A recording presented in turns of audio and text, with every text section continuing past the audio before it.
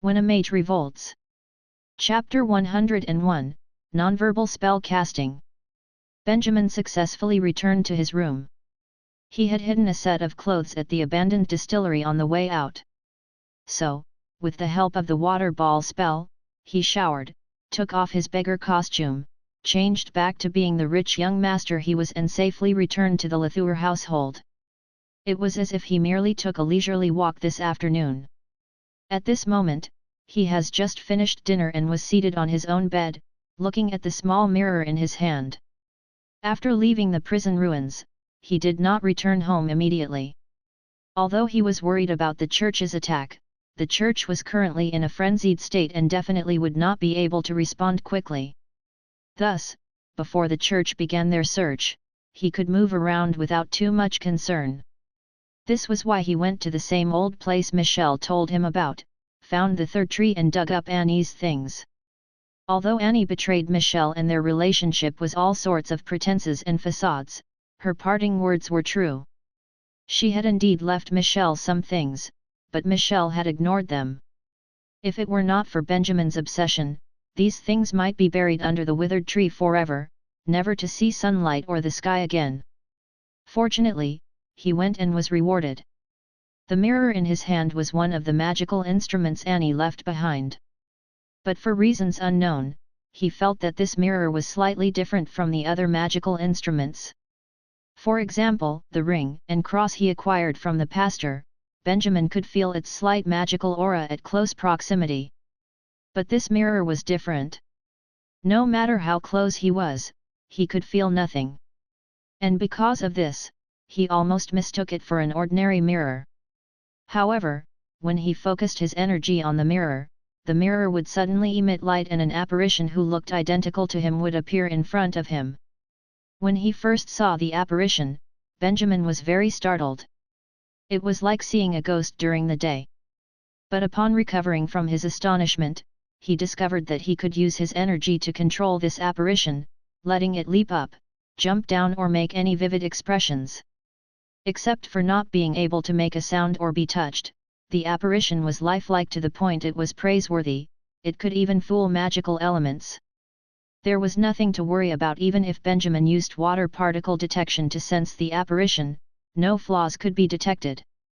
Not only that, he also quickly discovered that whatever the apparition sees, it all showed in the mirror. He immediately realized the immense value this small mirror held.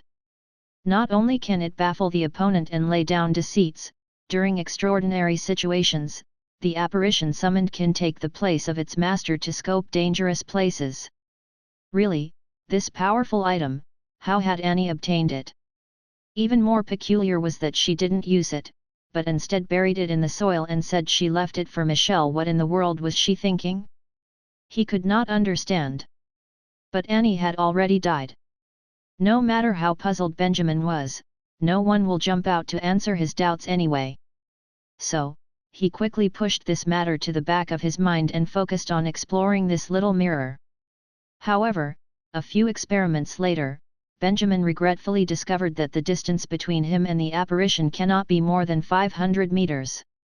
He could control the apparition to walk precisely 500 meters from him, but if the apparition takes another step forward, it instantly disappears with no trace in sight. What a pity! If the distance was further, this item could be labeled as a divine instrument. But it was not bad the way it is. Benjamin did not plan on forcing anything.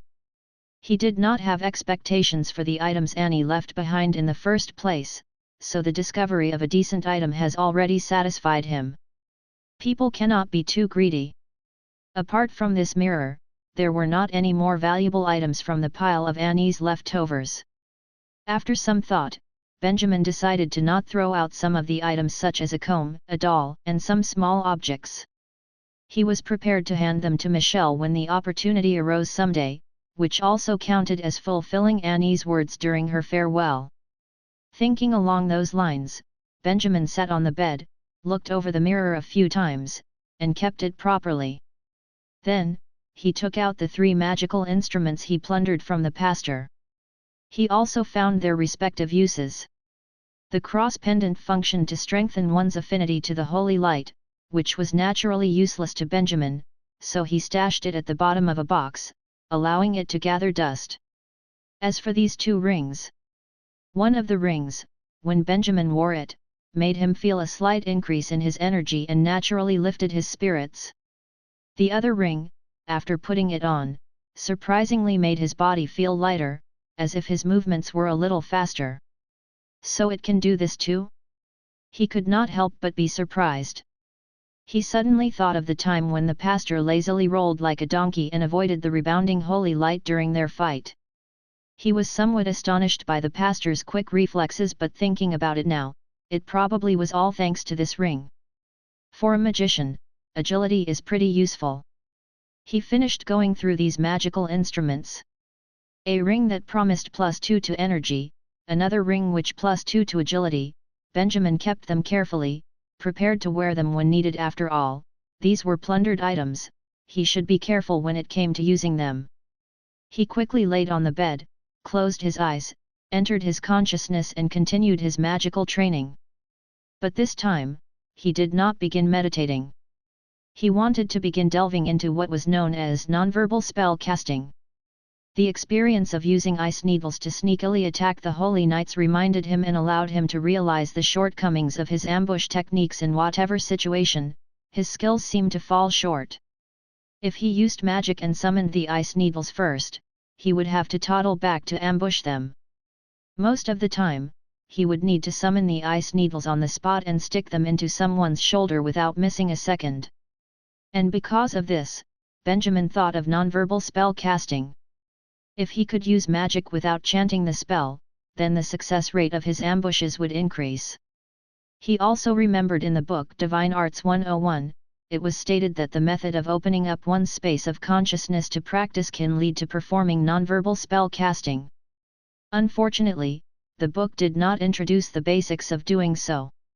Thus, he could only resort to studying himself. After some thought, he started experimenting in his space of consciousness. He closed his eyes, felt the water particles in his surrounding, spoke the incantation for the water ball spell in his heart, and the result was as imagined. Nothing happened. But soon, he realized that runes are the foundation of everything, and so he changed his strategy. He began to feel the water runes. At the same time, he focused his energy, chanting the water ball spell silently.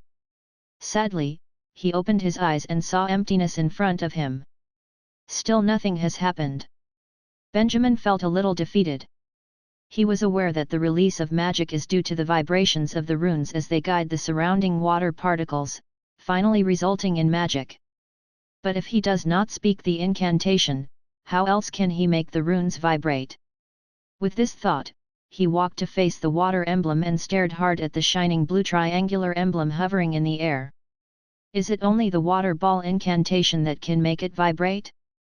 But, nonverbal spell casting is all about not speaking the incantation and still allowing magic to be released.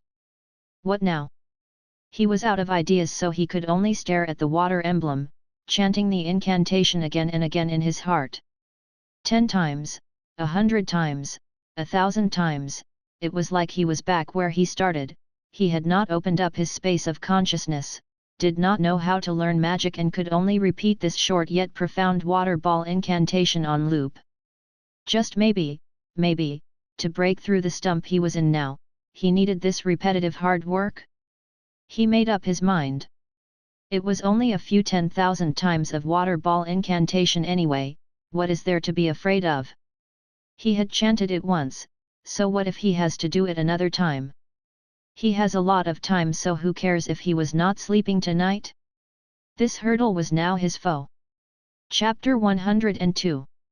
He did not even know how many times he had chanted the incantation in his heart. Maybe it has been chanted a few 100,000 times, or maybe it has reached the millions.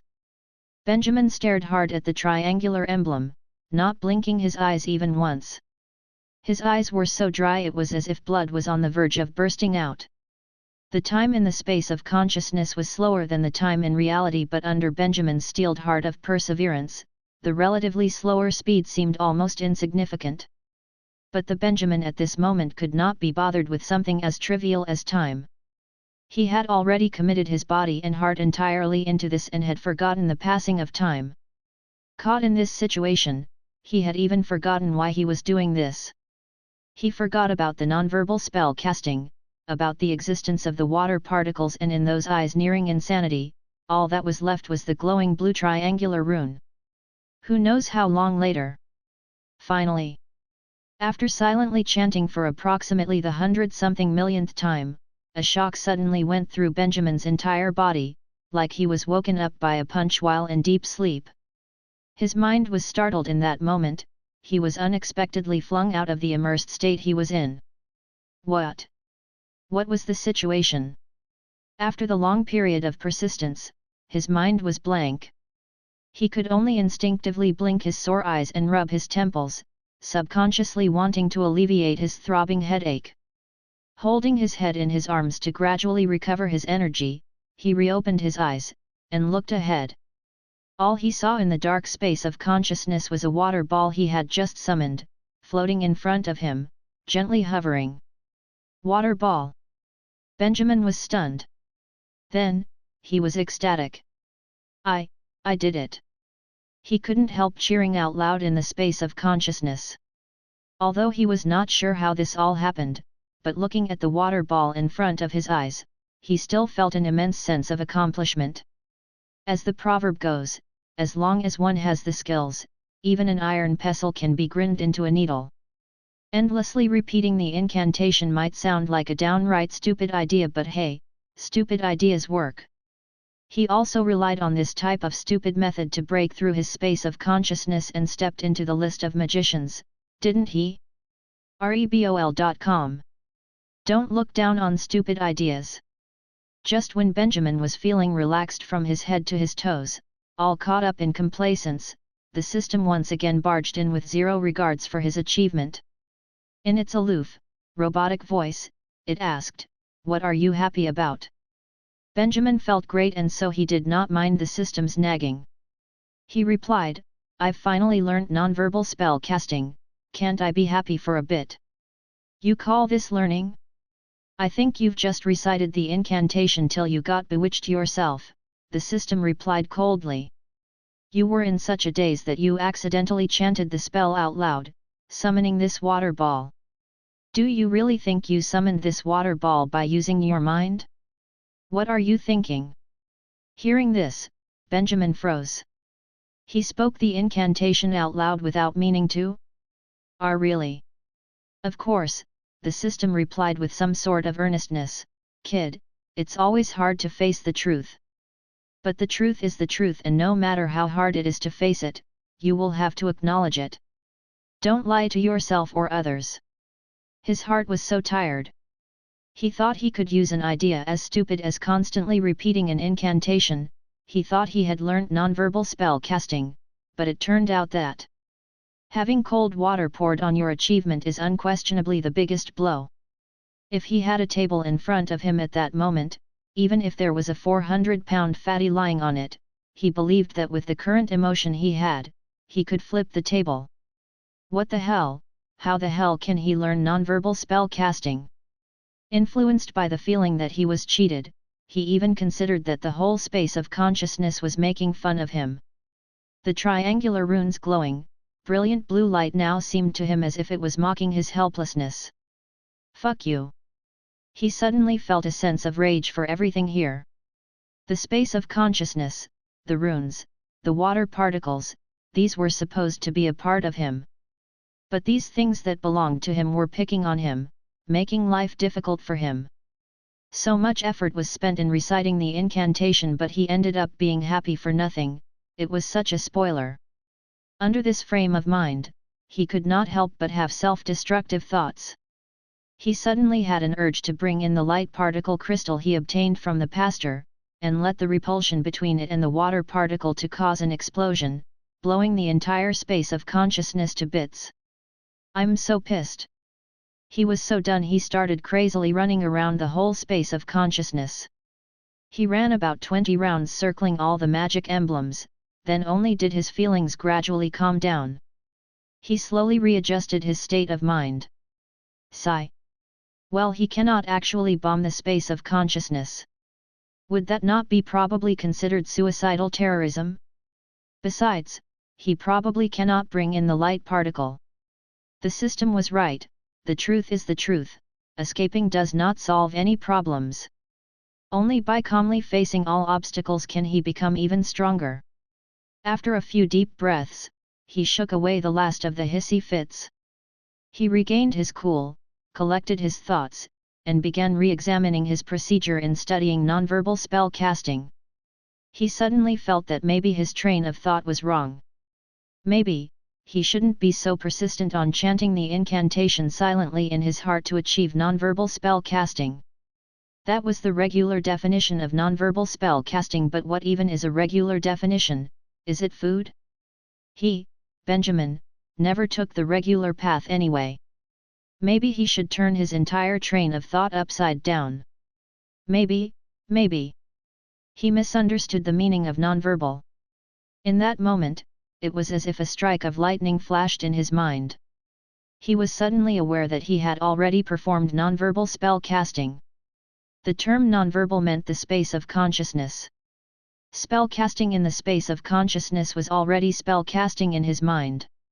He spoke the incantation in his space of consciousness, summoned a water ball, while in reality, it did not matter how close someone was, they would not be able to detect any abnormalities, right?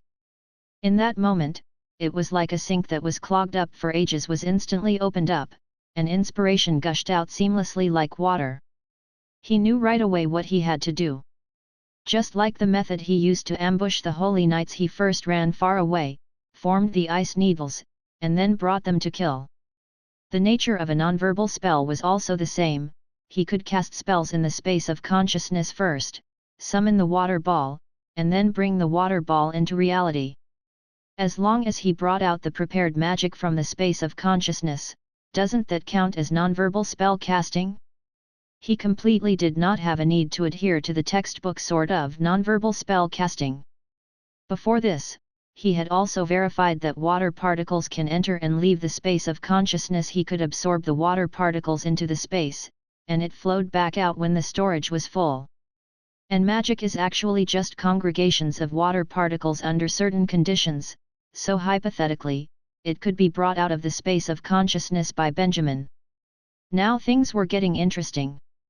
On that thought, Benjamin immediately began trying anew. He first chanted the spell in the space of consciousness and summoned a water ball. Then, while keeping the water ball intact, he attempted to enter a state where half of him was in the space of consciousness while another half was in reality.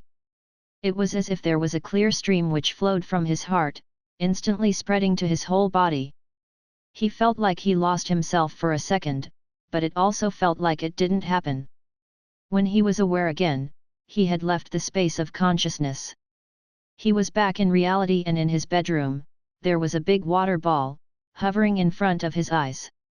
This was indeed the water ball he brought out of his space of consciousness. The water particles in the surrounding were untouched as per usual, with no signs of vibrations caused by magic usage. Benjamin stared at the water ball and took a deep breath. This time, he didn't feel much excitement, just a small sense of accomplishment and joy that filled his heart. Chapter 103, A Sudden Change. Quickly, he invested his energy into mastering nonverbal spell casting. To go into the space of consciousness, use magic, and then bring magic into reality, was quite a cumbersome process. It took him 5 seconds the first time Benjamin attempted to finish it quickly, which was much slower than chanting the spell straight away. In ambushing, apart from stealth, speed is key. Benjamin had to continuously practice this process and keep it under 2 seconds at least. Or else, even if nonverbal spell casting was highly covered, there would be a great cut to the rate of practicality. So for this goal, he could only put in hard work to achieve it. Thus, even if it was past 2 a.m. late in the night, Benjamin had no intention of sleeping. He was also worried about the training the next morning, and thought that he should sleep, but there was nothing to be done. Practicing magic was too interesting. Thinking about it, from the day he began learning magic until now, whenever he practiced, he had always been afraid that the waves from magic usage would be detected by others, and so he only dared to practice in the space of consciousness. But now, with nonverbal spell casting, as long as it was not done in front of the church, he could cast spells without worrying in real life. He was a little addicted to this feeling of freedom. Like this, endless repetitions of entering and exiting the space of consciousness, summoning ice needles, bringing the ice needles into reality, and then disintegrating the ice needles made Benjamin feel that this caused even the bedroom's temperature to drop by almost 10 degrees. He even had to pause, open his closet to wear another shirt, and then only could he proceed with practice. And this whole nonverbal spell casting exercise continued until 5 a.m. He had to say, staying up to practice was extraordinarily effective. When the practice was done, the whole process was already shortened by Benjamin to nearly 1 second. This meant that he could, in this short amount of time, whiz into the space of consciousness, use the time difference between the space and reality to complete his magic, and then whiz back out to reality with the magic. This literally felt like flying. He felt immensely proud at this and at the same time, dizzy. Relentlessly practicing nonverbal spell casting meant that he had to go in and out the space of consciousness for 40 times in 1 minute. Although Benjamin boasted riding roller coasters and drop towers without a change in expression, but to go up and down a drop tower at high speed within a minute, this soured sense of coolness, he really could not fucking stand it. And especially since it was under the condition that he was staying up late. When that excitement faded, Benjamin quickly became dizzy and exhausted. FEENV.com. Furthermore, he suddenly remembered that in less than 2 hours, the maid would wake him up and he would have to go for military training, run laps, stand at attention, fist fights, gun training. Fuck. In that moment, he wanted to die. As expected, staying up late always feels great, but the feeling after staying up late will always be one of regret and hatred. He will never stay up late to practice magic again. On this note, he hastily clambered onto bed, not even changing into his pajamas, pulled up his blanket, buried his head and slept. Time was little anyways, only more time would be wasted if he continued regretting. Under these circumstances, sleeping for an extra 1 minute would be good too. And because he was already drowsy, there were no signs of insomnia the moment he got on the bed. Swiftly, he sank into deep sleep. Who knows how long later? Groggily, Benjamin woke up. Sunshine streamed through the window, and shone on the floor of the bedroom, reflecting the shape of the window and baking the whole room, making it warm and toasty. Ow, my head's dizzy. Benjamin rubbed his eyes and sat up from the bed. The after effects of sleeping late were still in the works. His entire being felt woozy and there was spinning from directions he couldn't determine. He leaned on the headboard, sitting up in bed for a while, and slowly regained consciousness. What time is it now? He asked the system in his mind. It is already 2 something, the system answered initially, and then added, 2 in the afternoon. Benjamin was shocked and couldn't react immediately. 2 in the afternoon. He rubbed his temples, trying to reactivate his rusty brain. After trying for a while, he opened his mouth and asked, "What about the training? That maid didn't come to wake me up." Whenever he thought of that face akin to that of Abbess Miju, Benjamin could feel chills running through his body. One morning, he was feeling more lethargic than usual and so attempted to sleep in. The maid then dragged the blankets along with Benjamin down the bed, almost down the stairs. Benjamin got such a scare that he did not dare to sleep in any more. Because of that, he did not think that the maid decided to spare him out of generosity after seeing how deep in sleep he was.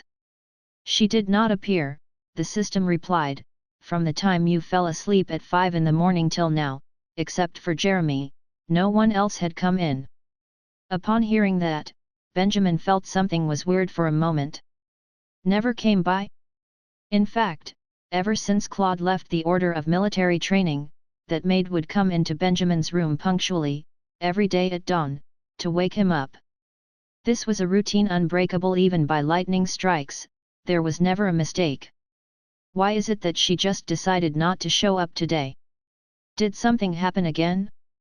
Confusion arose in Benjamin's mind, but when he asked the system, it only replied in I don't knows. After all, it stays with Benjamin and had no way to know occurrences outside of his bedroom. Whatever, if she just did not feel like coming in, that's just right with me.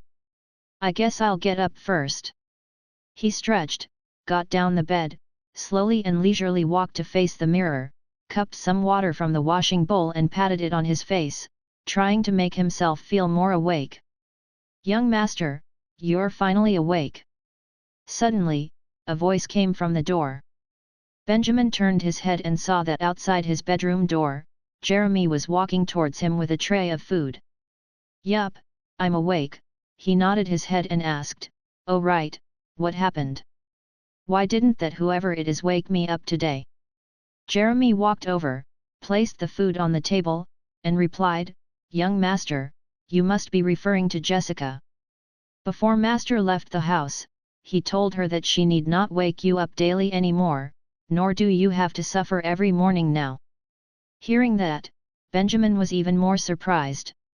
Claude actually revoked his orders to him. Did the heavens send down a stroke of lightning which hit Claude so hard he could finally think straight?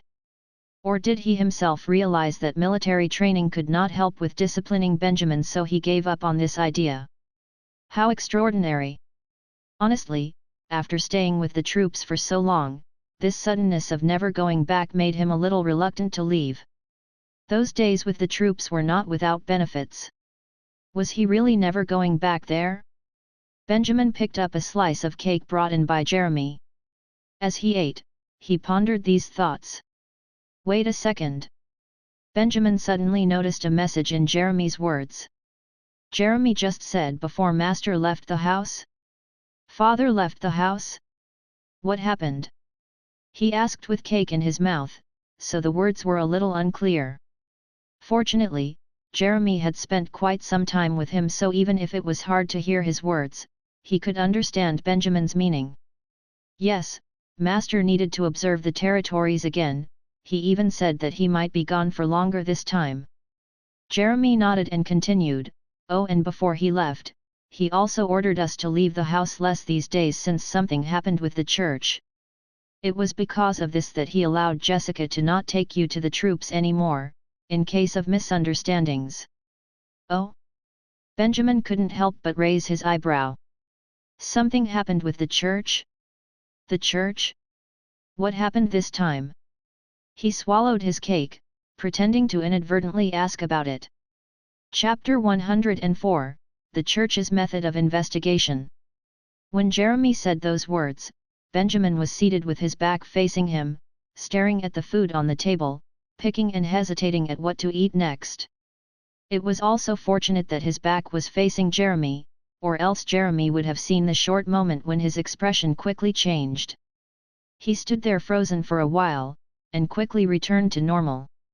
He picked up a glass of milk, lifted his head, finished it in one go, then turned around and seemed to shrug helplessly. What can we do? Every time something happens, the merchants will start to hike up the prices of their stockpiles. It has always been like this, I'm used to it. He idly bad-mouthed the merchants in the capital, wearing an expression of nonchalance on his face, but in his mind, he had just pressed down on his unease, maintaining calm on the surface. Stolen away a very important document? You could guess who they were referring to with a toe. The church issued a warrant for him. Benjamin almost stopped breathing the moment he realized this. Things really got out of hand. Actually, when he finished reading that letter addressed to King Caretus, he had already felt that things were not right. At that time, he regretted stealing this letter and getting himself involved in such a troublesome matter. But regrets were useless, so he destroyed the letter and pretended he knew nothing. He had guessed beforehand that the church would react this way, but he did not expect the church to put out a wanted poster, send out holy knights and begin vetting those who traveled in and out of the capital. It seemed that the church viewed this matter much more seriously than he imagined. Luckily, he did not leave many traces while carrying out this act. The church probably did not suspect him, or he would not have faced Jeremy the moment he woke up, but the judgment of the holy light. Thinking along these lines, he slowly relaxed and looked at Jeremy again, proceeding to nonchalantly ask, "But, surprisingly, there was an assassin of an enemy nation who infiltrated the capital. How does he look like? Was it written on the wanted sign?" However, Jeremy's words shocked him once again. Yeah, it was. It said that the assassin was skilled in changing their appearances and likes to disguise as a beggar, has a skinny and small build and has dirty brown-colored hair. Benjamin turned around again and pretended as if he was choosing food. With his back facing Jeremy, he took a deep breath and then turned back around casually, with a piece of bread in his hand. He could only slightly recover from the shock after doing all that. What was the situation now? This bitch, the church actually found him? Strictly speaking, the church did not actually find him, but how did they do it? How did the church know that the one who killed the pastor and took the letter was a beggar? Benjamin was scared to the point he almost broke out in cold sweat. The only one who knew that a beggar killed the pastor was probably that Chief Silver Fox. Could it be that Chief Silver Fox was caught and the church read his memories so they could put out this warrant? No way, then isn't he in danger now? Only this bit of description. Benjamin asked after some thought. Who can recognize the assassin with just these? He had to know the amount of information the church had. Through the amount of information they had, he had to deduce the probability of the church connecting this beggar to Benjamin Latour. So, he really had to inquire more. Can't help it, there was only this much on the warrant. If they knew better, they probably would have caught the person already. Jeremy shook his head and continued, and because they don't know how that beggar looks like, so many beggars on the streets have been taken away by the church. Young master, you have no idea how much cleaner the streets of the outer area of the city are compared to yesterday. Hearing that, Benjamin was silently relieved. The church had begun randomly catching people, meaning that they have uncovered very little information. With this information, it meant Chief Silver Fox was probably not caught. Or else, since he spent so much time with that old man, the amount of information the church could extract from reading his memories would not be this little. They would not have mislabeled his golden brown hair as dirty brown. Of course, the hair color mistake was all thanks to his wallowing in a mud pit. At first glance, it was easy to mistake it for dirty brown. At first glance. Suddenly, Benjamin wondered, how did the church receive the keyword of beggar? When he walked into Old Man Silver Fox's hotel, there were many pedestrians on the street, and there were a lot of customers in the hotel too who were driven away later by holy knights. The church must have begun their search at the hotel and found some pedestrians who were passing by and customers who were escaping in a hurry. And among these people, there might have been a few who accidentally spotted a Benjamin disguised as a beggar as they were leaving. The church took and read their memories and so could conclude the beggar who walked into the hotel and squatted at the side with his head down was the culprit who killed the pastor. Who would have thought that the church was pretty good when it came to investigating a case? As for the suspicion on Chief Silver Fox, he was pretty famous outside the city, so the church probably found out that he could not be a magician. Therefore, they did not list Chief Silver Fox as the murderer. Like this, after thinking of the chronological order of this matter, Benjamin felt less uneasy. The fact that the church could find out so much was indeed surprising, but there was only so much they could find. As long as they cannot catch Chief Silver Fox, Benjamin did not have much to worry about. To try and recognize Benjamin from the few pedestrians' hazy memories of him was basically impossible. Of course, if the church could work backwards through the memories of all the pedestrians, they might be able to draw out the route Benjamin took and maybe even find the pipe organ man who shared a few words with Benjamin at Bonnie's pub. But sadly, on the streets outside of the city, not all of them have pedestrians and not all pedestrians have the time to pay attention to beggars on the streets. To use a method like this to uncover even a hair on Benjamin was the same as fishing for a needle in the sea. He was completely at ease. Phew! Things have indeed gotten out of hand, but as long as he laid low for now, there should not be any problems. The church was so busy dealing with noble clans on one hand, countering magicians on another, and trying to join forces with Karetas too. This serious situation of investigation shouldn't be able to last very long. Honestly speaking, he himself has begun feeling that ever since the Pope reappeared to the world again, the Church's arms started reaching a little too far. Yes, power is power, but no matter how powerful you are, rice still has to be eaten one bite at a time. This boundless greed, are they not afraid of being full to the point of death? Just like this, Benjamin thought while finishing his meal under Jeremy's supervision.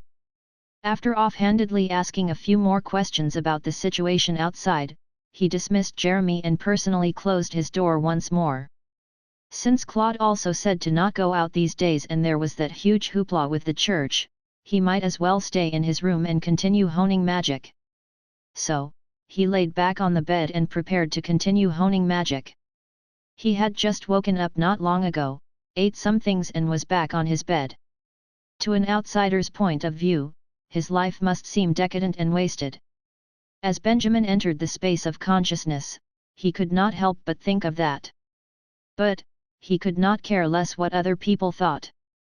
Chapter 105, Violent Sound Waves. Benjamin entered the space of consciousness and gazed towards the water ball which was unceasingly gathering water particles. Following the accumulation of water particles these few days, he could clearly sense that the water ball was almost reaching its maximum capacity. Only a little more was needed to reach materialization, forming a new magical rune. This was also a crucial step in the road of magic. The space of consciousness could only hold a maximum of 3 runes, so when the last rune took shape, this would mean that his system of magic would be finally complete and next, he would only need to refill the rune when necessary.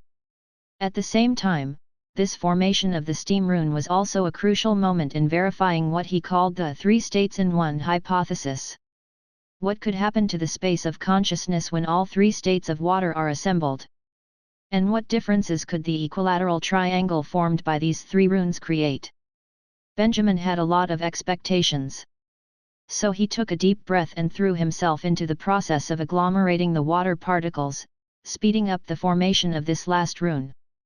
According to time in reality, half an hour passed. Finally, accompanied by a crisp ding sound, the water ball which was wildly absorbing water particles suddenly emitted a repulsion force.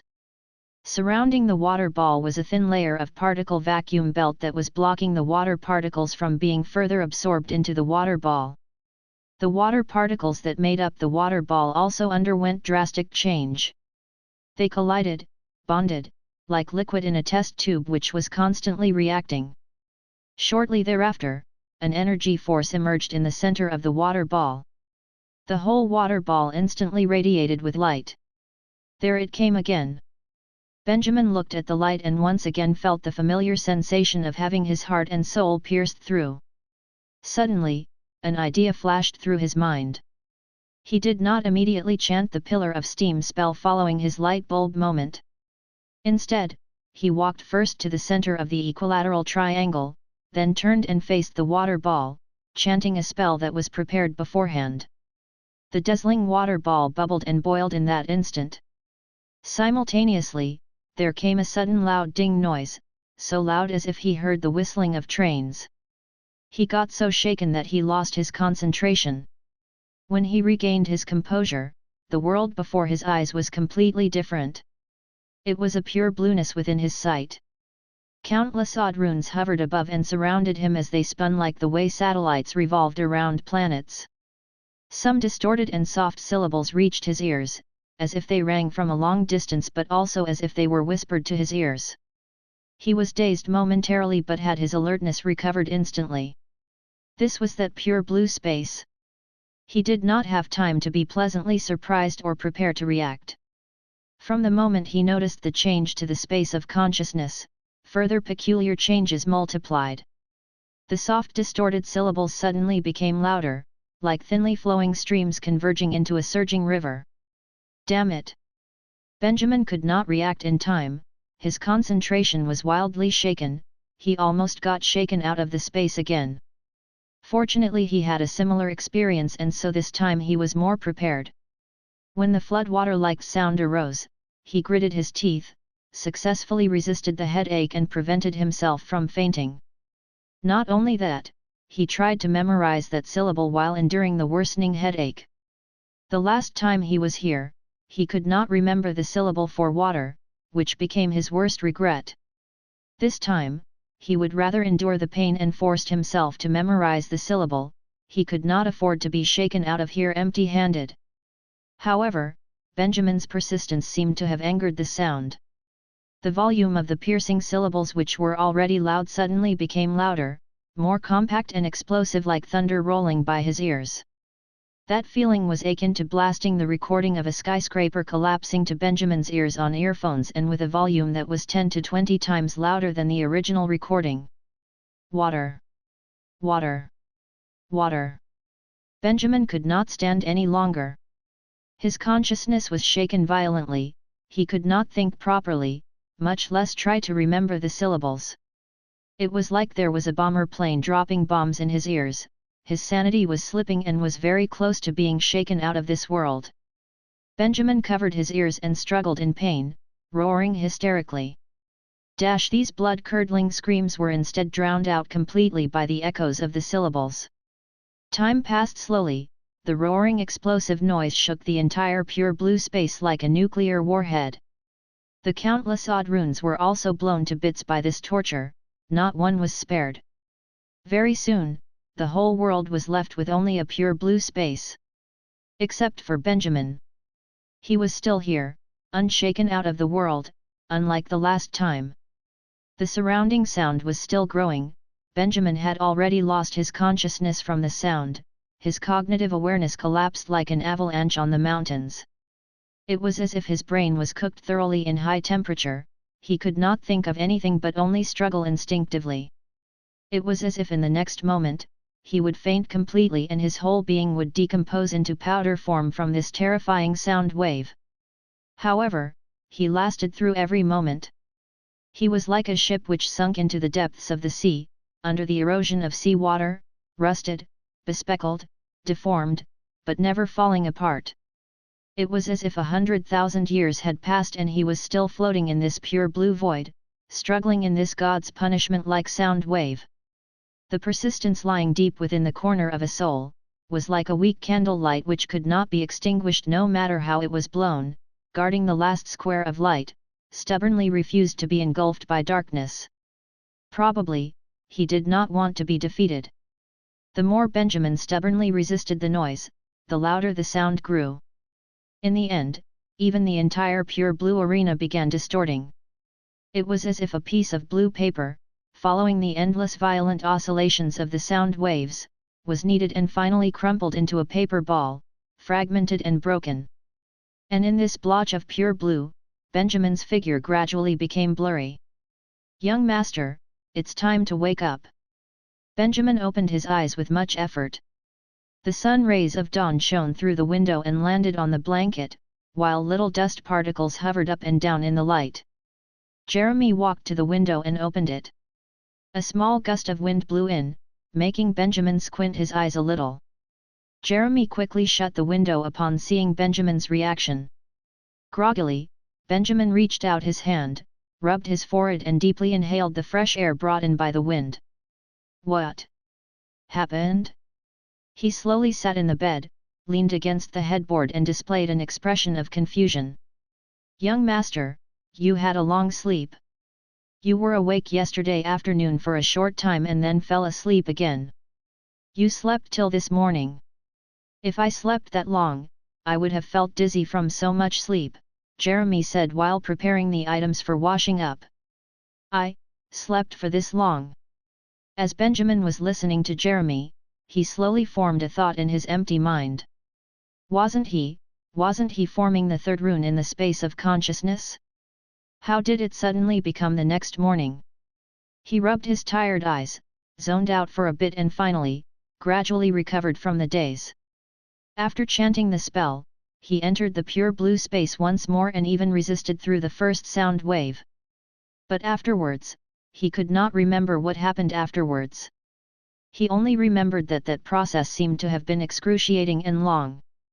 He probably hung in there for a long time during the echoes of the syllables. Benjamin felt excited and yet a little scared. Although he could not recall any of the incidents afterwards, he remembered the feeling, like his whole being was about to explode any time, who knew if it would be a mental breakdown or death the next second. So horrifying. Fortunately, from the looks of it now, the sound wave did not cause him harm. He was fine, and did not lose his memory or sanity. Then, did he remember that syllable? Benjamin immediately attempted to recollect the syllable in the pure blue space which shook him until he lost his consciousness. However, sadly, the result was the same as before. He simply could not remember the syllable no matter how hard he tried to remember due to the headaches caused by the sound waves. This made him feel a little disappointed. Darn it! His effort went to waste in the end. He sighed and got ready to leave the bed to wash up. But, the moment he got up, he froze. He felt that everything around him had gone through a slight change. The whole bedroom seemed, in his eyes, a little different. He noticed the bits of paper at a corner, the ants stealthily climbing in from the window.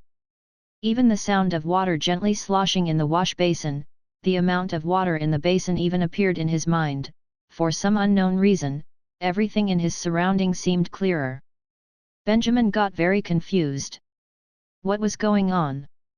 Could it be that getting shaken a little longer gave him special powers? Hey, what's going on? He asked the system silently. How am I supposed to know? The system seemed to be in a bad mood.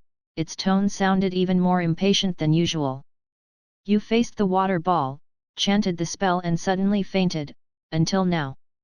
I should be the one asking you what's going on. Right. Water ball. New magic rune. Benjamin suddenly remembered the spell he chanted at the water ball. He had already finished all the steps of forming the magic runes, but in that second, he entered the pure blue space and did not even know what happened to the space of consciousness afterwards. Was the rune assembly successful? Following that thought, he disregarded Jeremy's presence, who was twisting a towel. He entered the space of consciousness anxiously. Chapter 106, Pillar of Steam. Success. Benjamin looked at the three runes that shone respectively, revolving around him like constellations. Suddenly he felt moved. His doubts about the pure blue space previously and his guilt for not remembering the chant were gone instantly. These three runes, how fascinating! He had a sudden feeling that he could stare at these things for the whole day and not feel bored. Hard work paid off after all. At that moment, Benjamin felt gratified. He really wanted to give a test run to see what ability the newly formed rune gave him.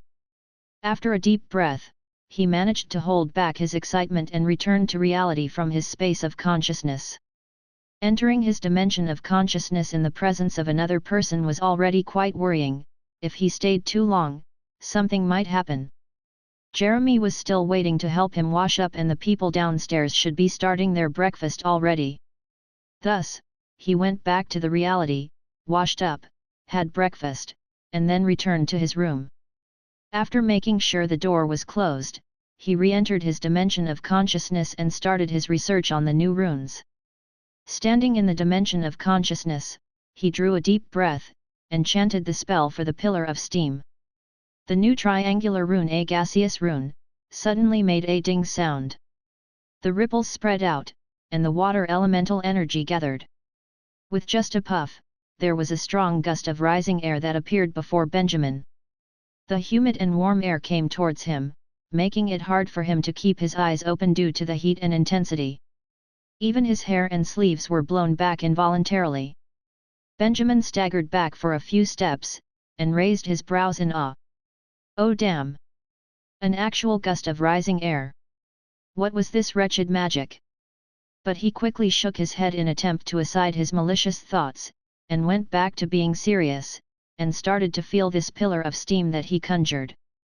Through the elements, he could feel the water elemental energy dancing actively within the shapeless and colorless rising air. Through the manipulation of his spirit, he could move this patch of air around freely. While toying around with the pillar of steam, he even managed to form a mini tornado of steam. Benjamin was surprised to see this. He somehow managed to create the effect of a wind magic through the elements of water. He compressed the steam, and tried to create a wind blade. However, after experimenting with it, he realized that the malleability of this steam was low. With just slight compression, the steam would expand itself again. It appeared that he could not create a wind blade. The compressibility of the steam was much lower than the water ball, it could not even compare with the ice. If it was not able to be compressed much, it meant that it did not have much offensive capabilities. If it was a loose ball of steam, when mixed with other gases, its inherent temperature would not be able to cause much harm. But, Benjamin knew the benefit of steam. It was lively. He could not compress the steam, but he could expand it. He had another light bulb moment. He summoned the steam within vicinity and made it surround himself.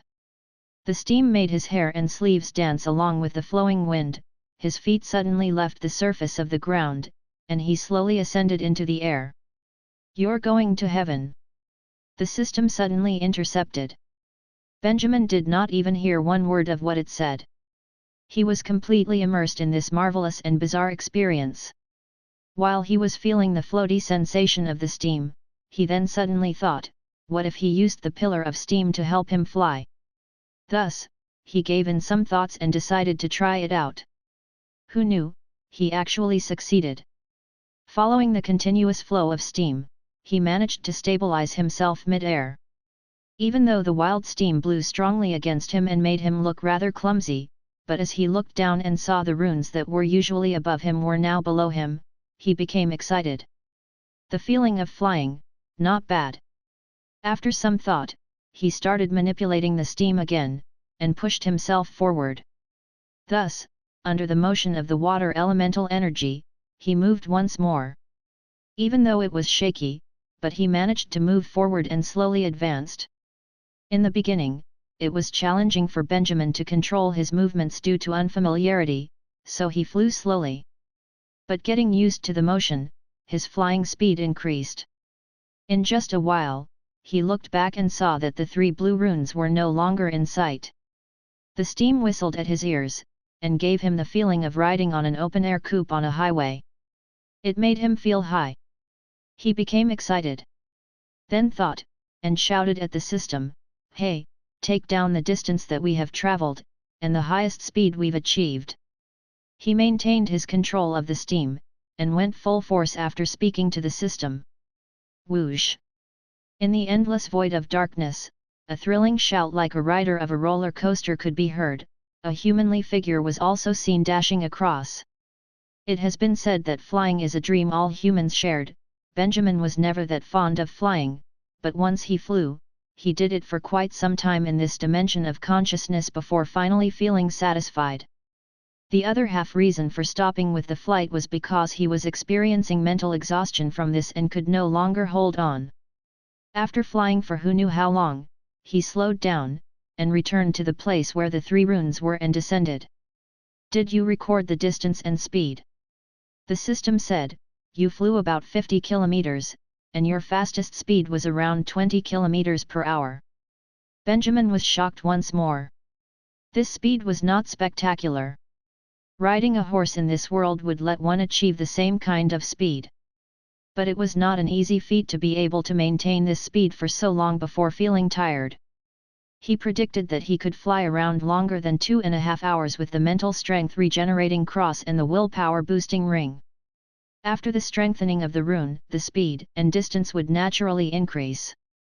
This was such a great ability. He was happy, but when could he actually fly in reality? But, this could only remain in his imagination for now. If he were to really fly, the church would probably shoot him down with holy missiles. In just a short while, Benjamin put aside the joy and thrill of flying and sat in the middle of the 3 runes, and closed his eyes to rest and recover the willpower that he had lost. But, he realized something was different from before. His mental energy recovered much quicker. Benjamin thought, after he woke up and noticed the special ability, was it that there was a change in his mental strength as well? As he thought about this, he frowned and started trying to feel his mental energy. In a while, he discovered what had happened. His mental strength had almost doubled. It felt as if luck dropped on his lap. Thus, him feeling more alert in reality, and the endurance for flight, was it all because of this? But the question now would be, how did his mental strength improve out of nowhere? Benjamin thought for a while, then came up with an answer. It was because of that pure blue space. The echoing sounds in the pure blue space might have tortured him tremendously, but it was this torment and trial which tested his mental strength. He had earlier confirmed that the pure blue space was related to his soul. Thus, it was his soul that was tormented. It was through this process that his mental strength improved bit by bit. Wonderful! He was regretful that he did not remember the syllables of the water, but this newly developed ability gave him better hope for the pure blue space. Not only increasing his mental strength was difficult, he also did not have the talent and basic foundation for it either. Relying on the nourishment of the magical runes was a slow process. In almost every battle, his lack of mental strength was always limiting his ability to do battle. Thus, the strengthening of his mental strength was a great boost to his capabilities. It would be great if he could go there for a few more times. It was worth a bit of hardship. After all, it was just bearing with sonic waves. Even if he could not remember the syllables, having his mental strength much improved was truly a blessing. However, based on how he managed to enter the pure blue space these few times, it appeared that he would have the chance to enter it again only when there was improvement in his magical skills, or through some accidentally fulfilled requirements. It seemed like the next time he could enter the pure blue space would not be within the foreseeable future. Benjamin was not sad about not entering the pure blue space anytime soon. With this improvement, he already considered it a blessing. He had yet to be done being happy, why would he be sad? He rested a short while and regained his mental energy. He started scouring through the capabilities of the Pillar of Steam. But, once he gazed at the magic runes, he felt something was not right. It felt strange. There was a change, in the space of consciousness. Chapter 107, Fallen into Trap? He had this question on his mind not because he had obsessive-compulsive disorder and had the urge to observe every small detail. But, he truly felt that the distances between the three runes were off. When he was preparing to agglomerate the third rune, he made the system measure the equilateral triangle sides, to ascertain the spot where he would place the water ball. Thus, Benjamin could remember the distances clearly. Shortly, the system replied with an answer. Yes, it really is different. The distance between the runes now compared to when you conjured the water ball has shortened by half a meter. It really changed. Benjamin drew a deep breath and entered a state of deep thinking. Benjamin was of the view that the space of consciousness had regularly behaviors. If nothing had happened, then there would be no change between the runes either. With the distance between the runes shortened by half a meter, this was definitely not by accident and had to have a cause to it. He knew, every rune was bound by a tight affinity to each other, thus, the position of the runes were important. At the wrong positions, he would have been able to create new runes. Thus, he did not take this situation lightly. What could this mean? After some thought, he decided to put aside the research on the Pillar of Steam, and wanted to find out why the reason for the change in position of the magic runes. He tried to detect the relation between the three runes, but he could not feel anything particular. Thus, he went into meditation and gathered water elemental energy, and applied it onto the runes. This was the only thing he could do now to try to create a change in the magical runes. With this, every water elemental energy was divided evenly into three parts and was absorbed by the runes. These three blue runes that bore great resemblance to each other started to strengthen at the same speed. After his first attempt at meditating, Benjamin stopped as he was not used to it. Thus, after continuously meditating for a few hours, only then he stopped and halted the motion of the water elemental energy. He observed the three runes, then asked, "How about now? Did the distance between them change?" The system replied, "Yes, when you were meditating, the distance between them shortened even more. Compared to just now, they are 2 centimeters closer now." Benjamin nodded as the system spoke. It appeared to be the case. He instantly came up with a conclusion: following the strengthening of the runes, the distance between them would decrease. In simple words, this equilateral triangle would shrink as Benjamin's strength grow. Why was this so? Benjamin thought of the tight affinity between the 3 runes. Maybe, when the runes strengthened, their relation would strengthen as well, thus, their distance would decrease. But if they got closer, they would reach an endpoint eventually. On Divine Arts 101, it was written that the strengthening of a runes had no limit. This meant that if Benjamin continued his meditation, their distance would become 0. One day they would merge. What would happen after that? Unless they would merge into 1, and achieve the meaning of 3 in 1? Benjamin could only imagine. If he could reach that state, how would the space of consciousness turn out to be? And the magic he unleashed, would there be any change? At the moment, he felt the urge to continue his meditation. He really wanted to know, once those 3 runes came into contact, what would happen. But, he knew, this would take a long time before he could finally see this happening. The runes converging to the center of the triangle was a slow process. He meditated for a few hours just now, and it was a few hours in reality, not a few hours in the space of consciousness. It only made the distance between the runes grow shorter by 2 centimeters. That half a meter was probably a result of him meditating for the past month. Benjamin looked at the 3 runes again. 20 plus meters, how long would he need to meditate for? All right, more grinding required. He realized he should take it slow as it was not safe out there. He was on the wanted list by the church. Why not just remain home and stay low, meditate more, and cause less trouble? He could feel the danger he was in. His beggar impersonation was seen through. If he were to go take a walk in the streets now, by chance, they would catch him red-handed. With a bolt of holy light, he would be cleansed. It seemed like the only option would be to stay home and meditate. He continued toying with the pillar of steam, and practiced his aviation control. Then, he fully focused on meditation, and started his magic training to continue strengthening the 3 runes relentlessly. He was immersed in magic, and time flew by quickly. Other than going to eat at the living hall, all his time was spent on meditating. He did not step outside the house at all. Grant asked him to tag along for a new war simulation game, but he declined Grant with the excuse of what happened to him last time. He was not that well known in the nobles' circle. If this continued, people would probably forget that he even existed. The military training was cancelled under Claude's order, the church was busy searching for him, and Michelle's whereabouts were unknown after she embarked on the journey for the treasury, and no one came to bother him at all. Nothing happened, he just remained in his own room, meditating, severing his connections to the outside world for now. About the deal he made with Chief Silverfox. Benjamin wanted to take a look at the dungeon site as well, to see if there was any news about that bamboo shoot. But he had no choice, the church was after him, and their security tightened day by day. A few days ago, some holy knights even came to their house to do a search. Out of due respect to the Latour family, their search was not too strict.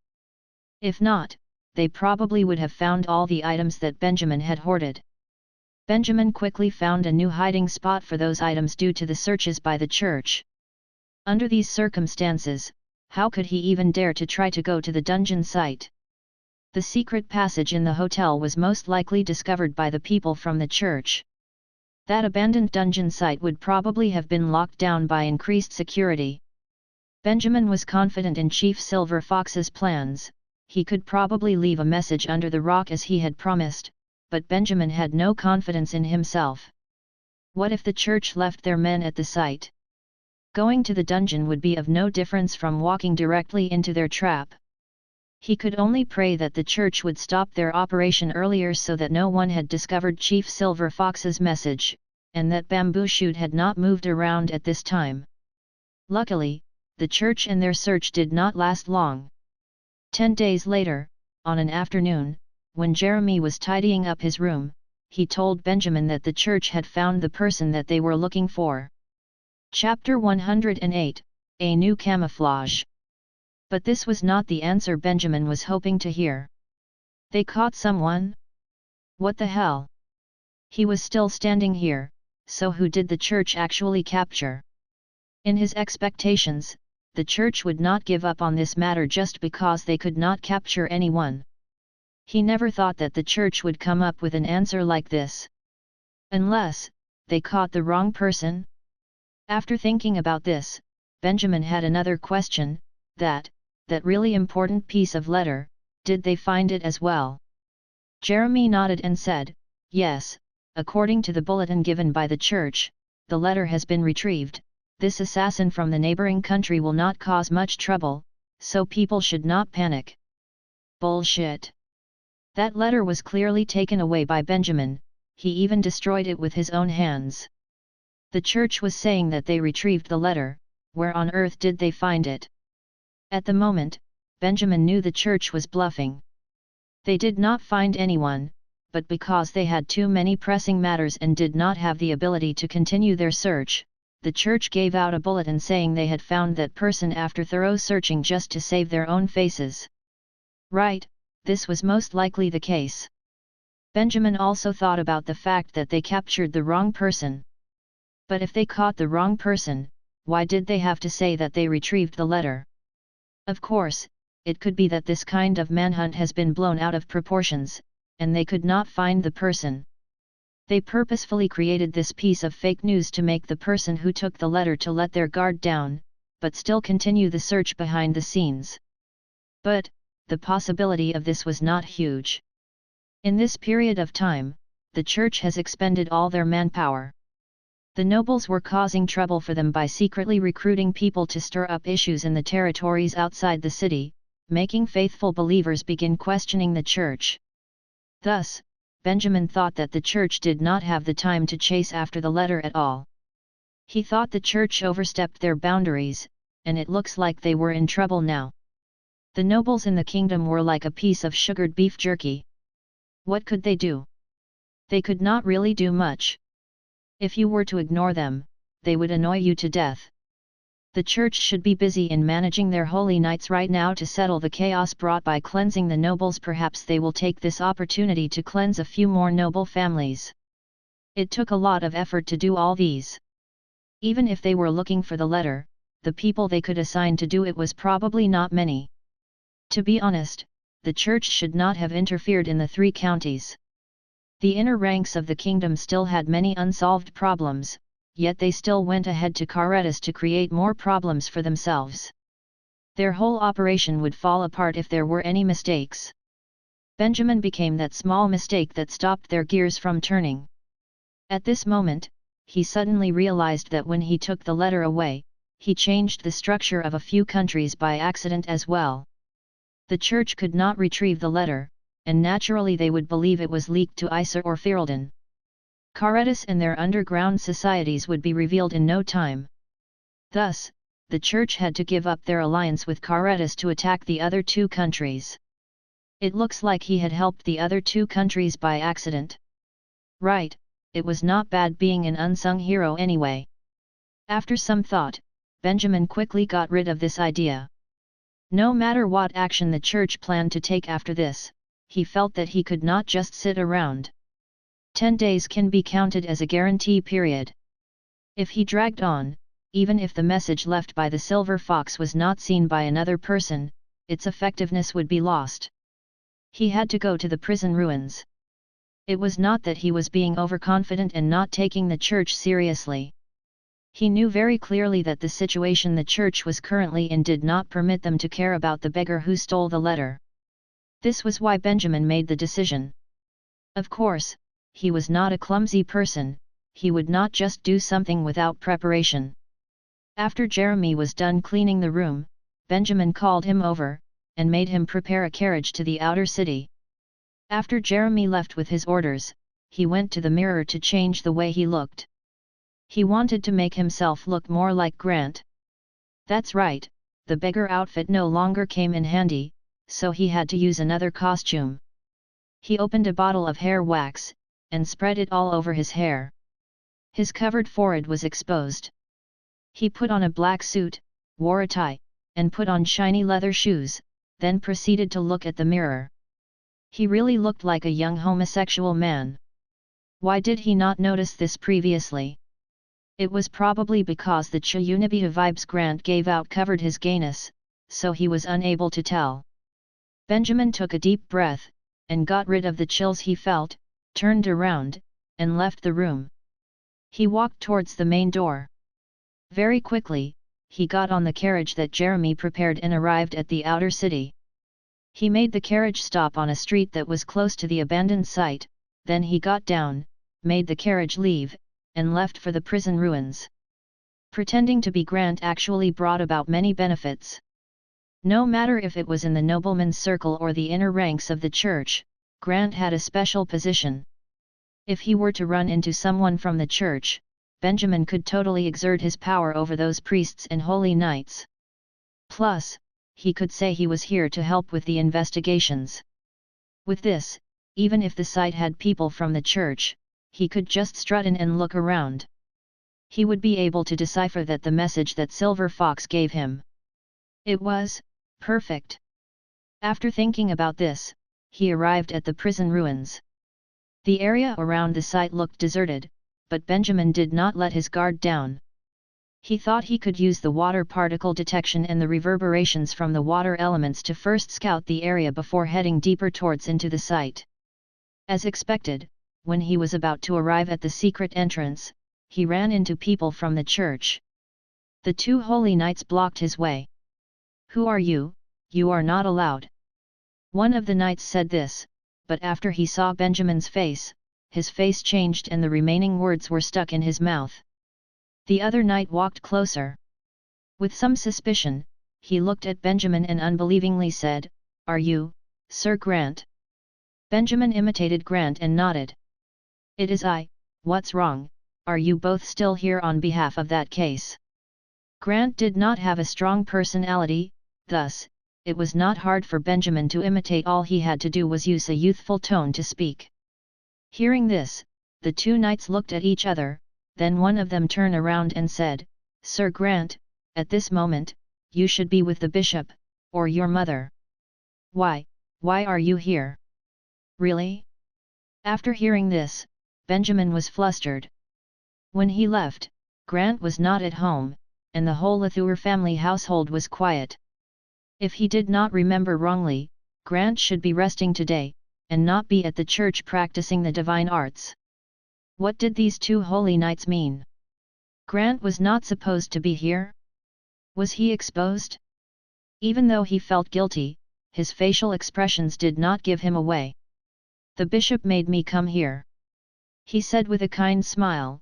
"The bishop made me come over to investigate the matter." Hearing this, the two holy knights looked at each other again. "I see."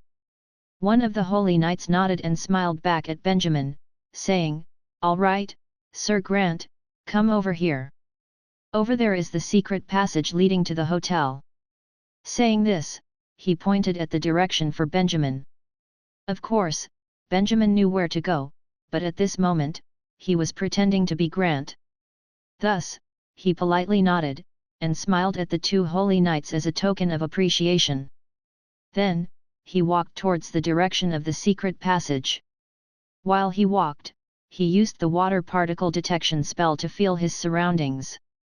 And then, he drew a deep breath. Chapter 109, The Carpentry Shop at the East of the City. In the end, his cover was still blown. Benjamin felt helpless. He thought that his disguise was not that bad. Who knew that with one look, the holy knights were able to see through him? Fortunately, he was alert and used the water particle sensing spell, otherwise he would be in deep trouble now. Through the spell, he saw that besides these two holy knights, there was nobody else. It looked like his speculations about the church was correct. They did not have the manpower to expend on this operation, so they only sent 2 holy knights to guard this place. If it was this way, being exposed by these 2 was not a problem. Let's start by getting rid of them. After thinking of this, he continued walking as if nothing happened. Suddenly, he turned around and chanted the spell for the pillar of steam before the holy knights could react. A rampaging pillar of steam appeared and engulfed the 2 holy knights. Their expressions changed, but they could not react in time to do anything. Under the strong rising air, they were lifted off the ground. When they were suspended in midair, they could only struggle helplessly and let out screams of panic. "Let go of me, you lackey of the fallen one!" Benjamin did not heard what the holy knights said at all. He continued to feel the magic he had unleashed, and remained deep in thought. As he thought, lifting someone from the ground is the greatest form of control, especially when facing enemies with close combat capabilities. By making them fly, they would become helpless. Even though the pillar of steam was not quite offensive in strength, but it had great control. ROL.C. After coming to this conclusion on the methods of using the pillar of steam, he came back to reality. He shook his head while observing the 2 who were suspended in midair and floating about without control. Let's not waste any more time. Better to finish this battle quickly before someone else notices. After some thought, Benjamin controlled the steam, and flung both the holy knights about 30 meters high and dispelled the magic. 30 meters should be enough. After doing all this, he turned around and did not see the 2 holy knights fall, but continued his way into the passage. From the point when they saw through his disguise, they were no longer allowed to live. Thus, do not blame him for his cruel methods. He did not want to kill, but he was forced to. You could write a book in the future. The system spoke suddenly, and call it 100 ways for a church member to die. It will definitely be more interesting than Final Destination. Benjamin shook his head innocently, and said, "Actually, I just wanted to test out new magic." But falling to your death from a height of 30 meters was pitiful. He could not help but remember that he once saw a discussion on the web about what was the best way to commit suicide. The conclusion the thread came up with was that other than death by euthanizing, jumping off a building was the fastest. If the building was tall enough, they would die without feeling much pain. 30 meters should be a good enough height, right? Thinking of this, he shrugged, and did not heed the noises of the knights hitting the ground, and continued on. When a holy knight dies, the church would receive a signal, so he had to move fast. He came to the place he and Chief Silver Fox had agreed on. He knelt and flipped over the rock. But the spot was empty. He could not find anything. Benjamin was disappointed. In the end, Chief Silver Fox was not as powerful and capable as he thought he was, and could not deliver a message under the noses of the church. What a waste of time! Wait, look at the bottom of the rock that you turned over. I think there is something there. Suddenly, the system reminded him, it might be just like how Michelle had used invisible words behind the letters she told you to send to the church. Benjamin was stunned for a moment. He immediately turned over the stone. The bottom of the stone was plain and it was suitable for writing. But from the looks of it, the bottom of this stone had nothing. It was just like any other stone. If it was really a message left using that colorless material. Benjamin remembered what Michelle said about just apply some heat and it will appear. He used the pillar of steam to conjure a ball of hot steam. This was the only source of heat he could get his hands on right now. He could only slowly heat up the rock while praying that this material was waterproof. If not, the water droplets that form on the rock may end up smothering the words. Luckily, this material used for writing was highly water resistant. Under the heat from the steam, a row of words formed. Benjamin was overjoyed. Luckily, he did not trust in the wrong person. Chief Silver Fox was true to his word, and kept his part of the deal. Even though Benjamin did not know how he did it, he had respect for him. As the owner of the hotel, even though Chief Silver Fox was not a wanted person, he would definitely still be pursued by the church. In addition, he protected his son all this time while helping Benjamin find the person he was looking for, and even managed to sneak into the prison ruins to leave this message. Was a simple dam enough to praise him? He was curious how Chief Silver Fox managed to do it, but he suppressed his curiosity and returned his attention back onto the words on the rock. As the heat was continuously applied, the words became clearer. The carpentry shop, east of the city. Benjamin looked at those words, reading it out loud. After he was done reading, he frowned. It was rather far from here. Of course, he would not give up just because of the distance. After obtaining this information, he smashed the rock into powder, and quickly left the prison ruins for the carpentry shop at the east side of the city. He has gotten his hands on the information, and there was not much room left for hesitation, he could only continue on. Other than that, when he left the prison ruins, he was careful to not let any one other person see him to prevent himself from becoming the suspect. 2 more holy knights have died, the church was probably livid now. Because of this, he tried to use all the secluded shortcuts. After 2 hours, he finally arrived at the carpentry at the east of the city. This place that Chief Silver Fox had left him the location for. The carpentry shop was located on one of the main streets of the outer city. The shop was not huge or extravagant, but it was rather famous. The owner had great workmanship, and sometimes nobles would come all the way here for specialized orders. If he remembered correctly, in the beginning when Benjamin wanted to distract the church, he made Jeremy run errands, and he sent Jeremy here a few of times. The boss of this place was tortured by his he would know sentence until he fell sick, and only recently reopened business. Thinking of this, Benjamin could only nod his head. What else could he say? It was fate. While thinking about this, he walked in. "Welcome, sir, what do you require?"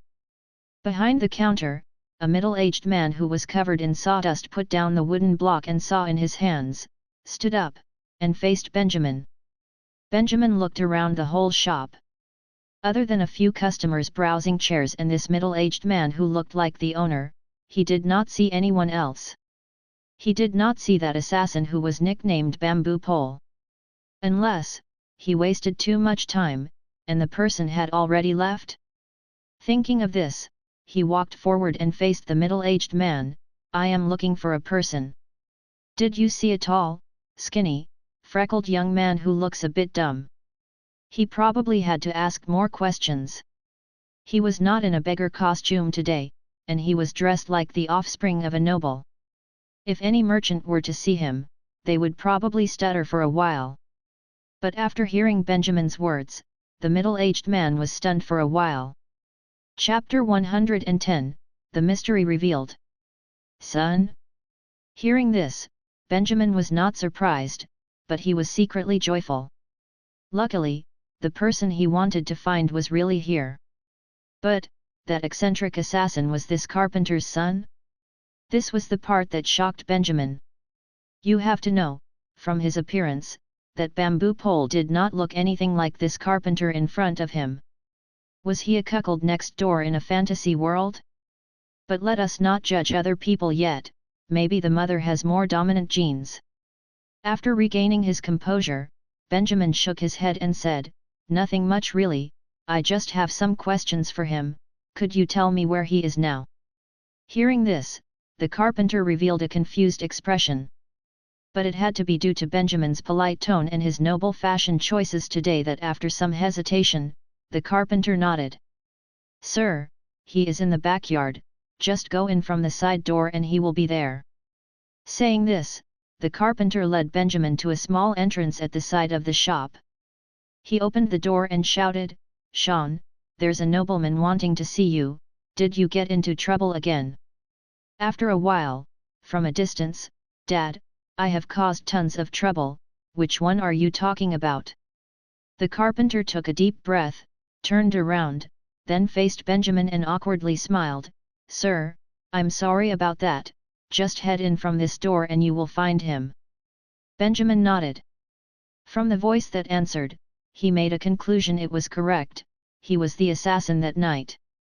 This kind of tone and answer that made people speechless, only he could pull off. Thus he went through the side door, walked through a small corridor, and arrived at the backyard. In the backyard, the man called Sean who tried to assassinate Benjamin, and was even one of the knife-scarred man's followers, stood right there, holding onto a dagger, doing some poses. It was him. After so long, he finally found him. Benjamin took a deep breath and suppressed his excitement. He walked in front of Sean. "Long time no see, do you still remember me?" Sean stopped his hand motions, looked at Benjamin and said, "I don't remember, I don't think I've seen you before." Saying this, he ignored Benjamin's presence and continued what he was doing previously. Benjamin took another deep breath, then said, "Do you remember the name Benjamin Latour?" At this moment, Sean's facial expression changed. He was stunned. He stopped his hand gestures and kept the dagger. He looked at Benjamin seriously, then bowed at him. "Sorry." He apologized earnestly. Benjamin was confused. Apologizing without saying anything, what was going on? Did he miss something? Of course, he could not tell what the other person was thinking. He has already apologized, just forgive him, or give him an answer at least. Don't hold grudges as a human. The system said. Was the logic of the whole conversation supposed to be this way? Why did Benjamin feel as if something was off? Luckily, when he was hesitating on what to say, Sean was doing bowing down, and opened his mouth, dissolving the awkwardness of him not knowing what to say. That mission to assassinate Benjamin Latour? I did not carry it out, I am sorry, I am a failed assassin. He said with regret, you must be the representative of the lady who asked me to do this. Please tell her, it was my first assassination, I did not have any previous experience. I have cheated her of her feelings and am sorry. Oh? Benjamin came back from his state of confusion and was stunned for a while. The lady, who asked you? After some thought, he faced him and said with a stern voice, nonsense, you aren't sorry at all. You have probably already forgotten how Our Lady looks like, why are you faking an apology? If you are truly sorry, describe how she looked like. After confirming that the other person knew a lot, the possibility was high that he could finally find the answer to the question he has been wondering for such a long time. Benjamin would not let this chance go. He was ready to bait Sean to tell him how this lady who asked him looked like. But Sean's answer filled him with disappointment. But I have never seen her before, how could I forget? Please believe me, I sincerely apologize. Damn, he did not actually see the lady in person. What a shame, if Sean could describe how the person was, Benjamin could find her quickly and get rid of this unknown threat. But there should be other clues. Benjamin adjusted his sentence and spoke fiercely again, if so, tell me where you were when she asked you, describe everything one more time to show your honesty. If not, Our Lady will never forgive you. Unknowingly, at this moment, he felt like he has caught up with the way Sean thinks. He was using the knowledge to make Sean answer his question. He has never given such a fake performance. It must be because this way of thinking was too magical and contagious. He could not help but be distracted. At the same time, with this performance, Sean was convinced. He nodded, and started describing. One day, I had a dream to become a famous assassin, but my friends all made fun of me, saying that if I were one, no one would ever hire me. To prove myself, I made up a story about how great of an assassin I was, and I was willing to take on any tasks. With this, I wrote it on a few hundred pieces of paper and stuck them all around. Hearing this, Benjamin could not help but think, did assassins need to be hired through advertisements now?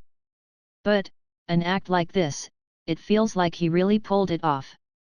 Benjamin had a feeling that he was being lied to, but he still accepted the explanation, and continued listening to his story with patience. On the paper, I gave the address of my secret hideout to let people find me, but after a few days, no one came. He heard Sean say, but, on the afternoon of the assassination day, I found a note in a bucket inside my secret hideout.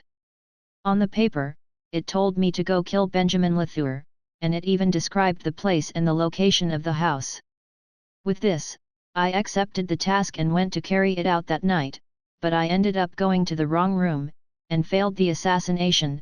I am really sorry. So, this was the whole story? Benjamin could not find the strength to make fun of him. Just by a piece of paper, one could be ordered to kill another. What was wrong with this world? Plus, that person who ordered Sean to kill Benjamin, what was she thinking of? Would an assassin who leaves advertisements all over the place really a reliable assassin? There was probably something wrong with her for hiring Sean to kill Benjamin. At this moment, Benjamin suddenly had a feeling that this assassination may be a prank. Maybe it was because someone did not really like him, and when she stumbled upon the advertisement, felt that it would be funny to write Benjamin's name on a piece of paper and left it at Sean's secret hideout. But Sean thought it was real and went to kill Benjamin. What else could he say? I have been fooled once more. When Benjamin felt that he has wasted enough time and was ready to leave, suddenly, Sean made a shocking gesture. This failed assassin took out a pearl necklace from his pocket. He gave the necklace to Benjamin and said, "This came with that paper as a reward." That lady probably hated Benjamin Latour very much, so he gave me such a huge reward. But I failed the assassination, I have no right to keep this, please return it to that lady. Saying this, he slanted his head and continued, I hope I was not impolite.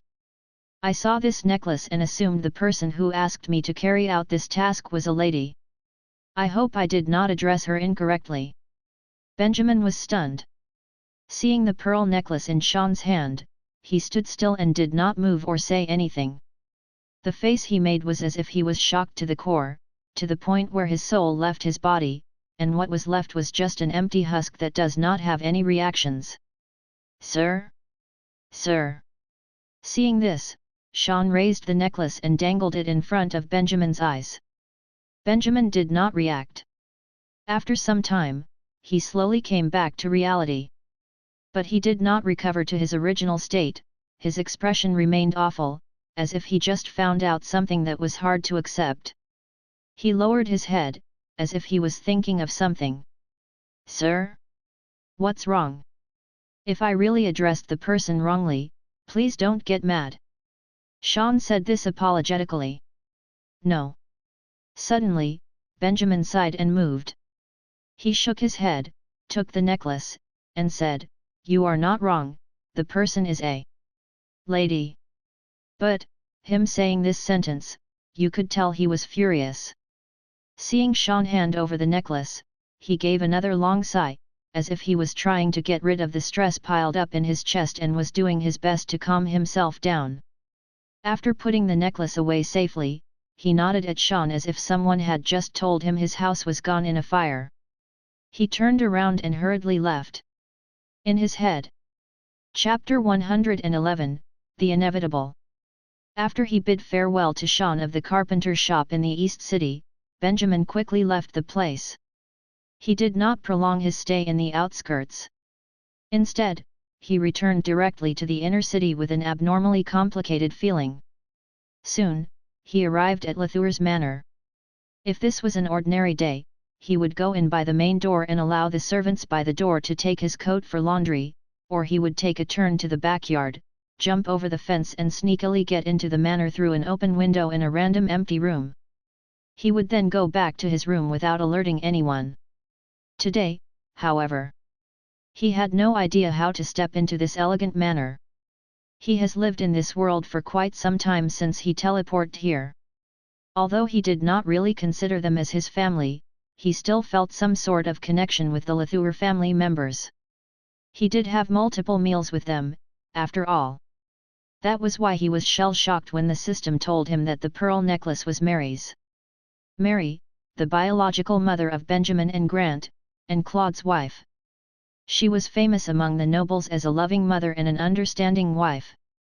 In Benjamin's eyes, Mary was always his gentle and demure mother. Under Claude's obvious unfair treatment to his sons, she was the one who always stood up for Benjamin. She even got food for Benjamin when he was under detention in the cellar. From Benjamin's experiences, she was indeed a responsible mother. Although she was not in good terms with the madam, but before this, Benjamin would have never put the blame on Mary. The Benjamin now really had no idea how he should think about this. Suddenly, he remembered the madam's seemingly meaningless words when she passed him the necklace to open the treasury. "What you see may not always be real," she said. Benjamin thought she was hinting about the matter he had with Michelle. He never imagined that it was referring to the conflict she had with Mary. In hindsight, the madam's words seemed to be warning him about Mary. Be careful of Mary. Should he really be careful of her? Benjamin still felt as if he was dreaming. Was all of this real? Why would Mary be the one who ordered the assassination? Why would Mary have the intention to kill him? Also, even if she really wanted to kill Benjamin, why would she make such a stupid choice? Yes, stupid. Mary did not seem to be an intelligent person, but this series of actions was too stupid in Benjamin's eyes. It was so idiotic that it did not seem real. Why? Benjamin could not think of Mary's motive. He did not understand what Mary could gain by hiring an assassin to kill Benjamin, an assassin who left his advertisement all over the city. There were so many unanswered questions in Benjamin's heart. He must get to the bottom of this. Benjamin came to this conclusion after thorough consideration when he stood outside the door of the manor. He will take the necklace and prod for Mary's reaction. Just as what the madam said, he will now make sure whether what he saw was true. He did take some precautions, though. He found a deserted corner and hid while he dug a hole to bury all the suspicious things he had on him. After everything was done, he walked back to the door and marched into the house. He ignored the servants by the door and walked straight down the hallway. Coincidentally, Mary was standing alone in the living room, her fists clenched. She looked like she was nervously waiting for someone. At the same time, she raised her head and saw Benjamin. She was stunned for a moment before she said tentatively, "Be Benjamin? Is that you?" Benjamin swallowed, tasting bile. "Yes, my mother." He nodded. A wave of realization flooded Mary's face as she quickly approached Benjamin. "I finally found you. Child, where did you go? I was worried that I couldn't reach you." She reached out for Benjamin's arm, but Benjamin dodged it without realizing. "You?" Mary was dumbfounded, her eyes trailed downwards and finally saw the pearl necklace, half hidden in Benjamin's palms. In a flash, her face was drained of color as she pounced like a hunting eagle and snatched the necklace. Her sudden change of behavior was so shocking that Benjamin was not able to react. The necklace was no longer in his hands. However, he did not fight after he realized what happened. Instead, he inhaled deeply. He could not care less about the pearl necklace. He did not expect Mary to give herself away so easily. Fine, he would not need to beat around the bush now. "Mother, will you try to explain the existence of this necklace?" He looked at Mary coldly. Mary held the necklace, stunned. She backed off as if she realized her misstep. After some adjustments, she was once again the gentle woman. She smiled awkwardly, and suddenly became serious. "My good child, do not trust whatever you hear," she spoke, her voice sincere despite her trembles. Benjamin's voice was colder. "Oh, really? I did not hear this from anyone, though. I experienced it, firsthand. In the middle of the night, someone came into my room with a dagger and wanted to kill me." If Benjamin was still skeptical about his suspicions, he was now convinced that Mary wanted to kill him after he witnessed her poor acting skills. But he still could not understand why Mary would do that. What was her motive? There must be a reason behind every action, right? What? Really? But... No, you... Mary was agitated after she heard what Benjamin said. She opened her mouth in an attempt to offer some sort of explanation, but could only stammer as she looked more anxious by the minute. "I'm sorry, my mother," Benjamin said dispassionately as he interrupted her, "I was too brusque. I should have gave you more time to make up an excuse to brush me off, right?" Mary was speechless hearing Benjamin's sarcastic words. Her hand shook slightly, the necklace still tight in her grip. She stood motionless, quiet. Without warning, her expression changed again, she lowered her head, covered her mouth, and soon sobs were heard. All right, what show was she up to now? Mary walked up to Benjamin and grabbed his hands. She sobbed, "This is all my fault, I was momentarily blinded by greed. You will forgive me, right? I was stupid at that time, I never thought it was real in the first place." Benjamin inhaled. So, she did not even try to repudiate the claim? He did not think that Mary would own up to it this quickly. She was only shown the necklace and was slightly questioned by Benjamin. That alone was enough for her to break down like this. She did not even plan to deny it. If you want to put on a show, you should do it properly, at least do the part where you try and talk your way out of things. Benjamin was suddenly filled with helplessness. On the other hand, this was good, too. He did not need to waste his energy to speak. He shook off Mary's hand and took a few steps backwards, his face guarded. "Why did you do this?" he coldly asked. Mary choked and shook her head, the necklace still tightly held between her fingers. I had no choice. This was all for everyone, all for Grant." "Grant?" Benjamin only had more questions. "Why would your intent to kill me be related to Grant?" he asked immediately. Mary behaved as if she did not hear anything. She was deep in some sort of emotion that she could not retract herself from. She cried as she staggered backwards, muttering to herself, "You!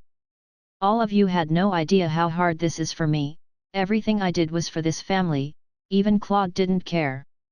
Do you know? Grant was nearly assassinated when he was young, but Claude wasn't even worried. He told me someone was going to protect him.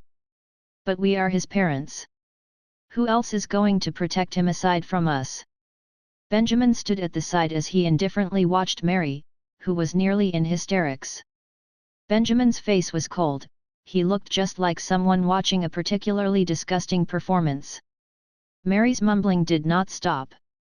As she continued to lay herself bare, her control over her emotions faltered, the necklace that she clutched on looked as if it was going to break apart under the force of her grip. "You don't understand how hard I worked to protect this family. What could the madam do aside from be asterisking and criticizing me every day?" She knew nothing. Her mood was getting out of control, "Do you know? I would secretly switch the number plates on both your door and Grant's every single night after that incident. I would switch it back before the sun rose. I did this for more than 10 years. It was me. I was the one who protected Grant from getting kidnapped. But, no one knew, no one. ****. Benjamin could not maintain his indifference after that. What was she saying? Benjamin's feelings now could not be described with a simple **** anymore. Everyone in the family thought Benjamin ran away from home when he was kidnapped, right? Then, what did Mary mean with this? She knew Benjamin was kidnapped? Then, why did she remain quiet? What happened to fair treatment? Benjamin thought Claude was biased enough already, he never imagined that Mary, good, gentle Mary, would be worse than Claude. Also, does this mean that Michelle's mistake in her kidnapping was not an accident after all? Benjamin lost his ability to form words. How could he know that the kidnapping he experienced during the initial days of his teleportation was because Mary changed their door plates every day? She was indeed a very responsible mother. Ha! You shouldn't blame me for this, what I did was all for the family. Do you know how many people are planning to kill Grant in the kingdom? Suddenly, Mary's eyes returned to Benjamin. That night when the Holy Knight sent you back, I was the only one at home. I was suddenly struck with the thought. I thought, if Grant wasn't such an amazing child, if he was you, does it mean that he will then be able to live on safely? Then. I don't know what happened to me then. This thought haunted me, and when I saw the notice in the streets, I was foolish and. Benjamin backed off hurriedly and shook his head when he saw Mary approaching him again as if she wanted to beg for forgiveness while holding his hand. Benjamin was perplexed. Never in his life would he imagine that this was the reason why Mary would hire an assassin to kill him. This woman has gone crazy. Crazy and foolish. He could not comprehend how obsessed Mary was, nor the amount of pressure she experienced because of Grant's genius. Regardless, Benjamin was also her biological son. A normal mother would never kill her son off for a reason like that. In her eyes, was Benjamin just Grant's cannon fodder? No wonder. No wonder the madam always treated her with attitude. Please forgive me. I did this for the Latour family, for the future of the household. You cannot blame me. Mary looked at Benjamin, her eyes full of suppressed insanity. Her makeup was smudged by her tears, her hair no longer put together, her eyes bloodshot. She was trembling. She no longer looked like a lady from a noble background. I will not blame you, Benjamin said, his tone chilly as he shook his head. I will tell everything to father, grandmother, and everyone. Benjamin believed that Claude will give him a satisfactory answer, at least on this matter. Besides, the madam would probably be very interested in this, too. This mess should finally reach its end now. Mary promptly shook her head as she stepped backwards. Your father is still in the lands, your grandmother is now having tea with Lady Wood. There's only me in the house. For some reason, she stopped sobbing. She struggled out of her uncontrollable emotions and slowly regained her usual demeanor, the gentle and soft Mary. With the words she just said, the atmosphere in the hallway suddenly became eerie. There was only her? A bad premonition rose in Benjamin's heart. He stood at the hallway outside the living room and scanned his surroundings. Benjamin could not see any of the servants who usually populated the Latour manor. The servants who were standing by the door a few moments ago were missing too. Something was up. What was happening? A chill shot down Benjamin's spine. Could it be? Could it be something happened in the family? Where are the others? Jeremy? The butler? The other servants? Where did all of them go? He glared at Mary as he snapped at her. Then, he stopped caring and started shouting, Jeremy! Jeremy, come out! Jeremy! His voice echoed in the empty house. No one replied. I sent all of them away. Mary wiped off the remnants of tears in her eyes. She was no longer choked up, her voice slowly became calm and steady. She seemed mysterious, somehow. What are you planning to do? Benjamin stepped backwards. He was prepared to cast some spells. Mary shook her head as she looked at Benjamin in peace. I did this for the Latour family, the church, and the will of God. Everyone will forgive me. Claude would understand why I did this. Benjamin cursed madly in his heart. He had no idea what Mary was going to do, but his instincts were screaming at him to leave as soon as possible. Something very terrifying was going to happen soon. He turned and prepared himself to leave. At the exact moment, the door to the Latour manor was pushed open. Simultaneously, Mary, who stood at the front of the living room, moved. As if she had made up her mind, she held on the necklace with such a strong grip that it broke without warning. She flung the necklace away, sprinted to Benjamin and kneeled in front of him. She then wrapped her arms around Benjamin's legs and wailed. Benjamin was dumbfounded. What? She cried and wailed, Grant, How? How could you do this? My Grant, oh, my child. You really. With her words, the pearls from broken necklace scattered on the ground. They bounced around the living room, the crisp noises of the pearls falling to the ground echoed in the room. Outside the opened door, a platoon of people walked in, and the leading two were the bishop and Axius Fulner. Behind them were numerous holy knights. It did not take them long to see the stunned Benjamin and the wailing Mary. The atmosphere was heavy and strange. Axius suddenly snorted and took a step forward. He shouted at Benjamin, as if he was a judge striking a gavel to announce a death sentence, "Grant Lethur, as an apprentice priest who was fortunate to receive the God's blessing for your talent with the holy light, you betrayed God's light and committed a sin with a person of your same sex. I've already told the bishop what you did, and tomorrow, you will be tied to the sinner's cross and burnt to death. This will clean the holy light you tainted with your filth." Chapter 112, The Cannon Fodder. Benjamin has imagined multiple scenarios of himself being captured by the church. It might be when he was meditating in his room when the bishop suddenly shows up and shines the holy light on his face, or it might be when he was walking around the streets in the outskirts when a group of people would suddenly rush out with their horses and capture him. Benjamin understood the risk that came with his identity as a mage. The church could see through his lies at any moment.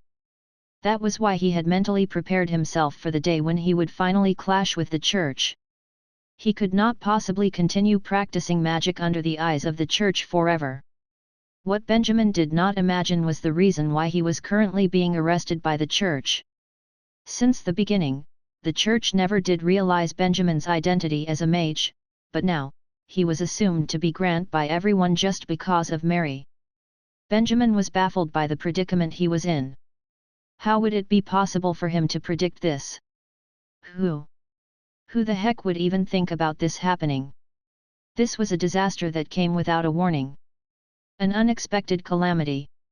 Mary's sudden betrayal was already shocking enough for Benjamin. He never would have thought that Grant's homosexuality was no longer a secret, and Axius, who found out about it, would report to the bishop and lead an army to capture him, right at this moment. What else could he do? Benjamin promptly started to explain and correct his identity after Axius's claims.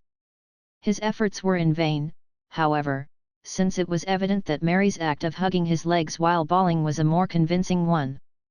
No one in the Lethur family was available to be the proof of his innocence.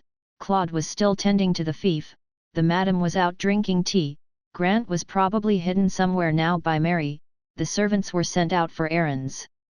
See, all of this happened so perfectly, it seemed like an uncanny coincidence. This was not a freak occurrence. This was a carefully mediated conspiracy. One that was planned by Mary to protect Grant by sacrificing Benjamin. Benjamin was surrounded by countless holy knights, with the bishop standing right beside and glaring at him. Under the immense pressure, Benjamin could do nothing but surrender his freedom. If he fought, he would probably be cleansed on the spot. Benjamin even suspected the church's involvement in this whole scheme. The fact that Axius exposed Grant's secret was a confidential one, no one outside of the church could have known that beforehand. If the church did not order Mary to do so, it will be illogical to step ahead and misidentify Benjamin as Grant even before the people came in. It was probably the church's idea to let Benjamin be Grant's cannon fodder. With this, everything could be explained. Grant was the church's pride, the one with outstanding talent in divine arts. It is a must for the church to nurture his talents and to protect him. How could they allow Grant to die in the middle of his cultivation? If Grant cannot die, then Benjamin shall die. With that thought, Benjamin could not help but laugh. He raised his head and looked around. Bad lighting, moldy damp air, and the dead silence. The only thing he could see was the bars of steel that locked him in. After the holy knights caught him, they threw him into the cleansing center of the church. The cleansing area was actually a religious prison. The bars in the prison were specially enforced to be anti-mage as there had been incidences of prison breaks by the mages. Benjamin tried to sense it and found out that the magical elements around the steel bars were under some sort of disturbance and they were incredibly difficult to control. It was indeed impossible to use magic in here. Apparently, after the cleansing center was built, no mage was able to escape the bars. Thus, this place was also aptly named as the Doors of Hell, as one would be near hell if he ever came here. The ones who went into the cleansing center never survived. Of course, this was the least of Benjamin's concern. Axius said that he would be tied to a cross and burnt alive tomorrow afternoon. He would not be scared no matter how terrifying the cleansing center sounded. Was he really going to die? Benjamin shut his eyes and took a deep breath in an attempt to regain him composure. "G. Grant." A call was heard from the cell beside him. Benjamin opened his eyes and found another young man in the cell, illuminated by the limited light in this place. The youth stood up, his hands gripped tightly onto the bars and looked at him, confused. Was this Grant's lover? Benjamin glanced at him indifferently and looked away, ignoring the youth. He had nothing else to say now. "Wait, you. You're not Grant." "No, who are you? Why are you pretending to be Grant?" It did not take long for the youth to yell in surprise after he looked at Benjamin for some time. Benjamin laughed sarcastically. He did not even want to look at that direction now. "Congratulations, your answer is accurate. You will be given a sponsored gift from the church, a burning cross." Who would have thought? Grant was the star in the kingdom, hated and loved by numerous subjects. But at the end, only this youth was able to identify Grant with his first glance. Such irony! "Hey! Quick, someone please come here. You got the wrong guy, this is not Grant." Unexpectedly, the boy shouted again after a brief pause. His voice was so loud it seemed like his soul was tearing from within. "Hey! Is anyone there? I want to see Duke Axius. This is not the real Grant. This is a dupe from the Thursday. Do not believe this fake. Quick, get the real Grant here." Although no one bothered to respond to the youth, Benjamin was still perplexed by his actions. He assumed that this boy could recognize him immediately because he loved Grant. However, his actions now indicate that what he really wanted was for Grant to die. Did he love Grant so much that he hated him? Was he intending to die for love, and wanted to die alongside Grant to make up for the fact that they were not born together? That probably was not it. If that was the case, there was no need for him to shout for Sir Axius. "Stop shouting! No one will bother to come," Benjamin spoke and stopped the boy. "Let me ask you this. What relationship do you have with Axius Fulner?" The boy was stunned and soon barked fiercely, "Who are you, and who allowed you to utter Duke Axius's full name?" "Ah, that was it." Benjamin could not help but chuckle coldly. He shook his head and answered, "Ah, you seem to respect Axius Fulner so much that you are willing to sacrifice your life to set a trap for him, hey? This whole matter was not as simple as it looks." The boy was suddenly flustered. What trap? I don't understand what you're saying." Chapter 113, The Struggle for Survival. Benjamin finally understood the situation. Not only was he the cannon fodder for Grant, he was also an innocent chess piece in the game of war between the church and the nobles, as well as between the nobles. The nobles were not happy with the increasing control of the church, which was why they retaliated. Since the church targeted the younger generation of the nobles had no plans to let the younger generation of the church off the hook. Their way of retaliation was to destroy the most important genius of the church, the one who will most probably be the next in line as the Pope. Of course, one of the reasons was probably Axius's personal vendetta against the Thursday. That was why Axius ordered this boy to seduce Grant. Although the church did not care about who Grant was sleeping with, homosexuality was still forbidden in the teachings of the church. Hence, if this was exposed, the church have no choice but to cripple itself and burn Grant to death. With that, the church was effectively affected, and they could cause conflict between the church and the Latour household, who was always loyal. Once there was a crack in their relationship, the church's influence within the nobles would also be indirectly weakened. All in all, this was indeed a cunning method to avenge the nobles' anger. However, the church seemed to have preventative measures in place already. Before all of this blew up, they found Mary, who always had the idea to let Benjamin die in Grant's place. The two parties worked together seamlessly just like that, and the plan to substitute the prince with a dupe was born. That was really a beautiful plan. Without a doubt, it was executed perfectly. Axius was completely fooled by Mary's superb acting and mistakenly assumed Benjamin to be Grant. Axius was probably now sitting in his manor, cackling gleefully to the sky in the wrong impression that he has successfully shattered the hope of the church and settled vengeance against the Thursday. He would not even imagine that the church and Mary had already collaborated to stage this performance for him. Benjamin nearly laughed at the irony. This was like a battle of the heavens, where the angels had a great war. The nobles noticed the church's Achilles heel and proceeded to shoot at it in hopes to deal a critical hit. However, the church was not even worried. They simply picked up a mortal from the ground and blocked the attack. That mortal was Benjamin.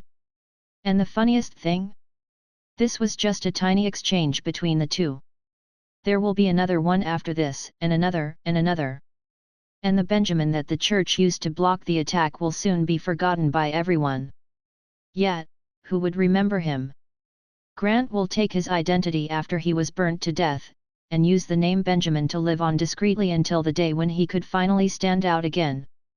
Then, everyone will sigh once again under the orders of the church and exclaim that Benjamin was in fact a genius. The nobles will not be able to use Benjamin as a weakness of the church again. What a perfect plan! Who would even remember him then? The person who was burnt to death on a cross in place of the future pope. After Benjamin saw through the boy in the next cell, the boy looked nervous and he remained motionless at the same place for a while. It did not take him long to start screaming again for people to capture the real Grant instead of this fake one. It was understandable, really. He sacrificed himself for an impostor, how could he live with that? Unfortunately, no one cared to acknowledge him. Even if he shouted until his throat became sore, his voice breaking 9 times out of 10, the cleansing center was as silent as death itself. In truth, there were numerous holy knights standing guard at the entrances and exits in every level of the cleansing center. No doubt, there was no way that they would bother this boy. They were the people of the church, and the church always intended for Benjamin to be the cannon fodder for Grant. This boy was the same as Benjamin, he was just an insignificant chess piece between the battles of the two sides. Chess piece. Benjamin exhaled suddenly, attempting to clear out the anger and unwillingness bottled up in him. He sat on the cold, hard floor, suddenly recalling the night when Michelle ordered him to pass the letter to the church. At that moment, he was also just a chess piece in the contest between the church and Michelle. However, that time, he thought to himself that he would work hard to gain leverage for him to one day be the chess player. So many days have passed, and he was still the chess piece. It felt as if this was a role-playing game that has multiple outcomes. The main character makes many decisions that hold different possibilities, thus changing the plot of the storyline, and finally at the end, the character obtains his rewards. Was this it?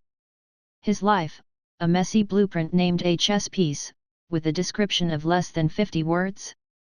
He was not satisfied. How could he be? Even the system was now shrieking in his brain, crying about how unwilling it is to die at a place like this, and how much of a waste of talent this would be. But, what could he do with all this emotions? He could not escape this tiny cage, much less the cross in front of the public tomorrow afternoon. When he was kidnapped by Michelle before, he was in a similar predicament where he was constantly shrouded by the veil of death, but at least he could still see hope.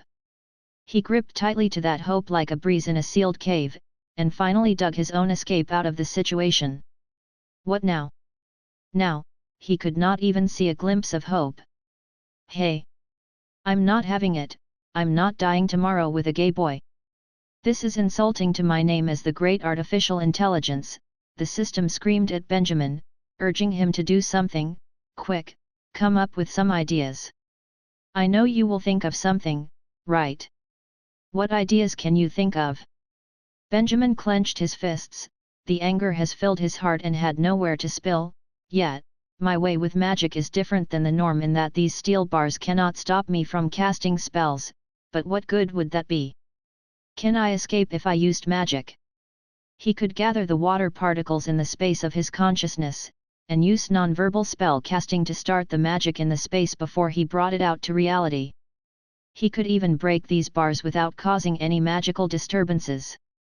But, what good would that bring? Layers and layers of guards populated the cleansing center. After he killed all of the holy knights standing guard, the bishop would already be here. He would be dreaming if he wanted to leave without alerting the guards. The system became quiet after he listened to Benjamin's reasoning, as if it accepted the fact and lost its drive to push Benjamin for an escape plan. This rare silence did not comfort Benjamin, though. It was the cacophony of hopelessness. Hopelessness. Was there anything more hopeless than waiting for your death as the seconds ticked by? Yes, there was. It was to wait for your demise when you have no idea how to express the vengeance that flooded your heart. Benjamin's nails dug deeper into his palm. Benjamin thought he was a relatively open person who could get over things easily, but he finally realized that no, he could never be at peace with this matter. All of his mind was clouded with his emotions and the dreams he will never achieve now. He wanted to explore the secrets of the cerulean arena, he yearned to fly in the actual sky, he dreamed to leave his footsteps in every corner of this world, he longed to make his own name, he desired to know more interesting people and listen to their intriguing stories. How great it is to live! Why would he be at peace with his fate? The rise of these emotions clambered and gripped his heart. The chill of hopelessness and the burning anger mixed and rolled in his blood, and Benjamin felt his limbs go numb as he started to tremble uncontrollably. No. No, he refused to die. To die in this world where he never belonged with a mistaken identity, accused of a non-existing crime? Who would die in such an asinine way? At the very moment, he made his decision. FCK this SHT. Benjamin closed his eyes and quickly went into his space. rwbnve.co. The three runes still blinked blue in the darkness, the chaos in the real world never did affect them. They were just like stars in the night sky that stayed to their own orbits, they never bothered to look at the eyes of the watchers below, never bothered to look at the hope and emotions that these people put on them. Benjamin inhaled after he glanced at the three runes. His hands were balled in fists. A fire started to roar in his heart. Anger, hatred, excitement, agitation. These complicated feelings boiled in his being. Every breath of his seemed to burn. Everyone treated him like an insignificant chess piece, one who would perish and turn to dust after tomorrow. Soon, people will forget him, right? Well, if that was the case, he might as well show them how much power this tiny chess piece could bring to the table. No matter if he succeeded or not, he wanted to die gloriously and proudly. He uttered the first spell he ever learnt.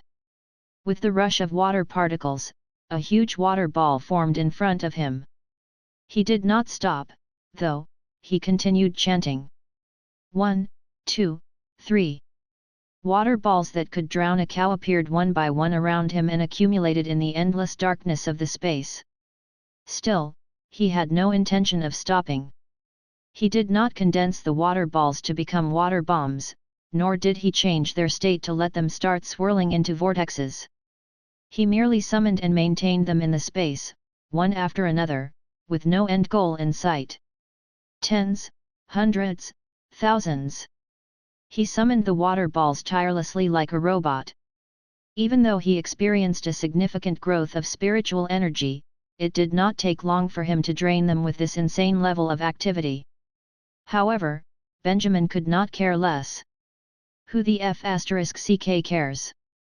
Let's continue. He persisted despite the splitting headache.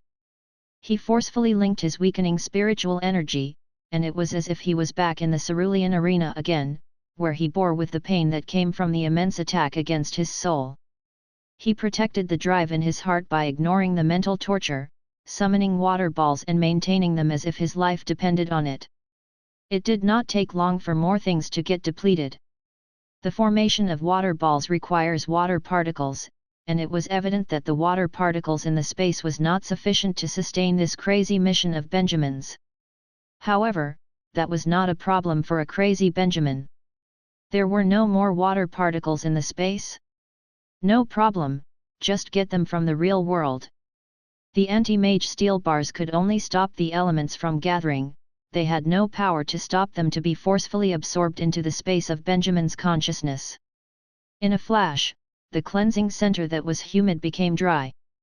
Somehow, the boy from the neighboring cell stopped shouting as he coughed instinctively, swallowing saliva to try and soothe his parched throat. This was just the beginning. The gathering of water particles was endless, so was the need for water particles. Benjamin gradually lost his awareness throughout the process, and was nearing the state of comatose. Still, he instinctively pushed his mission further by sheer emotional strength. Absorb the water particles from the outside and accumulate water balls in the space. Even Benjamin himself had no idea of his end goal. Soon, the holy knights standing guard in the cleansing center felt the dryness in their mouths as they licked their chapped lips. They could not help their thirst. The green fields outside the cleansing center somehow turned yellow, and the nobles who passed by the area asked their servants to bring them water. As time went by from noon to the late of night and to the dawn of the next day, this eerie dryness expanded throughout the kingdom with the cleansing center as its center. No one noticed it, though, even the thick clouds were unusually thin. In the depths of the cleansing center, Benjamin sat silently in a random cell, his eyes shut. He seemed to turn into an ancient statue that will sit unmoving for years to come. Chapter 114, The Execution Site and Parker. What bloody weather is this? It was going to rain yesterday, why is the sun up and shining already? It was almost noon. Parker stood by the city square of the kingdom. He grumbled as he squinted his eyes and looked into the sky. Parker recently joined the Royal Knights forces. At the young age of 30, Parker had participated in more battles than many other knights had in their lives. He clashed with the knights from other hostile countries, beheaded numerous mystical beasts, had direct conflicts with the mages. Although he had not been promoted to the rank of a captain due to his short service, his had already built quite some reputation among the knights. The other knights would usually respect his opinion. However, after he was made a royal knight, his life did not turn around well as he had expected. Despite being equipped with combat skills, his daily routine had been terribly mundane and insignificant, escorting the royals, conducting security checks on people entering and exiting the castle, standing guard throughout the night. Sometimes, he would even be required to be the playmate of the young princess, where he would have to do everything and anything to entertain the child. Parker felt like his talents were undermined. The same mundane thing happened today. Their job was to maintain the order in the city square, and to forbid the curious citizens from wandering off to prohibited places. What bloody task was that? Did he just become the guard dog for the church? Parker was very unhappy but could not vent his frustration. The only thing that made him feel slightly better was the fact that something big was going to happen in the city square today. After all, this gig was relatively better than pretending to be a horse for the young princess. Parker tried very hard to comfort himself. However, this incident today was shockingly huge. "Brother Parker," the knight beside Parker suddenly exclaimed, "it's so crowded today." Parker nodded in agreement. Of course it would be crowded. The person to be executed today was the famous Grant Lethur. Grant Lethur's legacy was known the minute he was born. Holy lights were cast from the sky, the bell of the church that rang in the middle of the night woke the whole kingdom from its dreams. Although Parker was just a 10-year-old boy back then, that night was seared in his memories, a scene that could not be forgotten for years to come. Not only Parker. Everyone in the kingdom could still remember the amazing sight. The genius in divine arts, the apostle for the holy lights, the future pope.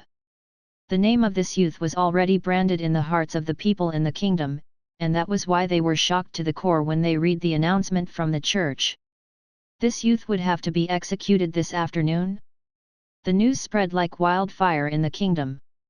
According to the announcement, this genius was to be executed because his illicit relationship with another male was a disgrace to the holy light. The church would set a magnificent blaze to exterminate him with another boy to cleanse the filth they inflicted on the holy light. When Parker first heard this news, he felt sorry for him. Why would a fine young lad like him get himself involved with another man? He did catch wind of some unusual preferences of the nobles, but they lived just as well as anyone else, provided that no one caught them in their act. Grant Lethur, however, was not an average noble. He was a person who was joining the church. What blinded him to lead his unwise actions? Parker's wandering thoughts could only end there. After all, he never did meet this genius, and he was a knight with a mission. Since he was tasked to maintain the order at the execution site, he should do it properly, no questions asked. Questions should be left to those highly nobles, and he had absolutely no business meddling in them. In fact, he heard some appalling rumors. When this thought came to him, Parker could not help but turn to look at the viewing deck at the left corner of the city square. It was prepared for the nobles and was already filled with people. These nobles would later watch the boy turn into ashes at the viewing deck while they enjoy some delicacies and fruits. Parker could not help but frown. He was never fond of the nobles, not only due to their arrogance, but also due to the fact that the rumors had it that this genius of the divine arts was led into a trap laid masterfully by one of the nobles. Knights like him had to stand guard for them, working hard to keep everything under control while these pompous pricks sat comfortably on their front row seats to bear witness of the fruits of their malicious plans. Hell, they would probably plan for the next one. How great it would be if I could be a noble! Parker mumbled to himself. The knight beside him asked, "What did you say, Brother Parker?" He snapped towards the knight and barked, "Pay attention and stand guard. Don't look around." The knight nodded immediately and stopped glancing around. He lost the courage to query further. More people filled the city square as time went by, and soon, the city square was filled to the brim. Everyone wanted to witness firsthand who was this youth who dug his own grave. The square became increasingly crowded and more chaotic, which was why Parker could do nothing but form a human wall with the other knights in attempt to stop the people from crossing the lines. In his sight, the square was dark, filled with the heads of people. It was quite a sight. *CK, how free could these people be? Everyone in the kingdom is probably here, complained Parker, who stumbled when he was pushed by the crowd. He did not have to worry that the people would hear his grumbles though, as the crowd was not only massive, but noisy. Everyone was chattering, and Parker could not get himself heard without shouting his lungs out. Ugh, this was annoying. The crowd should really commit to more useful work if they had so much time on their hands. His empathy for these common folks disappeared after he was pushed around by them. As Parker was busy complaining, the shuffling crowd suddenly stopped. Not only that, the deafening noises disappeared like a muting spell was cast on them. Parker was stunned. What happened? He turned around to look at the square. In the center of it, beside the huge crosses, a few human figures appeared suddenly. After getting distracted for a few seconds, Parker regained his attention, that appeared to be Grant Lethur. His gaze was fixed at the square. There were 4 people at the city square, and 2 of them were bound by ropes. The other 2 were probably holy knights, judging by their appearances. Was the execution about to start? For some reason, Parker was excited. He tried to identify the legendary Grant Lethur as he looked again at the ones who were tied up. Apparently, Grant had auburn hair. Auburn. Ah, the one on the right. After he caught a clear sight on Grant, who was standing by the cross, Parker was slightly disappointed. This youth that was said to be a genius now looked dusty and unsophisticated. He looked just like an average Joe. This youth, so undeveloped that his pubes were not fully grown yet, was the one that was famous throughout the kingdom? He took a closer look. Grant looked like he lost his soul, like a puppet in a circus. He stood unmoving, eyes half opened, getting pushed around without resistance. Under the scrutiny of the crowd, he gave no response to the holy knight who were pushing him around. Parker was very disappointed now. Judging from Grant's appearance, no wonder he would do that with another man. This boy was probably regretting his decision that caused his bright future to go into flames. That thought probably crushed his hopes, which was why he looked so miserable now, Parker guessed. Suddenly, the crowd gasped. What now? Parker's thoughts were interrupted. He looked towards the direction where everyone was currently fixated to, the right side of the city square. An old man slowly made his way into the square. He wore a papal tiara in the shade of Ferris black, the tiara surrounded with a ring of gold. Clad in a cloak of gold and red that was embroidered with intricate patterns, the old man looked dashing. At the opening of the cloak, a clean white inner was evident. He wore blood-red gloves, held a truncheon that was covered with pearls and diamonds. His eyes were leveled at the emptiness beyond as he stepped slowly up the highest level of the stands. Silent tension spread from the peak of the stands like a hot breeze across the hearts of many. The voices of the crowd were suppressed like countless bees fluttering their wings carefully, afraid to make a sound. Chapter 115, The Pope. At this very moment on the stands at the right, there stood an old man clad in a cloak with a scepter. The Pope.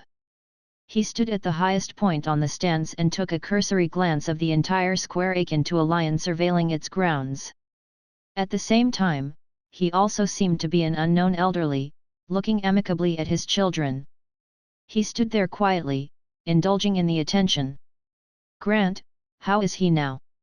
Suddenly, he turned and softly asked the bishop behind him. His voice was not one of authority, instead, it had a sense of warmth with a hint of estrangement, much like the sound of rotten wood quietly splintering apart. The bishop approached from behind with his deadpan expression and answered, "Nothing changed.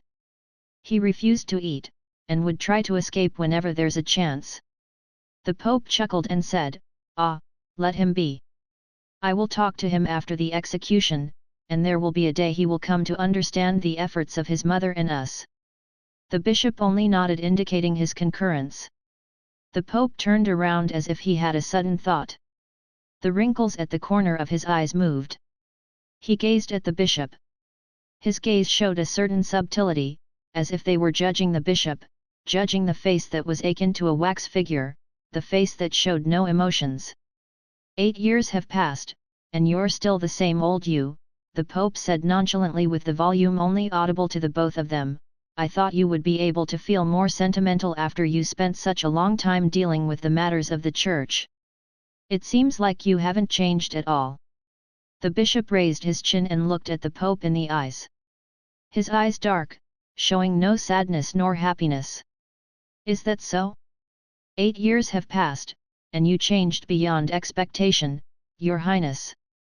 The bishop spoke with his usual apathy, but the content of his words froze the atmosphere. The Pope's smile was no more. He was quiet for a moment before he spoke again, his head lowered.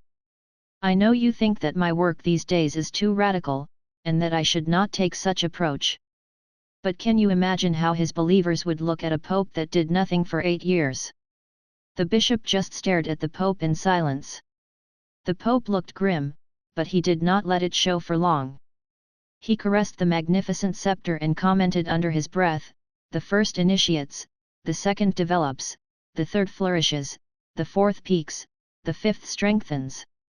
He paused deliberately and clenched the scepter, as if it suddenly became exponentially heavier that he needed to hold it with all his might. He continued, if the sixth pope could not create a legacy, it will be the start of a fall. The bishop finally sighed. He spoke slowly with his eyes on the Pope. No one predicted the fall of the fifth Pope. You did your best when you stepped up as the Pope and maintained the stability of the country.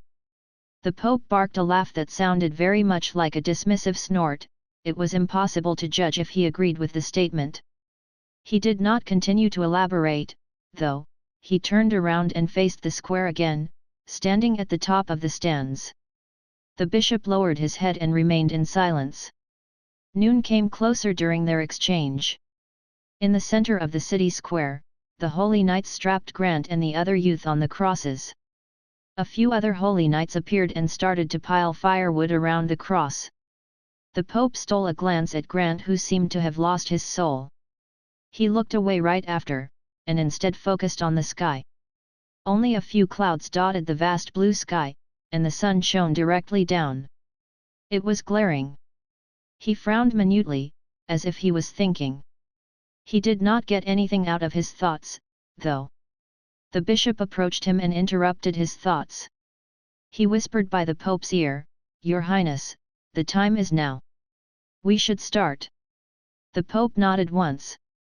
Another cursory glance to the square showed that the area around the cross was already cleared, and there was no one aside from the two convicts with firewood around them. Thus, he stretched his arm and chanted some spells, and a small ball of fire danced in his palm. With a slight wave, the flame flew from his palm and levitated like a feather down to the crosses in the center. All eyes immediately snapped on the flame that shone brightly like a star. Freoval.cm. The Pope did not pay much attention to the crowd. After he finished his move, the Pope turned, walked down the stands and left, as if he was uninterested in the proceedings after this. The bishop stayed on the stands and gazed at the Pope's leaving stature. He frowned slightly, but it was undetectable. Just as the Pope left the stands, the gold flame came into contact to the pile of firewood around the cross. In an instant, the firewood burst into flames like a spark falling to the floor full of fuel, and the crosses were enveloped within, the two people still tied on it. Terrified gasps were heard from the crowd. That's amazing, Brother Parker, is this the Pope's divine arts?" A knight sighed beside Parker. The knights standing guard stood in rows around the square, their faces lit with amazement after they saw what happened. "Yeah, the divine arts. An unimaginable power."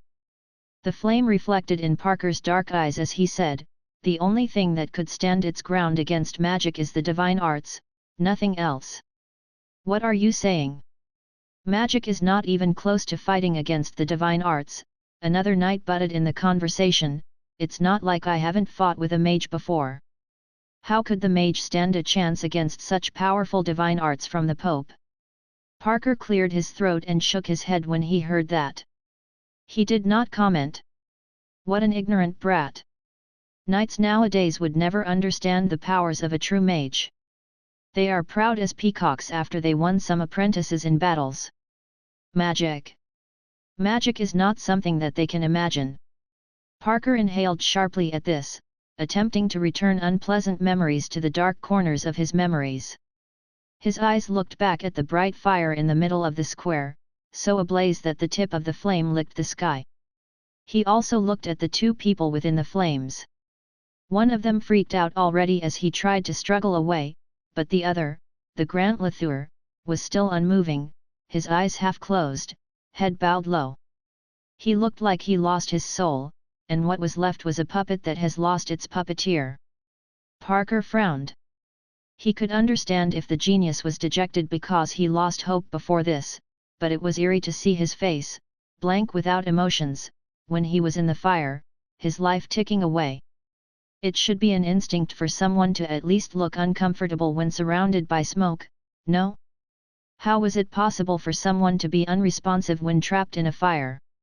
For some reason, a weird feeling came to Parker when he continued staring at him. Was he still a real person? Just as Parker was puzzled speechless, he suddenly noticed a twitch in the lowered hands of Grant, who was nothing but a physical shell. Parker's heart jumped in reaction, as if it was controlled by some weird magic. Parker stopped breathing. The youth that seemed to be lifeless before suddenly became a winded puppet. He raised his head, eyes black like marbles turned around and was filled with life. The transformation was so magical that it looked like God just tapped on the youth's forehead and instilled a soul in this physical form of a human he just created. In that instant, the Grant in the flames was alive. Holy shit! Parker, who was watching from afar, could not breathe. It was unusually shocking for Parker to witness this previously soulless person to raise his head. What is up with this person? This boy in the flames were like a magnet, and Parker could not take his eyes away from him. Sweat dripped from his forehead. He could do nothing but stare at the auburn-haired youth with wide eyes, his mind blank without any thought. Then, Parker saw the boy calmly raised his eyes to look at the sky. The sky. Chapter 116, The Water Ball Had Flooded the City, Part 1. What's this? Parker, who was still in a daze, gazed at the sky where there seemed to be an unexpected change. He could not help mumbling to himself. His brain went blank for a while, but he knew some unexpected change had just occurred. A very big change. Usually, his instincts would tell him that things did not seem right and this appeared to be dangerous, and running away would be the best option. But, for some reason unknown, at this time and moment, when facing the extremely grand abnormal object in the sky, his instincts seemed to have stopped working. He could not draw out a sense of resistance. As for Parker's surroundings, clearly, he was not the only one who lifted their heads to look at the sky. The sudden change attracted everyone's attention. No one was paying attention to the ball of flame and the two young people on the cross anymore. The crowd near the square, the noblemen on the stage, the scattered holy knights and priests. Everyone present, simultaneously lifted their heads at the same time and looked above their heads, at a sky that was already shrouded by difference in that moment. Oh my God! The bustling crowd surrounding the square appeared as if they suddenly received some calling. More than tens of thousands of them lifted their heads at the same time, widened both their eyes and displayed an expression of shock or fear, as though it was a massive cult ritual. They did not even know what was going on, but the only thing they could see was the abnormal object which suddenly appeared in the sky. Abnormal object indeed. That was the only term everyone present could think of to describe it. They also had no idea what in the world was in the sky. The whole sky was blocked by this weird abnormal object. The scene was like a mirror had appeared above their heads. Everything on the ground was reflected blurrily in it. Furthermore, looking at it closely, they discovered that this mirror surface was arc-shaped and carried an odd humidity. Because the appearance of all this was so sudden, everyone was taken aback. Many held their breaths, and lacked the energy to exert exclamations, not to mention any sort of reactions. Is this water? Soon, someone identified the object above their heads. Parker too was like this. He forced himself to calm down, stared at the sparkling monumental object, saw the entire square's reflection in it and so identified what this object was made of. He could not help wiping away the cold sweat on his forehead. It was water. It really was water, boundless water. What in the world was going on? Why on a particularly sunny sky, was there a sudden appearance of such a big? Parker was at a loss for words. It literally felt like a whole lake suddenly flew above their heads. Why did this happen? Was it magic? The moment this thought popped up, Parker immediately shook his head in fear, and strangled the thought to death in his head. No. Not magic. If there was a magic this scary, to perform it, the magic waves produced would be absolutely incomparable. That magic wave could even be detected by a common person. But this abnormal object, it appeared so suddenly, like it just popped out of thin air, out of nowhere, without a sign, striking fear into people's hearts. There was no way this could be magic. But, what in the world is this? Parker was on the verge of going crazy. At the same time, at the viewing stand on the left of the square, the noblemen's reactions were no calmer than the commoners. Half of them stood up, some even toppled the wine and snacks in their hands. They stared, dumbfounded, at the abnormality in the sky, too shocked to even say a word and had forgotten if they should hurry up and leave. Son! Stop looking, we can't stay here, we need to hurry to the church. Suddenly Axios' expression changed. He recovered from the shock, patted Dick's shoulder and prompted in a low voice. Dick jumped, returned to his senses and looked at Axius blankly. Father! What is this? But Axius did not answer and only pulled Dick away, trying to walk to the outside. He pinched his thighs, using pain to awaken his senses, and forced a faked calm, trying to not show that he was at a loss like the rest of the crowd. I don't know myself. He used a shaky voice only he could hear and mumbled to himself. Axius and Dick blended in with the helpless crowd, and hurried towards the church. At the same time, unquestionably, the influence of the abnormal object in the sky did not stop there.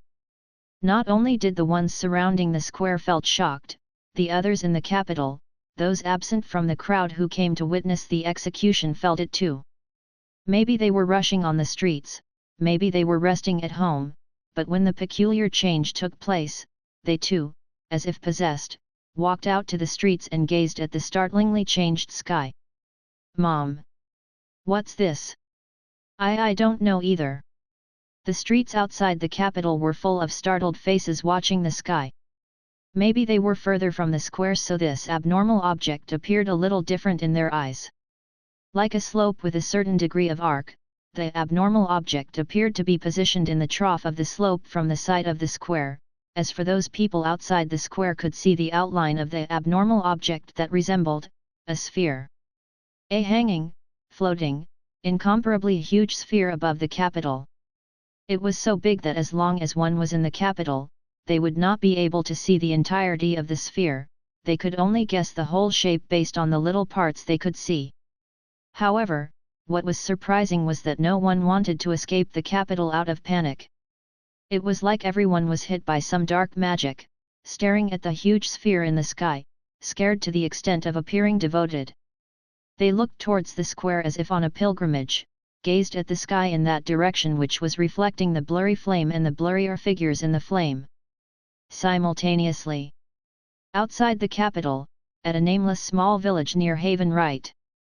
A constantly quiet and amicable village, villagers lived and worked peacefully here. If everything were as usual, they would even occasionally glance at the capital far away, displaying an expression of envy and admiration.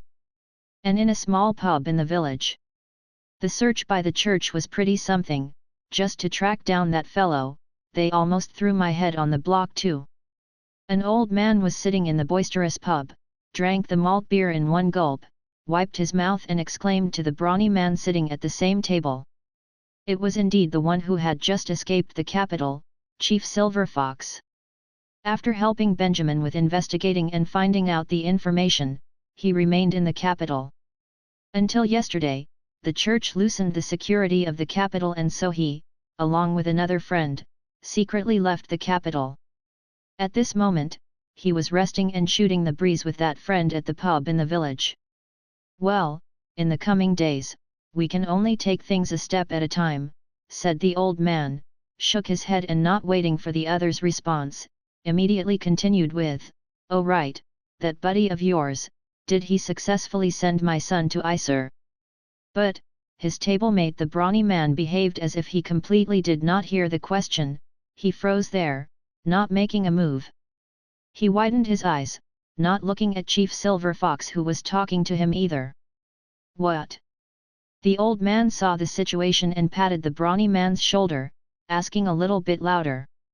The brawny man managed to return to his senses, his gaze a little odd.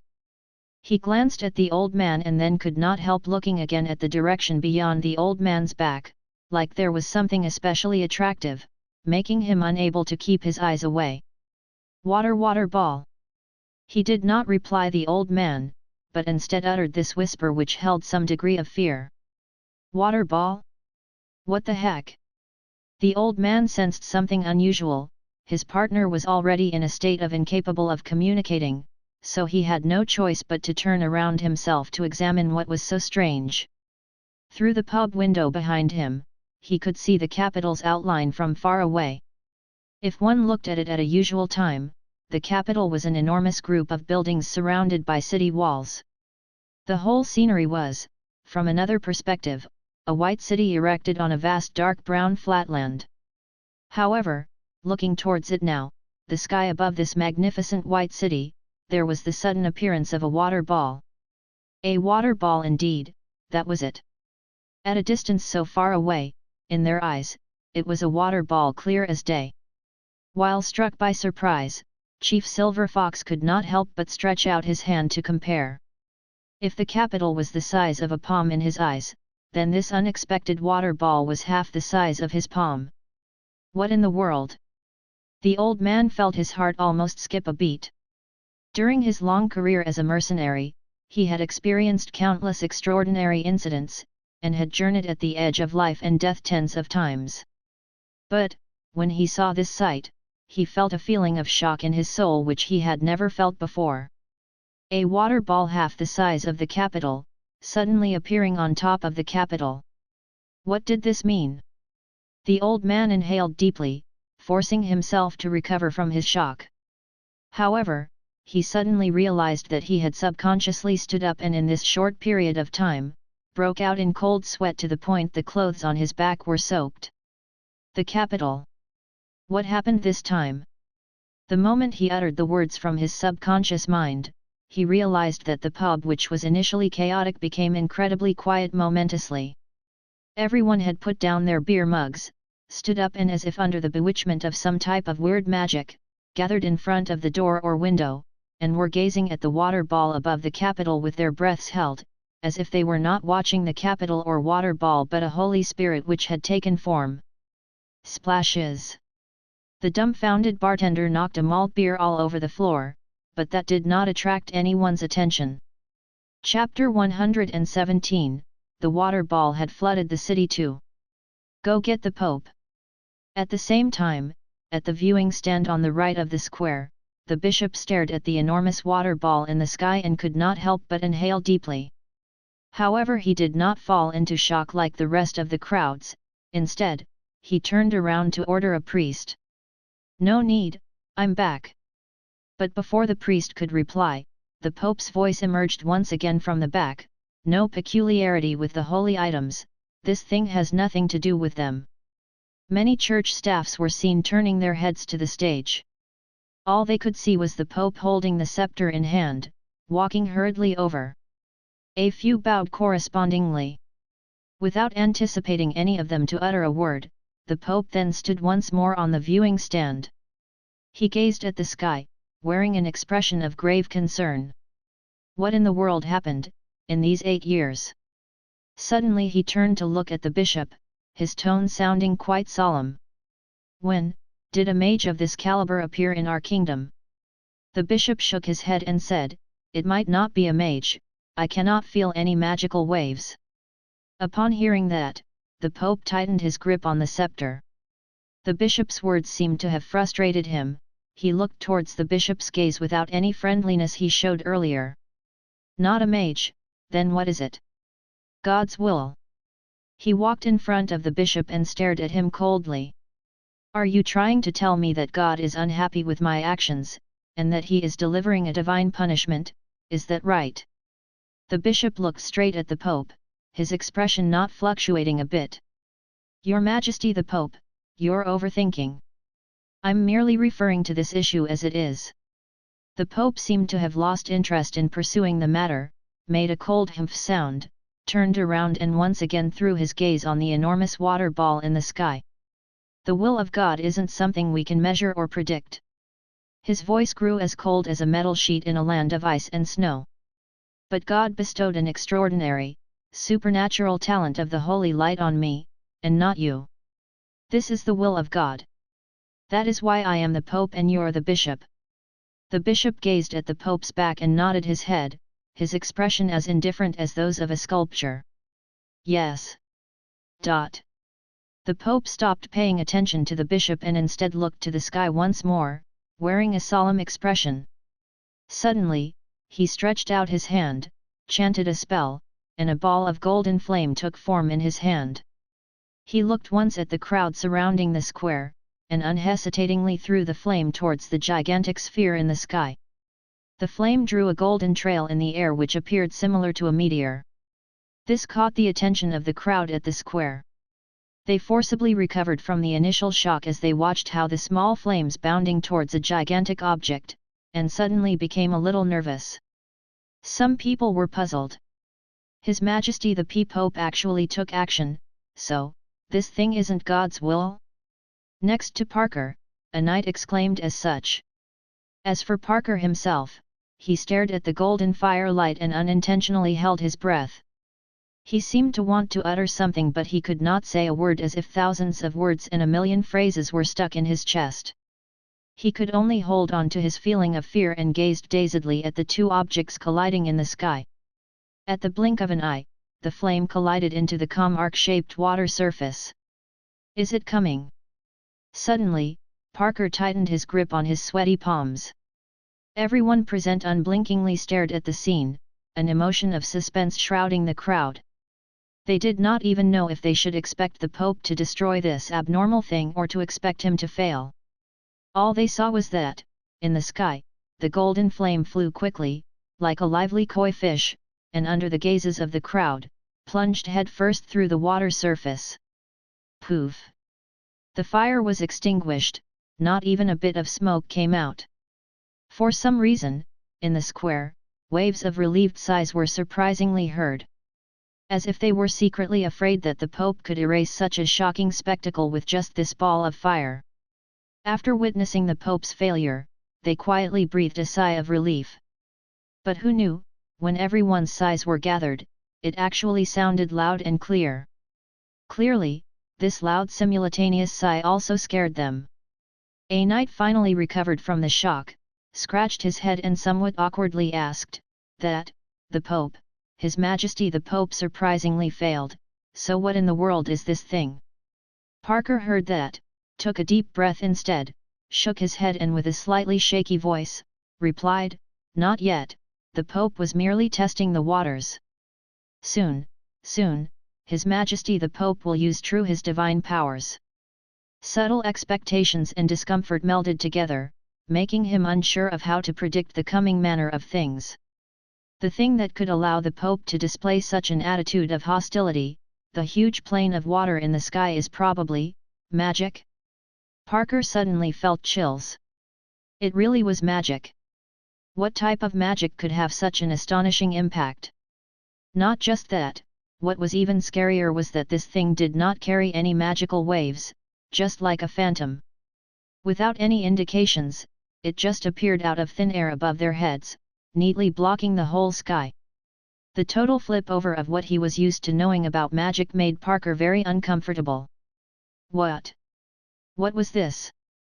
He had experienced so many battles in his life, stepped foot on the kingdom's various corners, chopped off many mages' heads with his own hands, but facing this gigantic object, he still felt fear and confusion like he was a baby himself. Why do I feel like I've seen this thing before? Suddenly, another knight next to him gazed at the sky and hesitatingly opened his mouth. "This thing is somewhat like that, what is it called, that water ball spell?" "Water ball spell? What damn water ball spell?" Upon hearing that, Parker was like a lighted explosive barrel, the emotions which were long suppressed suddenly exploded. He angrily stretched out his hand and aggressively seized the knight who said that. "Water ball spell? I think your damn brain is burnt to bits. Water ball spell." He clapped at the knight's head, like he was slapping an idiot, while scolding, "Still a freaking water ball spell? Your house grows water balls which look like this? After so many years of being a knight, you consider this a water ball spell?" He punched harder and harder, as if only this type of powerful punching and continuous cursing and scolding could ease his sudden fear. Water ball spell? Looked somewhat similar to a water ball. A huge water ball which covered the sky. No. What was he thinking? This could not be a water ball spell. Water ball spell was some plain magic only mages of beginner level practiced. How could it be this big of a threat? Parker strongly reminded himself at this crucial moment. There was no way. No way that this was a water ball spell. He must be crazy. He could not believe that he was almost misled by this punk. No, he had to punch harder, and had to awake this punk's brain, in case this punk had other peculiar ideas which would imbue others, tainting the identity of a royal knight. Parker violently punched at the knight who uttered water ball spell. This duo even caused a small commotion in the crowd. At the same time, at the viewing stand on the right, the Pope saw that the flame was easily blocked. His expression also changed, displaying one that was even gloomier. A little tricky. He did not immediately begin the next round of experimenting, but instead looked at the sky while releasing his incomparably sensitive spiritual energy and attempted to feel the gigantic matter in the sky, detecting its origin and also where its weakness really could be. Suddenly, his expression changed. It was as if he discovered something. He no longer paid attention to the abnormal object in the sky but instead, lowered his head while wearing an expression with some degree of surprise, and looked towards the middle of the square, to the cross bundled in flames. The fire execution was still ongoing. The flames on the cross would not stop because of this. All he saw was that one of the black-haired teenagers was already dead and burnt by the fire to the extent that his body was indistinguishable. However, on the other side of the cross, the blonde teen still had his head lifted, eyes unfazed, and held some sort of expression close to devotion as he looked towards the sky. It was that brother who replaced Grant to die, Benjamin Latour. He was still alive. Not only was he alive, he was well and alive. As if since the peculiar changes in the sky, there seemed to have suddenly appeared an invisible layer of barrier around him. The raging flame was blocked from him by some unknown matter, making the flames unable to hurt him one bit. He was bounded as such on the cross, his body within flames, and his expression was not one bit nervous, it was as calm as the water surface in the sky. This fellow is a bit odd. Seeing all this, the Pope could not help but frown and tightened his grip on the scepter in hand, the lowered voice hiding fear. Before the people around him could react to his statement, or before he could make his next move, there was yet another sudden change. The teen who was trapped in the fire but not one bit hurt suddenly moved. It was like he felt something, his eyes followed and turned. The moment the Pope looked towards him through the raging flames, he too stared at the Pope. The two different gazes met silently in midair. As if time was silently stagnant. Suddenly, the teen lifted his brows, made some rude expressions and winked at the Pope as if he was flirting. After a short moment of surprise, suddenly, the Pope looked like he thought of something and hurriedly looked towards the sky. All he saw was that the initially calm gigantic water ball in the sky was now, as if it received some sort of provocation, vibrating violently. Chapter 118, Benjamin has awakened. Benjamin seemed to have had a very long dream. In the dream, he became an enormous whale, swimming away in the deep sea. The whole ocean had nothing except for him. His eyes could only see boundless water, and the whole sea was as silent as the cemetery at night. So, in this endless stretch of water, he could only aimlessly swim about, swim about. Gradually, he found out that he had melted into the ocean and became the ocean itself. Becoming the ocean was a wonderful feeling. He could feel every wave's somersault, every water stream's flow. This intriguing new feeling freed him momentously, and he was addicted, occasionally lifting up a new wave, occasionally curling up a small eddy. He was having an extremely good time. But being in ocean was also very draining. He played like this for a while and soon, he felt a wave of exhaustion. Accompanying the sudden rolling tides, he yawned like a wave in the ocean and had the urge to fall into deep sleep. But at the same time, he felt a faint sense of danger also arose in his heart. He suddenly had a hunch that if he slept like this, he might never wake up again. So, he tried hard at retaining his consciousness and energy, not letting the need to sleep pull him into a deep, deep end. But, he was really tired. Soon, following the exhaustion of his energy, the waves he lifted were also calm. The sleep monster's power gradually grew bigger, staining him from beginning to end. He was so tired he couldn't really hold up. Just sleep for a while, it should be okay, right? Gradually, he himself also lost the will to resist and was ready to fall into deep sleep. But at this moment, a voice came from an unknown place, on his body, meaning it echoed softly across the entire ocean. "Who are you?" Benjamin suddenly woke up in shock, struggling with his urge to sleep while trying to answer, but the version of him who became an ocean seemed to have lost the ability to speak. Under the influence of his intense emotions, the most he could do was flip waves, make the rushing sound of tides, but he couldn't form a complete sentence. I am.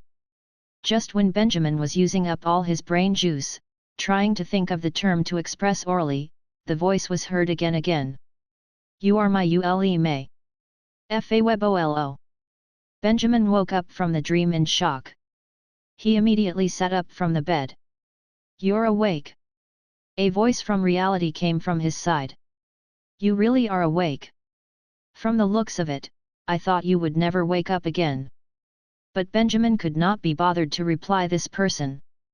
Although he still has not figured out the situation, but he did not have the mood to even lift his eyes to take in his surroundings. Because from the moment he woke up, a headache at a level of pain he has never felt before came over him, making him completely lose his ability to think. He immediately stretched out his hands, hugged his head and bellowed painfully. And so, he did not have the energy to interrogate the system about why it played commercials even in his dream. Since teleporting, Benjamin has experienced quite a number of headaches, but this time it was stronger than any of the previous times. That feeling was like countless rats drilling holes into his brain. It was so painful his whole head seemed ready to split. Under the torture of pain, sweat immediately soaked through his clothes. He was close to fainting due to pain once more. In fact, fainting from the pain was almost a blessing. Even though the pain came like a rush of flood water, Benjamin was still awake and unable to lose consciousness, which meant he could only deal with it. After who knows how long. At first, he had thought that with the passage of time, this pain would fade away, but he never thought that no matter how hard he persisted, the pain had no intention of leaving. The intensity was still as strong as it was when he woke up. He was starting to regret why he wanted to wake up. Painful to this bloody extent, he might as well stick his head into a dream and never wake up. Fortunately, human beings are really living things with an extraordinarily strong skill to adapt. Although Benjamin's headache did not weaken, but with time passing bit by bit, he gradually got used to this type of headaches. Although it was still very difficult to get through, but he finally regained his ability to think and limited abilities to move. And after he regained his ability to think, the first thing he did was to close his eyes and enter the space of consciousness. He was very clear on how this headache came about. It was all due to him summoning the super big water ball. This obviously was not something his energy could handle. Earlier, when he was at the cleansing center, he was almost unable to protect his life, and so naturally, he could not be bothered if his energy could handle it or not. He insanely absorbed water elements from the external world, storing a water ball in his space of consciousness, not caring even when his energy was fully expended. He was like someone who was exhausted to the brink of death but still would not sleep in 3 days 3 nights, using a feeling of expectation and fear to wait for a probable sudden death. In the beginning, he had no end goal. He was just unwilling to die on a burning cross, so he wanted to show those people his true colors. He was very clear that even with his abilities, it was very hard to do anything under the church's supervision, much less escape. However, along with the exhaustion of his spiritual energy, the situation changed. His consciousness was gradually lost, as if it was placed into warm water to steam. But the act of storing water balls was mechanically repeated continuously. Like this, uncountable numbers of water balls appeared in his space of consciousness and continued to pile up. Thinking back now, he did not even know how much time passed or how many water balls were stored in the space of consciousness. When he regained consciousness again, he was already on the cross and in the pits of the flame. Actually, strictly speaking, that could not count as regaining consciousness either. That feeling was akin to his soul leaving his body, and becoming an observer from a third-person perspective, who watched the him who was bounded on the cross. He could not feel the sensation of the cross behind him, nor could he feel the heat of the flames surrounding him. The only thing he could feel was the densely packed water balls in his space of consciousness. Water ball. In that moment, he did not think too much and subconsciously used the trick of nonverbal spell casting. He brought all of the water balls from the space of consciousness into reality.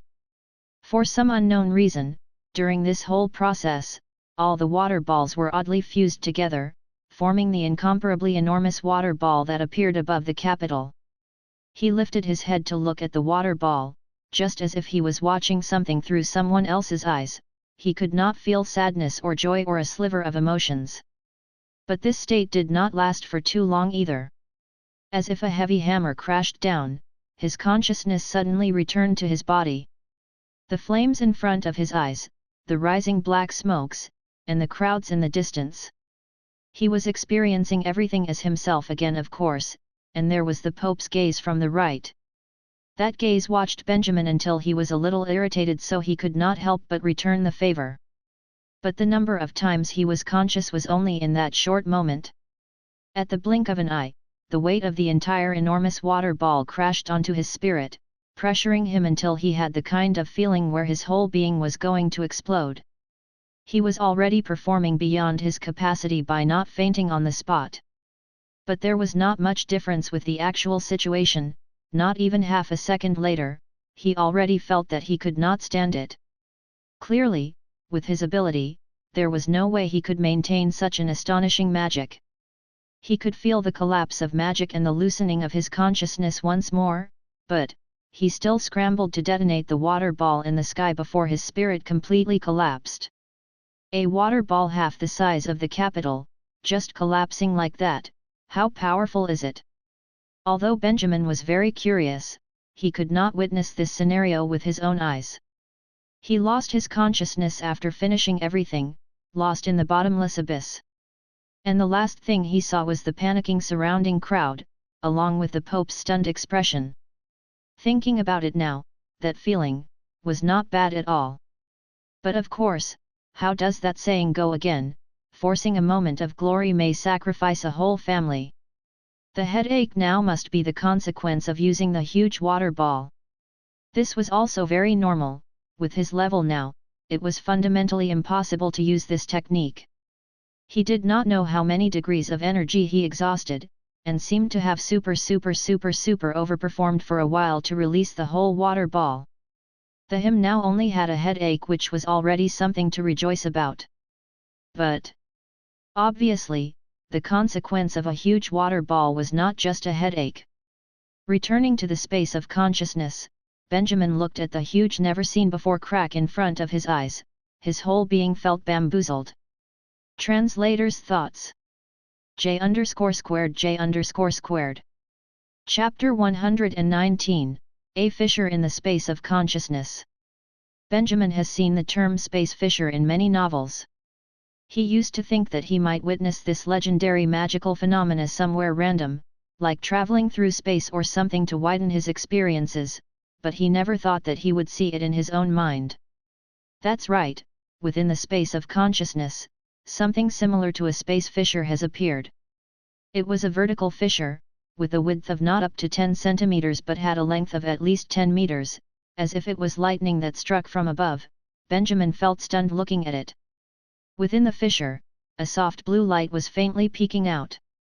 Benjamin could not help but think of the cerulean space. This fissure leads to the cerulean space? Rubnve.c. But judging from the way things were, Benjamin could not be glad. He did wish that he could go to the cerulean space a few more times, but definitely not like this. To stay in the cerulean space, he could only do it in his spiritual form. In his conscious state, he would probably explode to pieces if he entered the space.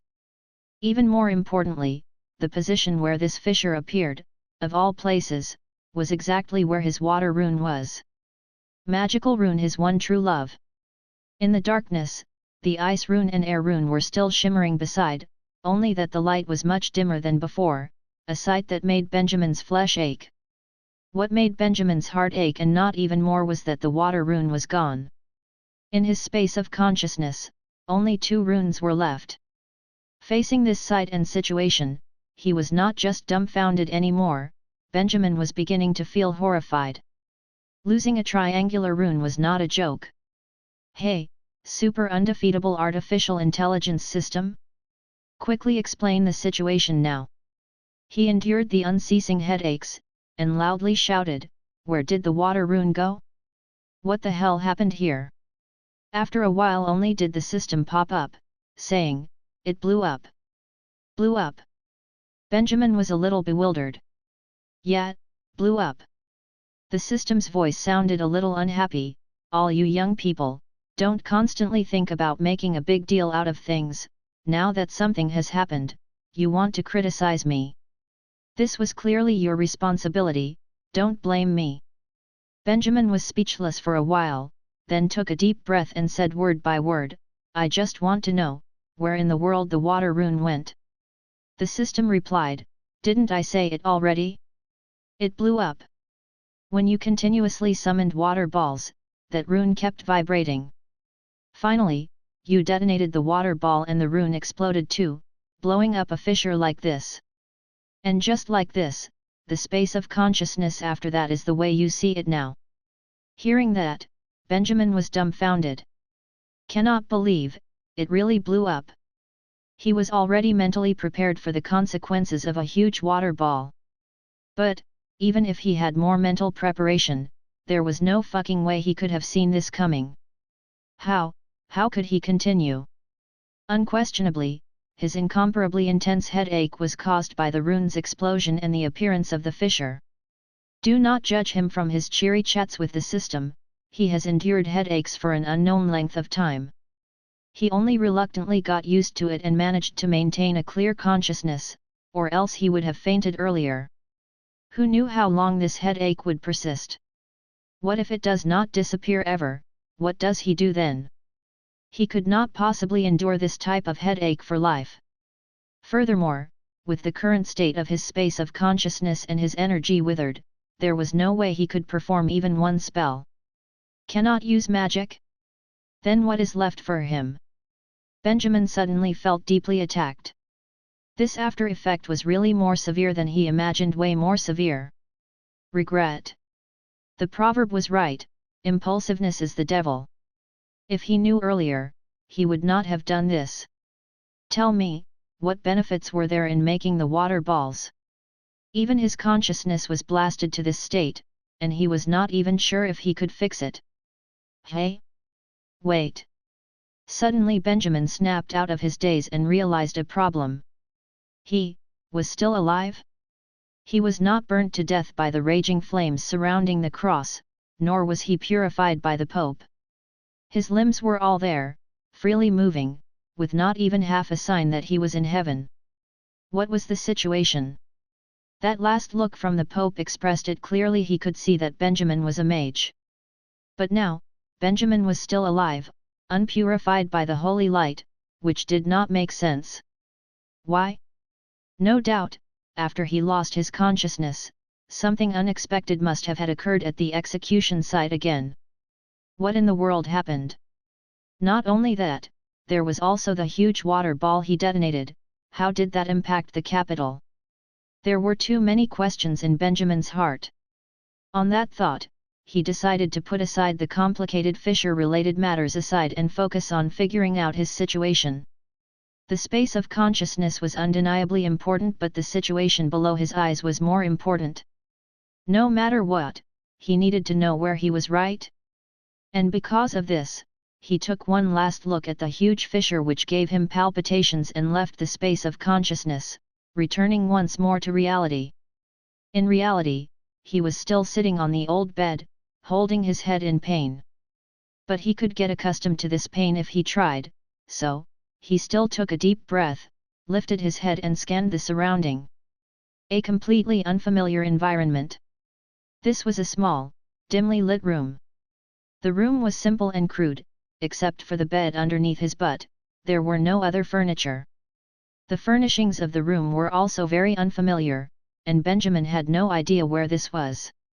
But he recognized the person leaning by the door. Michelle. This moment he recognized her. He was dumbfounded once more. Why is she here? Could it be that Michelle saved him? But, then how did she do it? What happened? After hesitating for a while, Benjamin opened his mouth to ask. But the voice which escaped his lips scared him till he jumped. It was so weak, as weak as a cancer patient in their latest stage. You're finally awake. Hearing his words, Michelle turned her head and looked at him. I thought you would hold your head, rooted there for life, or become an idiot. Benjamin did not care about Michelle's taunting words, and instead shook his head and asked, You saved me? Also, where is this? Michelle gave a cold snort, turned her head and said coldly, Who can save you from the church's cross? I don't have the ability. It's you who saved yourself. Being able to perform magic up to this standard, you have nothing to be afraid of now. Hearing that, Benjamin could not help but frown. Not her who saved him, what does this mean? She said that it was his huge water ball which saved him? Although Benjamin was also very surprised at how powerful the water ball was, he also knew clearly that a mere water ball could not have saved him. Unless he could make it explode to the point the Pope and the whole church needed to get on the ground, otherwise, after the water ball, the church would definitely not let him go. Something else must have happened. Who was it who saved him from the cross in front of half the capital's citizens?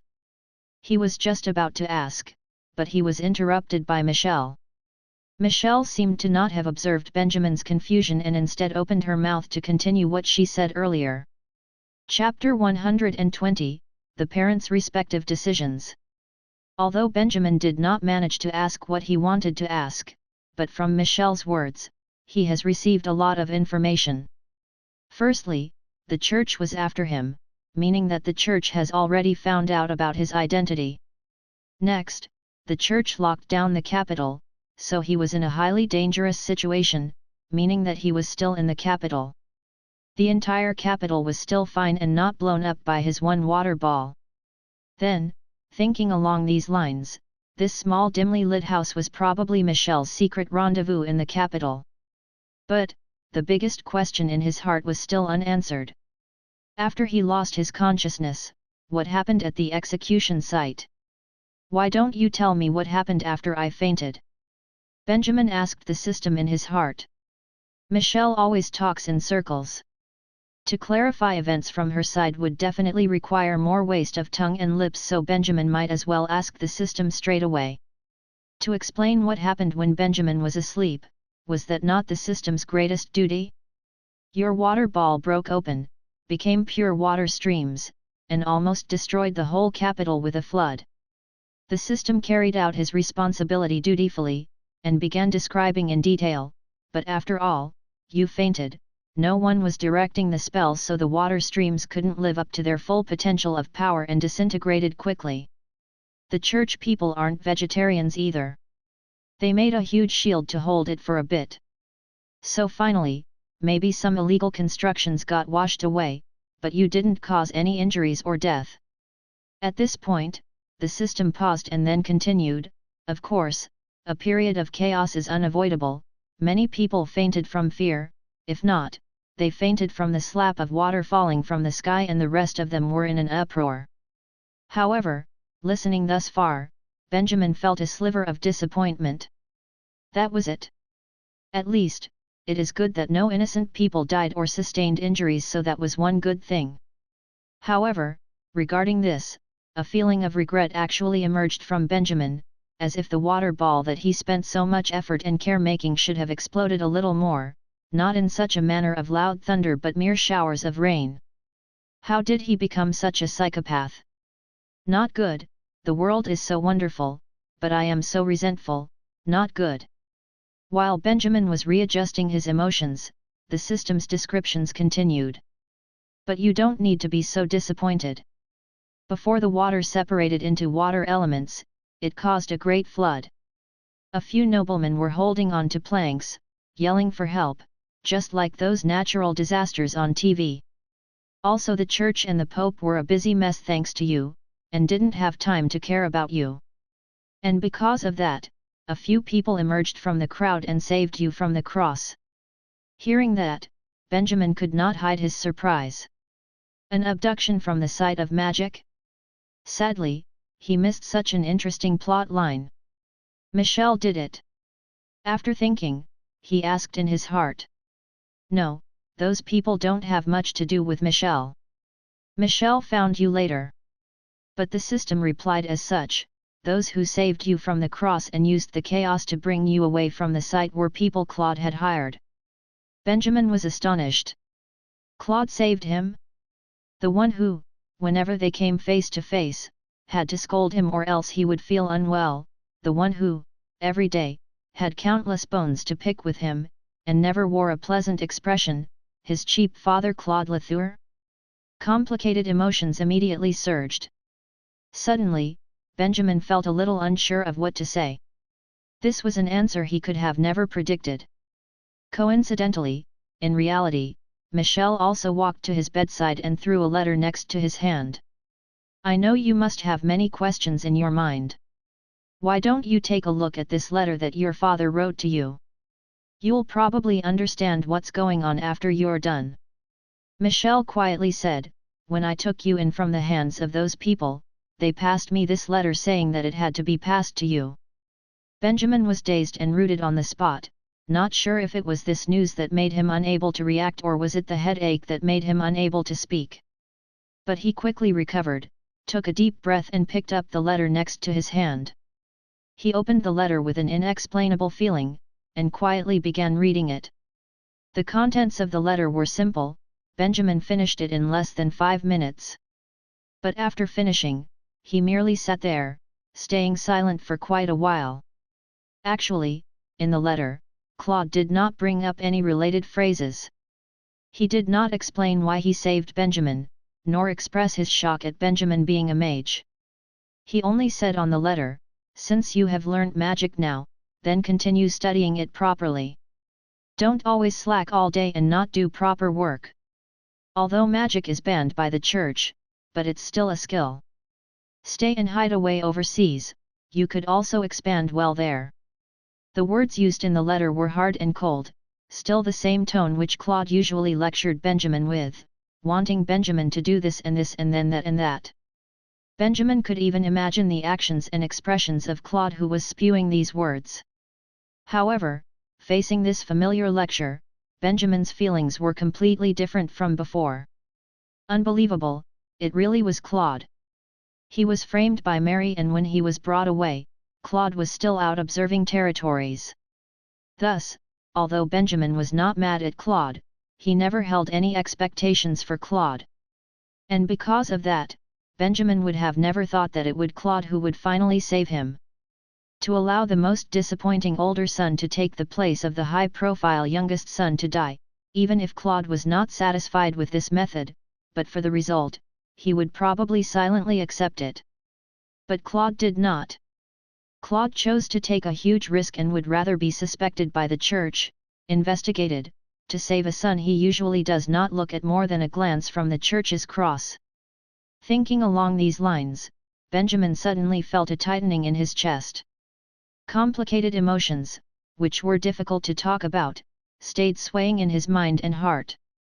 After staying silent for long, finally, he could only grip the letter paper in his hand tightly and took a deep breath, attempting to loosen and unknot the emotions in his chest.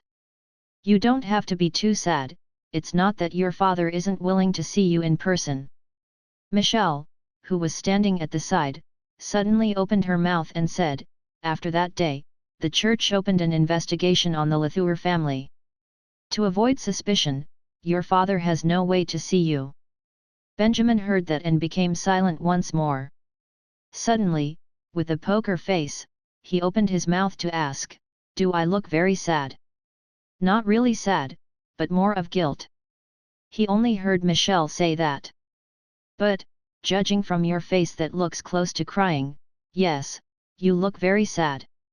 Benjamin sighed, fell back on the bed and stared blankly at the ceiling. Thank you, your words are too comforting. Fa no m.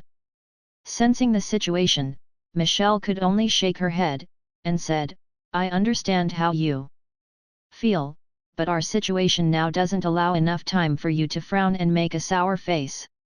As she was speaking, she walked to the door, held it, and then turned around to look at Benjamin and said, "I'm going out to scout the situation. I'll be back in an hour. I hope that by then, you would have readjusted yourself." Finishing her words, she did not care if Benjamin replied or not, and so opened the door and left. Chapter 121, Mysterious Michelle. This time, Michelle held on to her word. An hour later, she returned to the little room. And Benjamin? He did not allow himself to dwell long in his emotions. It was not that he was that mentally strong. Rather, there was this continuous throbbing headache that took him away from reminiscing in sorrow. After understanding his current predicament, he quickly returned to his space of consciousness to tackle the issue that caused this headache. Obviously, if he were to leave this tear alone, it will not heal itself. As long as the tear remained, Benjamin would have to continue to bear this pain, undermining his ability to cast spells. A mage who could not cast spells would be like one that has dissipated. He has to do something about it. He bore the pain and concentrated to try and mobilize the water particles in his space of consciousness. The water particles condensed into a huge water ball. Although the water particles in the space has lessened, they heeded Benjamin's orders and started to move. What came after was a more excruciating headache. Benjamin had to halt his actions that instant. He took a break and continued mobilizing the water particles to form against the tear. This was what he has thought of. In order to fix the tear, something has got to give to patch it up. Even Nuwa, a goddess in ancient Chinese mythology, patched holes in the sky with stone blocks. If he wished to repair his space of consciousness, he had to find his 5 colored stone blocks. Luckily, his space of consciousness was not made of complicated elements. Apart from his spiritual energy, it was the water particles. His spiritual energy took a hit, so he would not be able to use his spiritual energy to heal his spiritual energy. If that was the case, he could take his bet on the water particles. Under Benjamin's directions, the water particles closed in on the tear and attached onto it. He felt a wave of refreshing breath going through his head. When Benjamin came to, he realized that his headache had lessened a little. Although the response and change was minimal and unidentifiable with the naked eye towards such a huge rupture, it did seem inclined to healing. Benjamin finally felt a slight relief. Thank goodness it was not complicated to fix his space of consciousness, or he really did not know what else he could do. The water particles in the space of consciousness was really a cure-all. It could strengthen magical runes, cast spells and even repair cuts. Benjamin suddenly felt a little regretful that he did not have an extra water particle crystal to hurl at the tear and speed up the recovery process. Of course, that would be wishful thinking. He was rescued from the cross. He had nothing on him. Disregarding the water particle crystal, the magical instruments and light particle crystal should be hidden somewhere in the Lathure's manor. If the church were to investigate, they might come across them. That being said, even if the church was unable to uncover them, he would not stand a chance in retrieving them. Such a waste. Re-NVL.C. He felt all his efforts were in vain. These few months of accumulated wealth, ruined in just one moment. He thought that he would at least had something to lie back on, but now he has nothing. Well, at least he was alive. He understood that all these items were of extrinsic value. As long as he was still alive, repaired his space of consciousness and recovered his strength, he would have access to better opportunities. Having thought of that, he did not feel very discouraged with his situation. He was ready to put this behind him and begin his journey of rehabilitation of his space of consciousness. The amount of water particles required to reconstruct the tear was not going to be little. Michelle has just returned from gathering intelligence when Benjamin was still within his space of consciousness, mending the awful tear. "Sir Lathure, have you not cried enough? Please wipe your tears so we can get down to business." Michelle's unfriendly tone interrupted Benjamin in his road of recovery and forced him back into reality. Benjamin was not the least bit offended when he opened his eyes and got up from bed. The arduous repair did lessen his headache and Benjamin appeared more vitalized. He took a glance at Michelle and his usual nosiness returned. He was suddenly perplexed. That was not right. Why was Michelle here? Weren't you preoccupied on finding some mage's hidden treasure? Why are you back in the city? Oh, and did you manage to open the treasury? Were there any traps? Benjamin was hammering her with questions. Truth be told, the very fact that Michelle was in the capital was an extremely odd thing. Michelle paused for a moment before replying, there weren't any traps in the treasury, I managed to obtain the treasure map and the hidden treasure, Soul's Fire. On the day I was returning to the capital, I bumped into your water ball. Next thing I know, the capital was under lockdown and I couldn't get out. That's why I came searching for you so that we may team up to get out of here. She paused again and eyed Benjamin. That being said, the impact of casting the magic must have caused your inability to cast any spells currently. I don't think you'll be able to assist me. Benjamin felt that the statement was weird. Michelle was going to look for him to team up? Was this for real? It was not that Benjamin did not trust Michelle, but there were gaps in her story.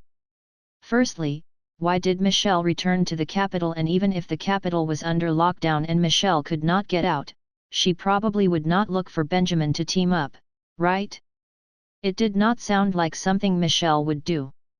So you see now that I am of no use. Why did you return?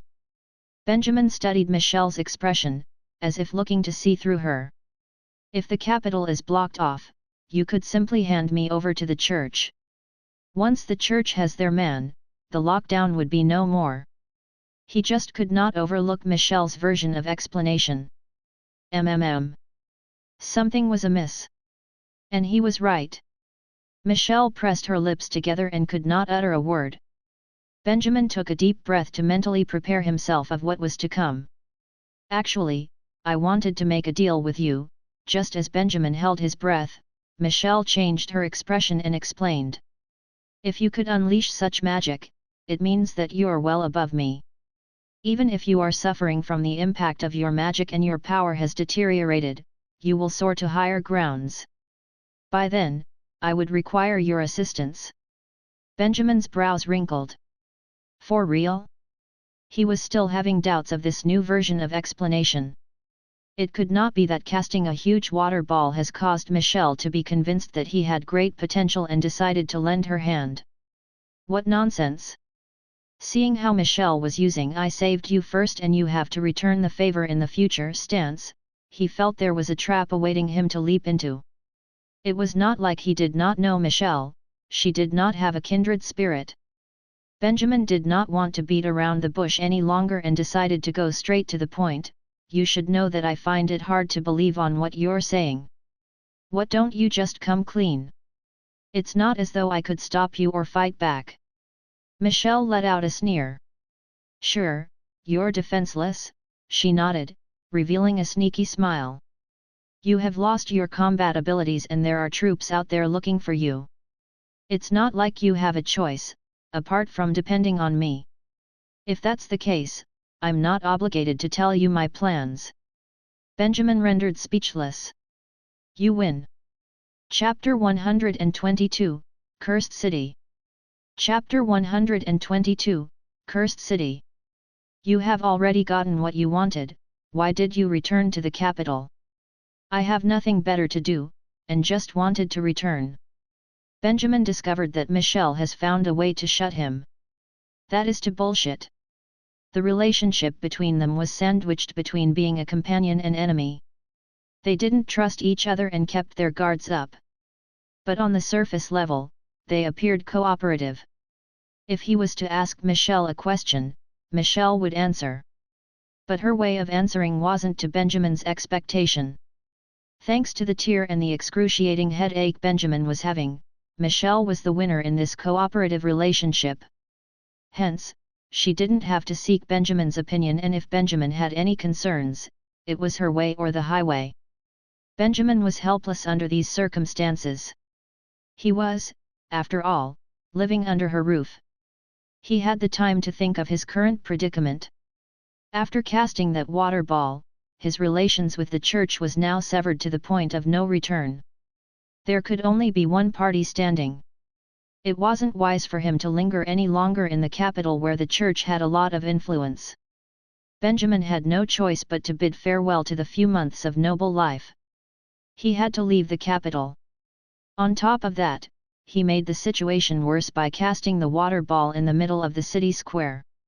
It's no wonder the church sought to closing the city gates in order to capture him. It was apparent that in his current condition, it was virtually impossible for him to depend on himself to escape. Recovery from the tear was rather slow, and by his estimations, it may take up to 1 or 2 months. During this period of time, he wouldn't be able to cast any spells or the tear may widen. A month or 2 would be enough time for the church to dig him out from the darkest corners of the capital. Therefore, his only option was to cooperate with Michelle. He was in no position to second-guess Michelle's true intention. Even if this witch had a hidden agenda, what could he do? Benjamin's current situation was between the devil and the deep blue sea. He would be burnt alive if he was caught by the church or trapped and left to die by Michelle like Annie. It was death either way. He might as well naively believe that Michelle was kind-hearted enough to rescue him. He was, after all, a broken rag doll now. He had always thought that fortune favors fools. If that was the case, he didn't mind becoming the fool and see if Lady Luck was on his side. "Where are we heading?" Benjamin inquired as both of them headed to a remote lane in the outskirts in the dark of the night.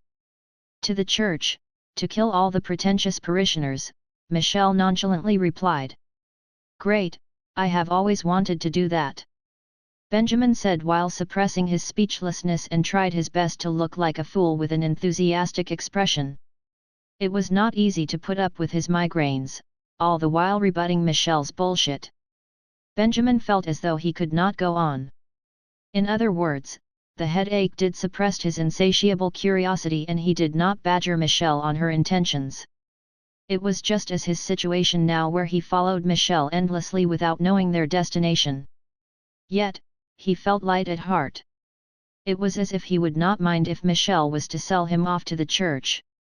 It was like, there will be an exam tomorrow and he had not revised the materials, and yet he was at ease, kind of feeling. He was better off following Michelle while returning to his space of consciousness and continued the repair works.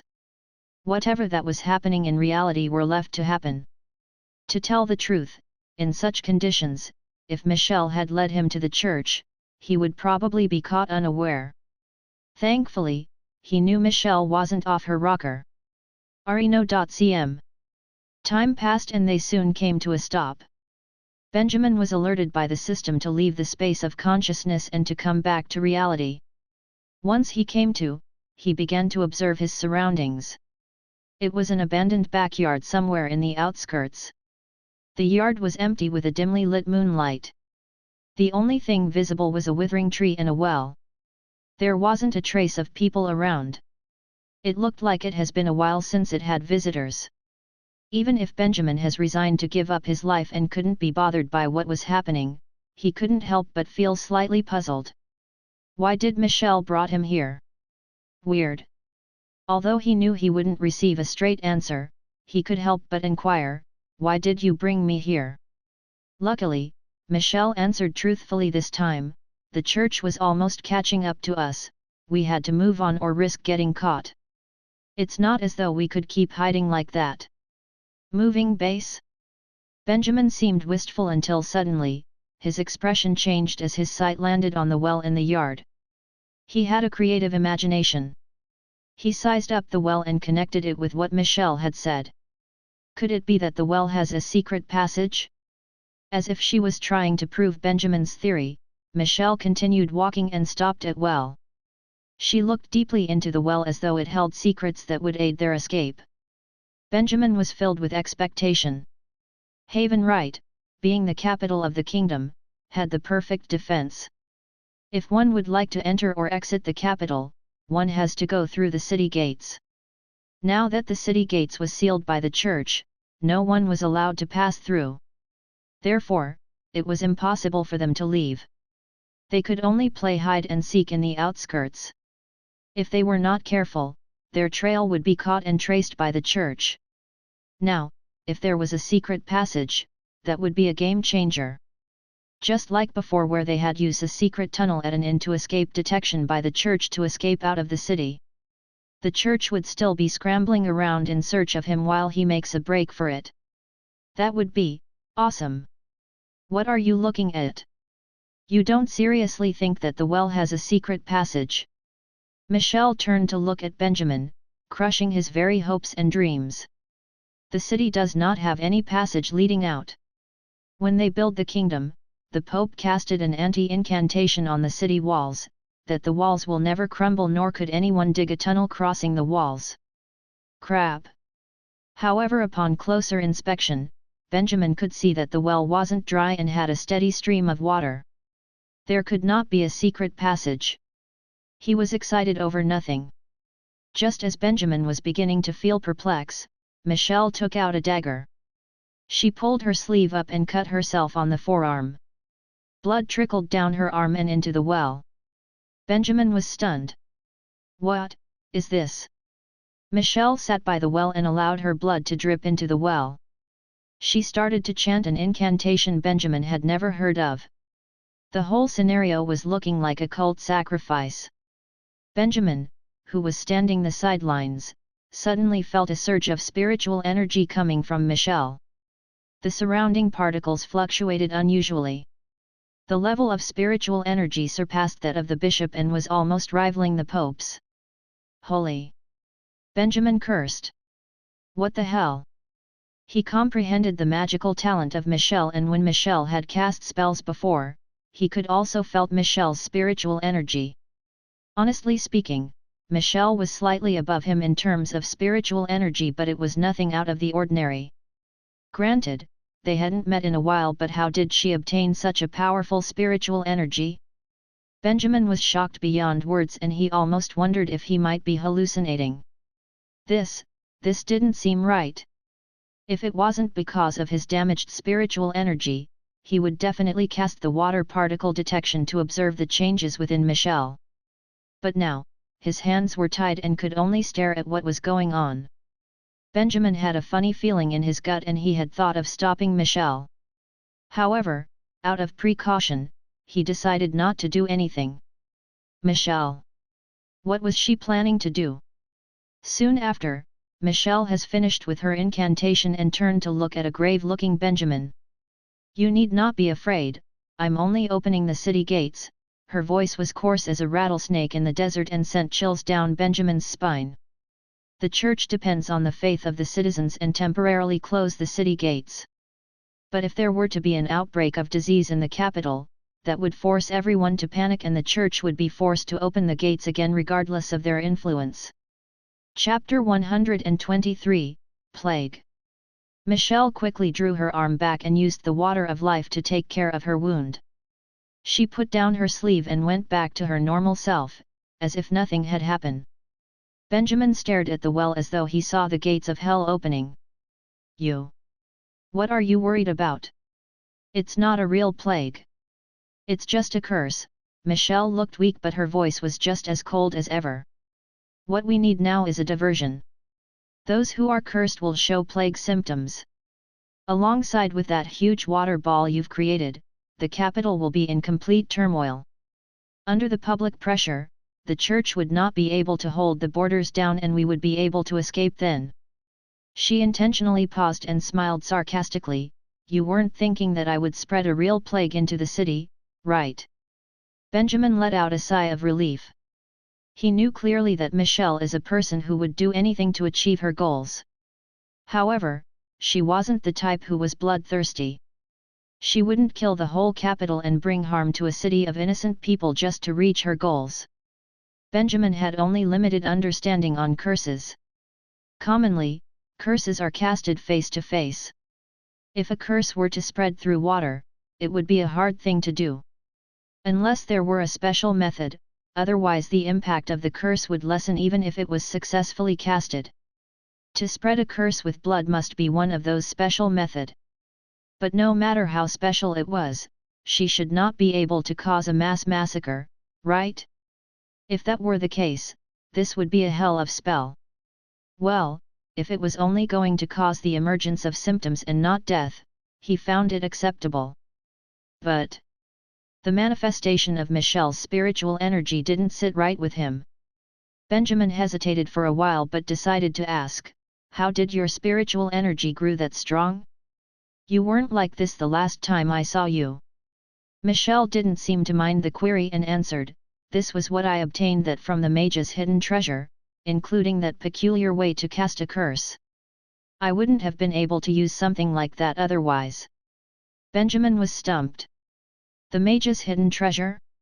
It was that thing that was left behind by the soul's fire that he and the system looked down on and didn't thought would amount to anything? Oh, fuck. Benjamin was kicking himself with regret now. How could he have handed over such a great item to Michelle? If his spiritual energy had heightened to one similar to Michelle's, the massive water ball he had unleashed would not put him in this condition. Even his water rune had exploded. Sigh. Benjamin, who was filled with regret, instantly recognized another concern. Now that you're this powerful, you wouldn't need to be afraid of the church. You could have just break through the barricades. There wasn't a need for casting such a curse, no? He queried. I have only improved on my spiritual energy and not my affinity with particles, replied Michelle. My magic has not increased that much.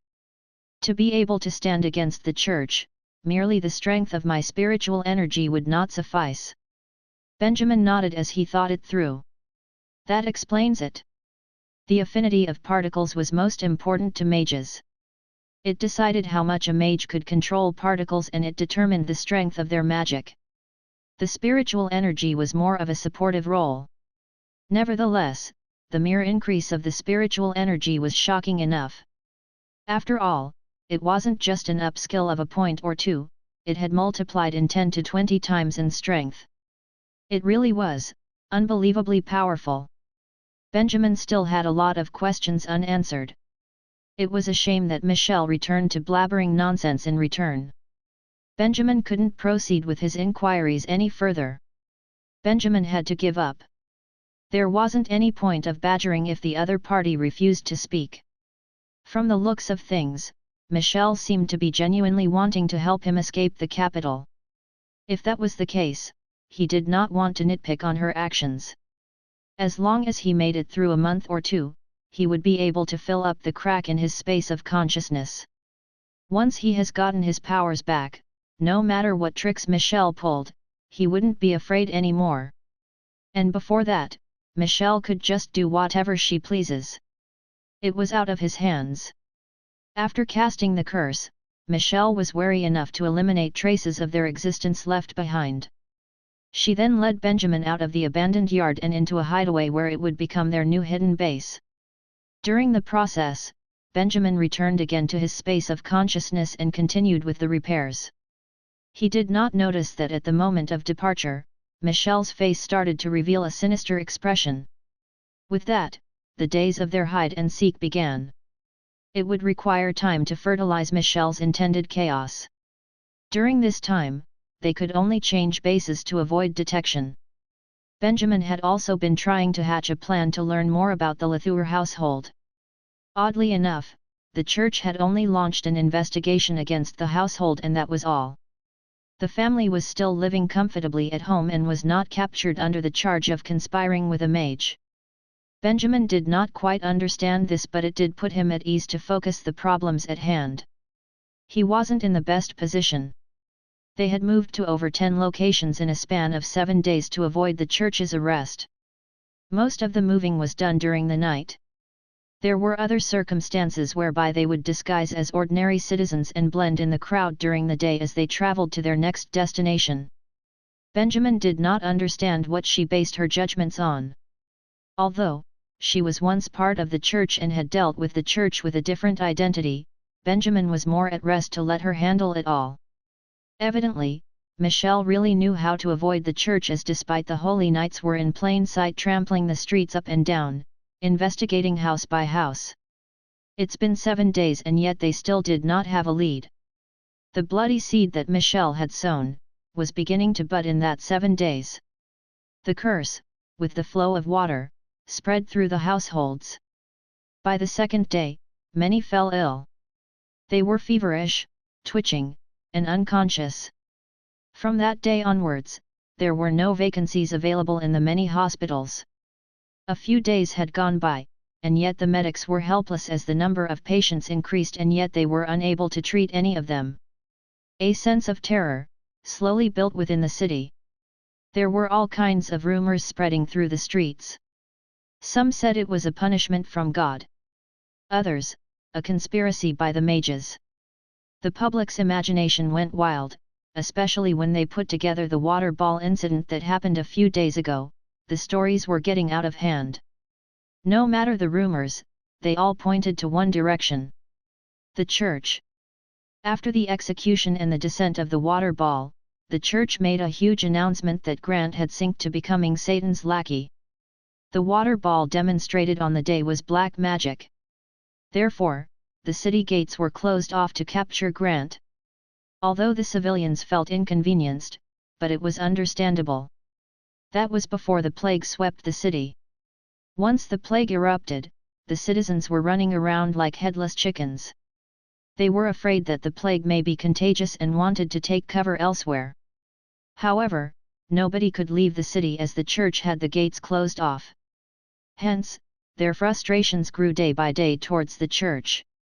The public were able to bear with it on the first 2 days. As the doctor's effort appeared futile and the number of patients increased, there were people who couldn't take it any longer. On the 5th day, the rebels started to ram through the city gates. The number wasn't impressively large and ultimately, they failed. The holy knights that were guarding the gates killed them all and the restlessness that lied in the city temporarily stopped.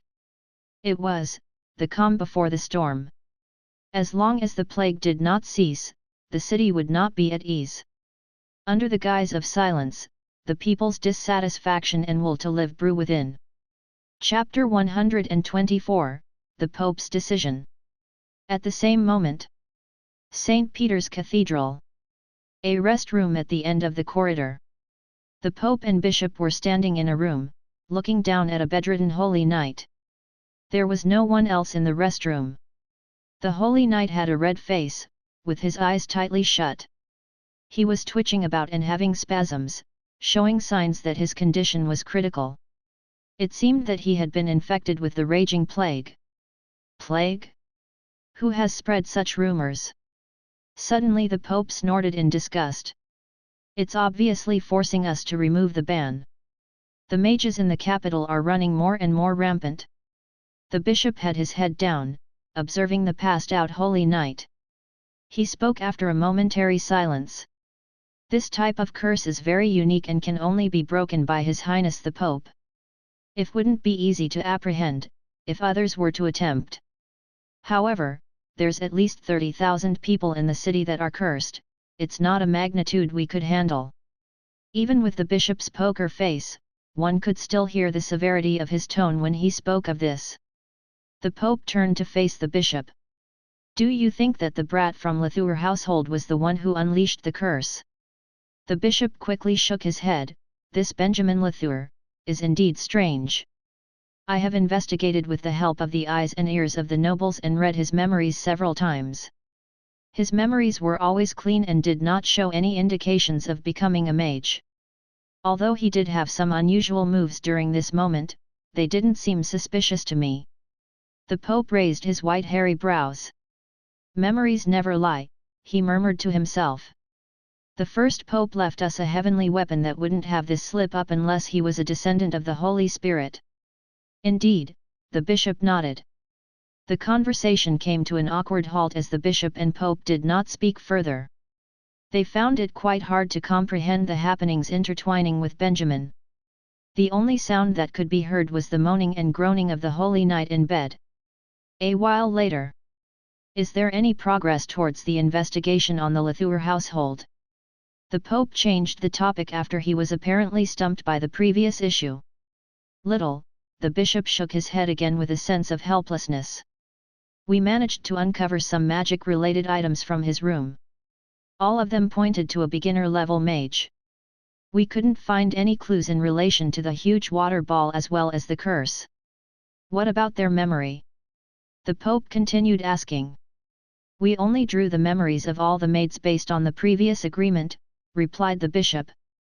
Although nothing much came out of it, there were traces that his personality underwent change after his kidnap. The Pope snickered as if he heard something funny yet atrocious. It was not directed at the account of Benjamin's personality change but rather the agreement that the church would not draw the memories of the nobles that he expressed his dissatisfaction. Agreement. His voice turned deep and dismal with a hint of anger. Why should we treat the Latour household as part of the nobles after all that happened? Their offense of hiding a mage is enough to expel them from aristocracy. Not to mention. Your Highness the Pope. The bishop interrupted him. Don't forget about Grant. The Pope's anger deflated like a balloon and diminished into thin air. He sighed as he shook his head, no longer continuing his sentences. He narrowed his eyes to a painting in the room. That ever-holy and heavenly figure that was portrayed by early people. Grant. He dragged his tone with a complicated expression. The bishop too, stared at the painting and said, God willing.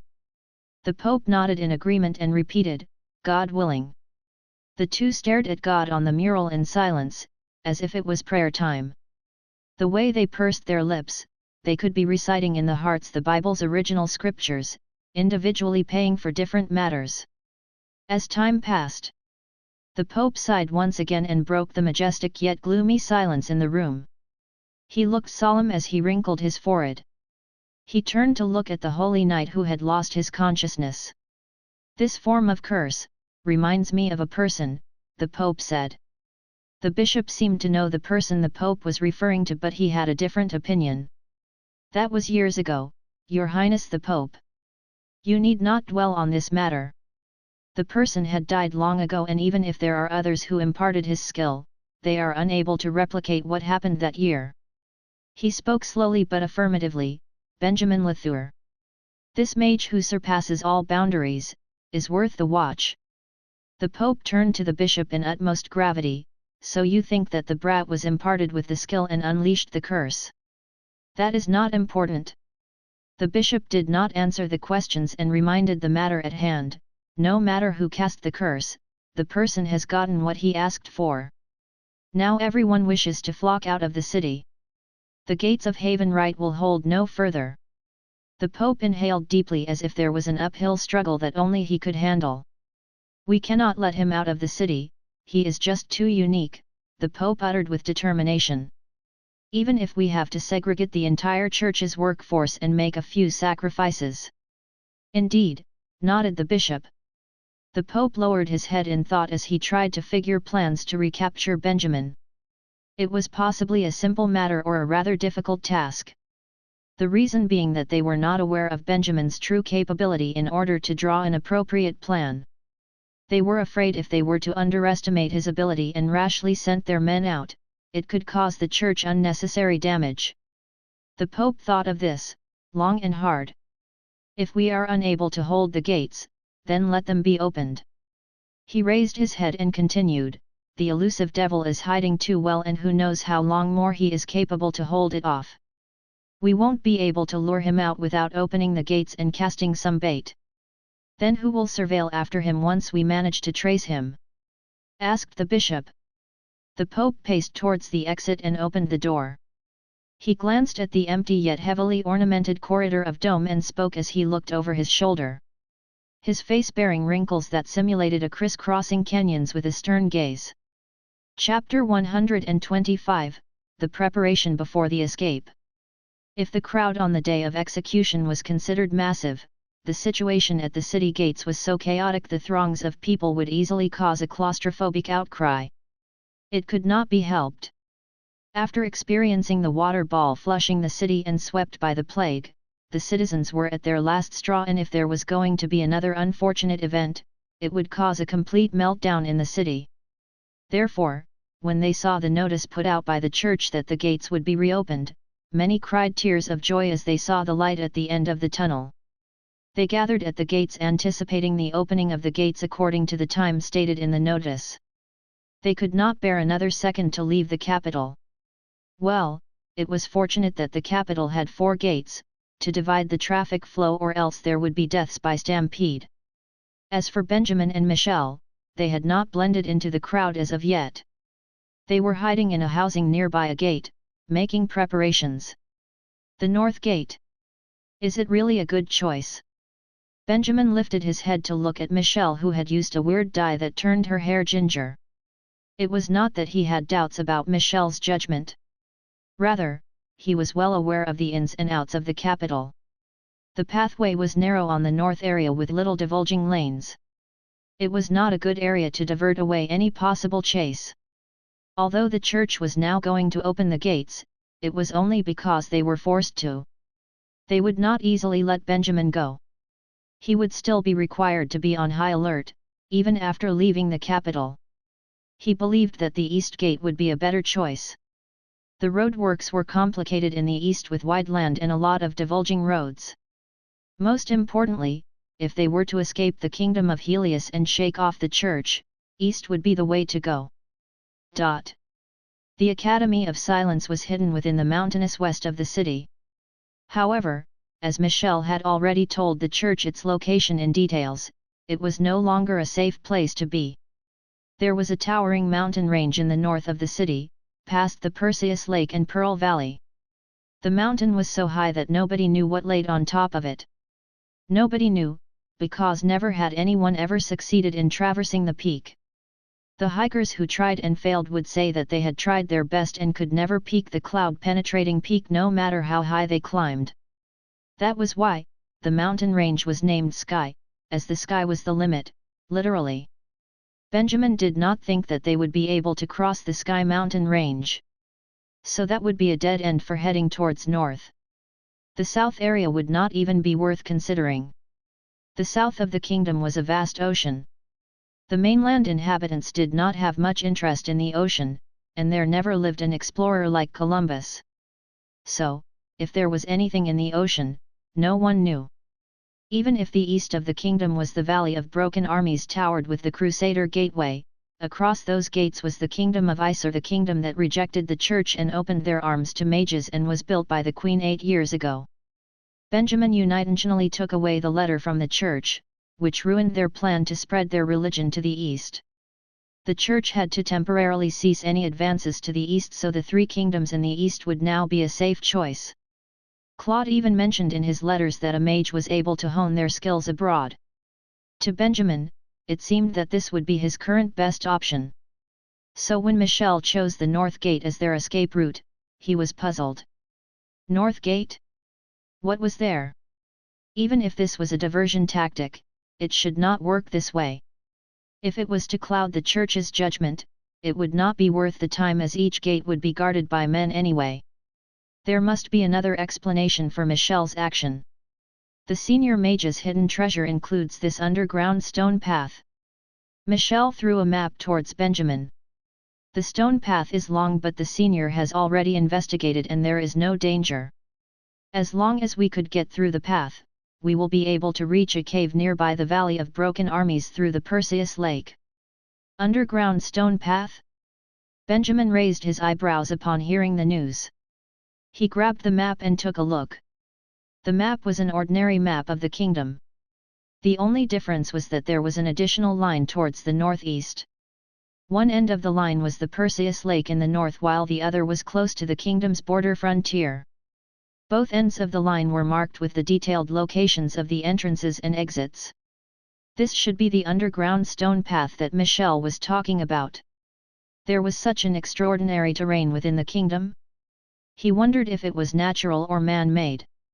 Benjamin was not skeptical on exiting through the north gates after learning of this.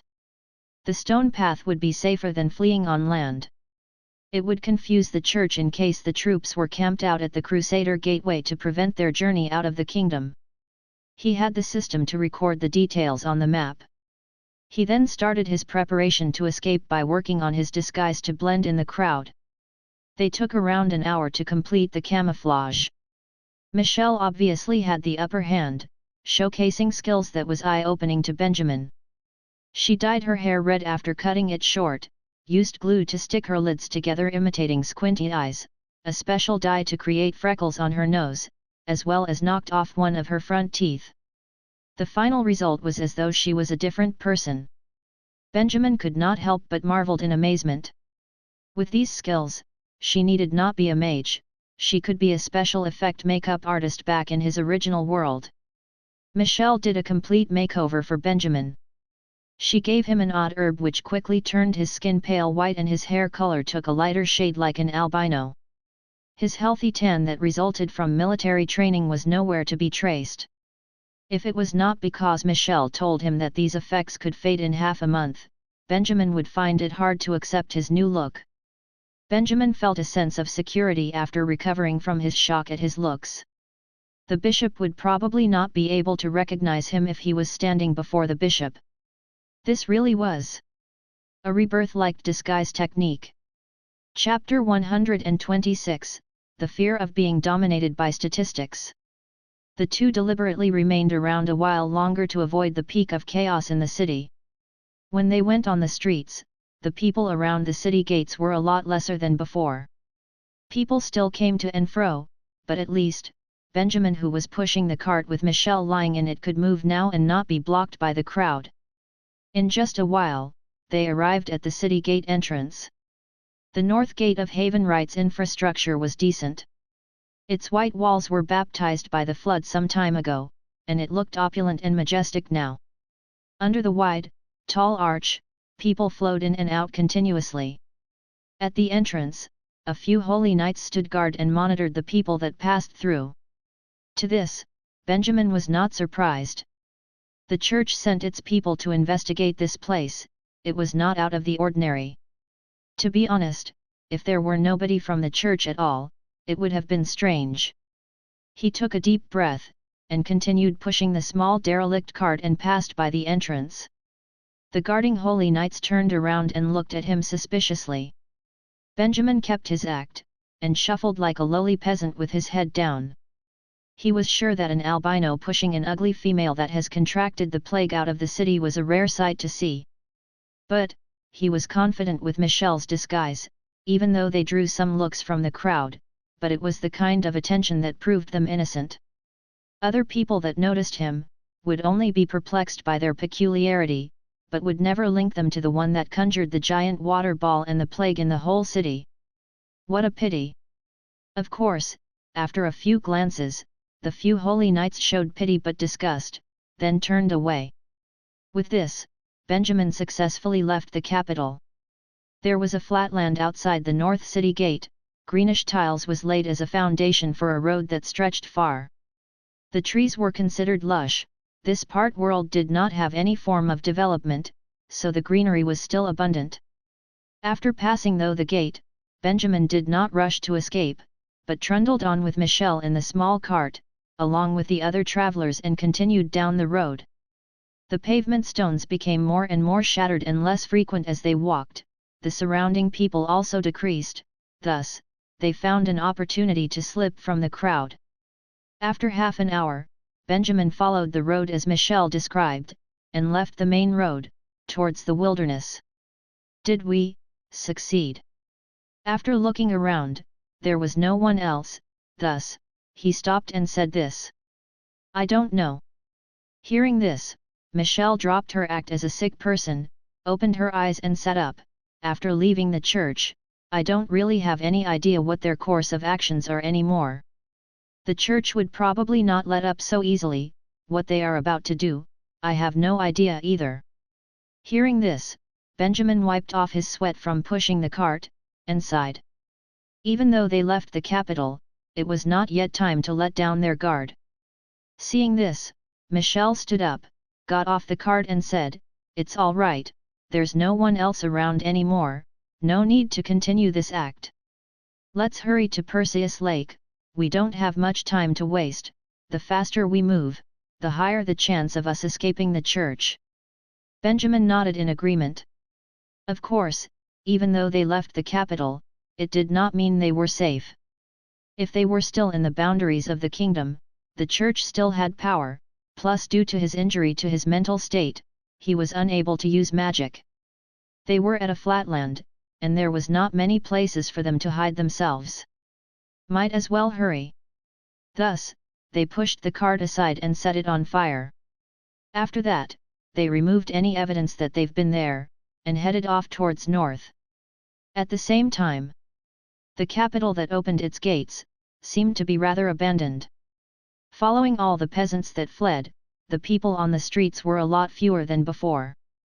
In the inner city, in the depths of St. Peter's Cathedral, in a confessionary, two hands were clasped together.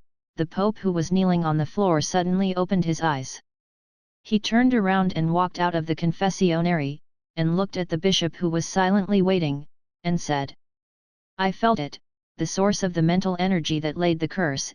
It left the capital half an hour ago. It was around 10:18 to 10:21. The feeling was weak. I can't be sure of its direction or its position." Hearing this, the bishop nodded. He did not say anything, but only opened a small book in his hands, then flipped through the pages as if he was looking for something. After half a minute or so, he closed the book and raised his head. The Holy Knights submitted the data they gathered half an hour ago. In total, in the 3 minutes when Your Holiness was sensing, 251 people left the city. The east had 73 people, the south had 55 people, the west had 68 people, and the north had 65 people. Even though they did not describe their appearances, they all had some sort of distinguishing feature labeled together with them. It shouldn't be likely that we would end up catching the wrong people. After saying this, he stopped, and continued, "I will send men immediately along the main roads to round up all 251 people that left." The Pope made a satisfied face in response to hearing this. "Confirm the total, make sure that none of them escape." His hands clasped behind him, he narrowed his eyes, a faint sense of killing intent emanated from them. Whichever gate that has the least people, that would be the direction that lad escaped to. The bishop nodded again, and kept the book, turned around, and left. The Pope turned around and returned into the confessionary. After giving orders for the plan of capture, in complete silence, he lowered his head, and contemplated at the corpse in the room. That holy knight that contracted the plague, that was still resting in the infirmary yesterday, was already severely dismembered into many parts, piled up on the red brick surface of the confession room. Its blood was all dried up. "Brave knight, your body was cursed, but it helped us to track the source of evil." The Pope clasped his hands together, as if he was praying for the knight. "Your glory will be remembered on this world forever, may the Lord be with you." Saying this, he threw out a pile of golden fire, which burnt the remains of the knight into nothing, not even ashes. Then, he turned around and left, and never looked back. Very quickly, the nobles that knew what was going on and remained in the capital found one after another squad of holy knights appearing on the streets of the capital. They charged out of the 4 city gates, and very strangely advanced in the 4 directions. The nobles were confused.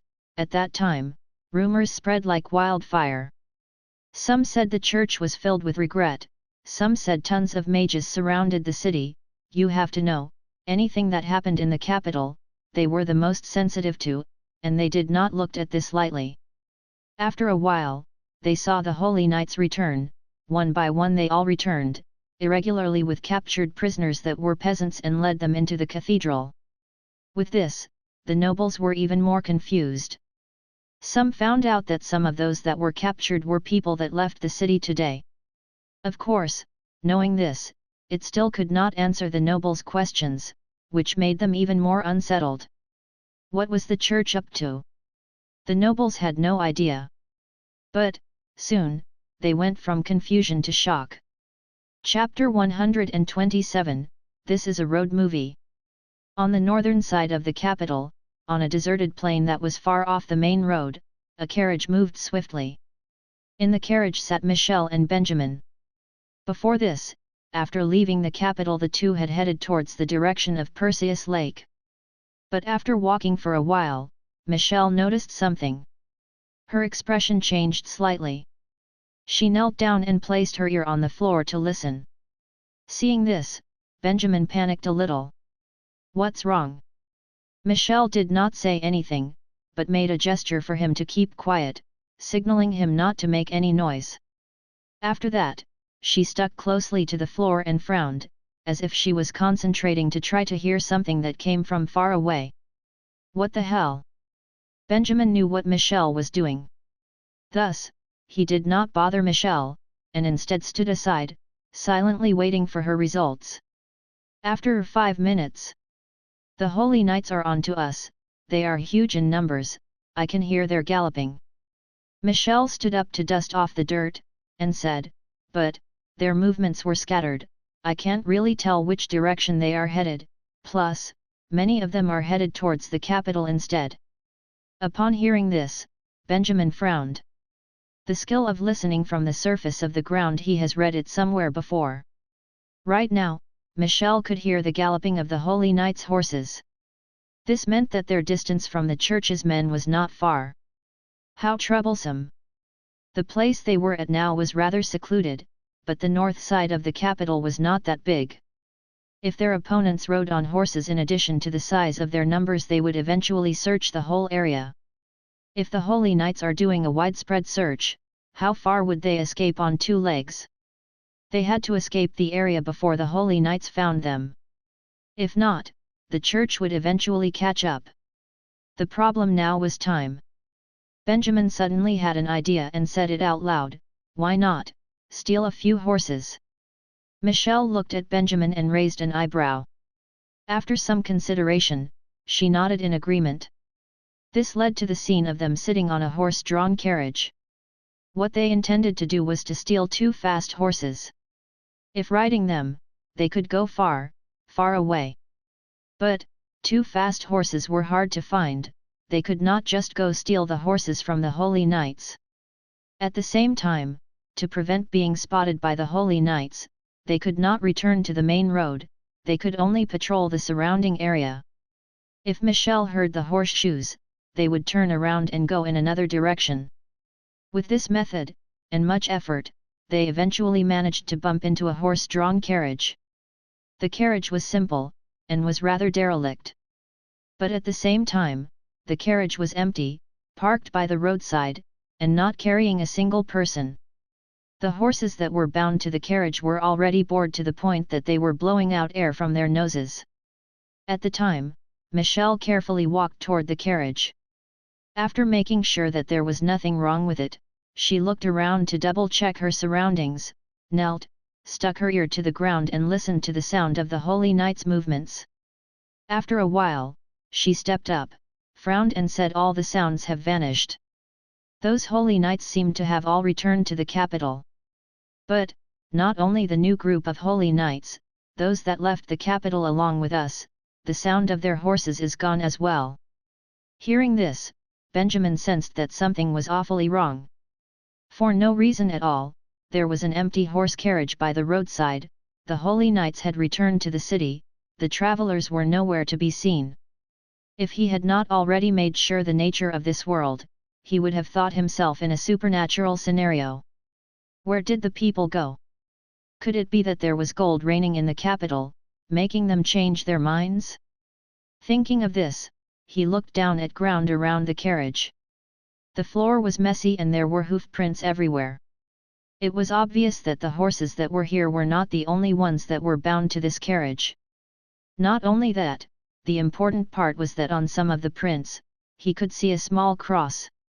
Making patterns on horseshoes was such an unnecessary act, only the church would do such a thing. But the horseshoe prints that had crosses on them all stopped around here. Looking at the direction, the people probably turned around here and returned via their original route. From the looks of it, the owner of this carriage was brought back by the Holy Knights. After some thought, Benjamin came up with this conclusion. Michelle nodded.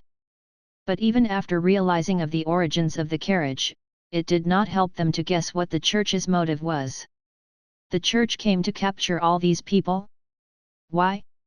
If they did not want anyone to leave, why would they open the gates to let them out? So strange. Plus, he was the one the church wanted.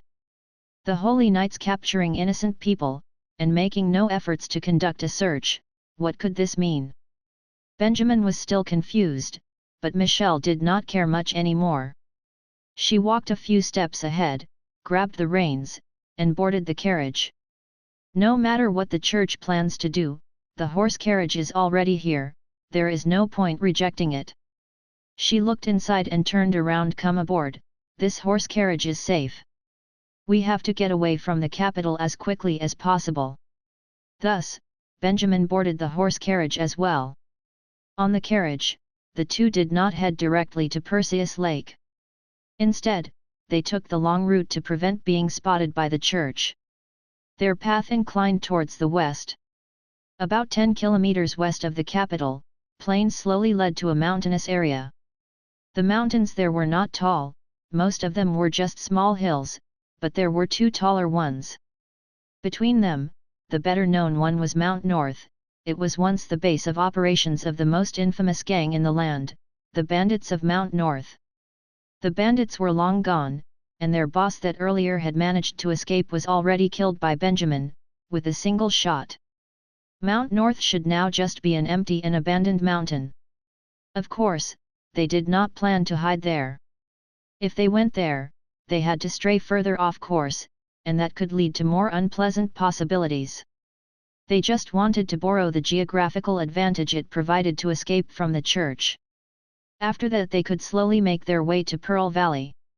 Using the underground pass, reaching the Valley of Broken Armies, then escaping the Kingdom of Helius was their real motive. Time passed slowly, and the capital was left further and further behind.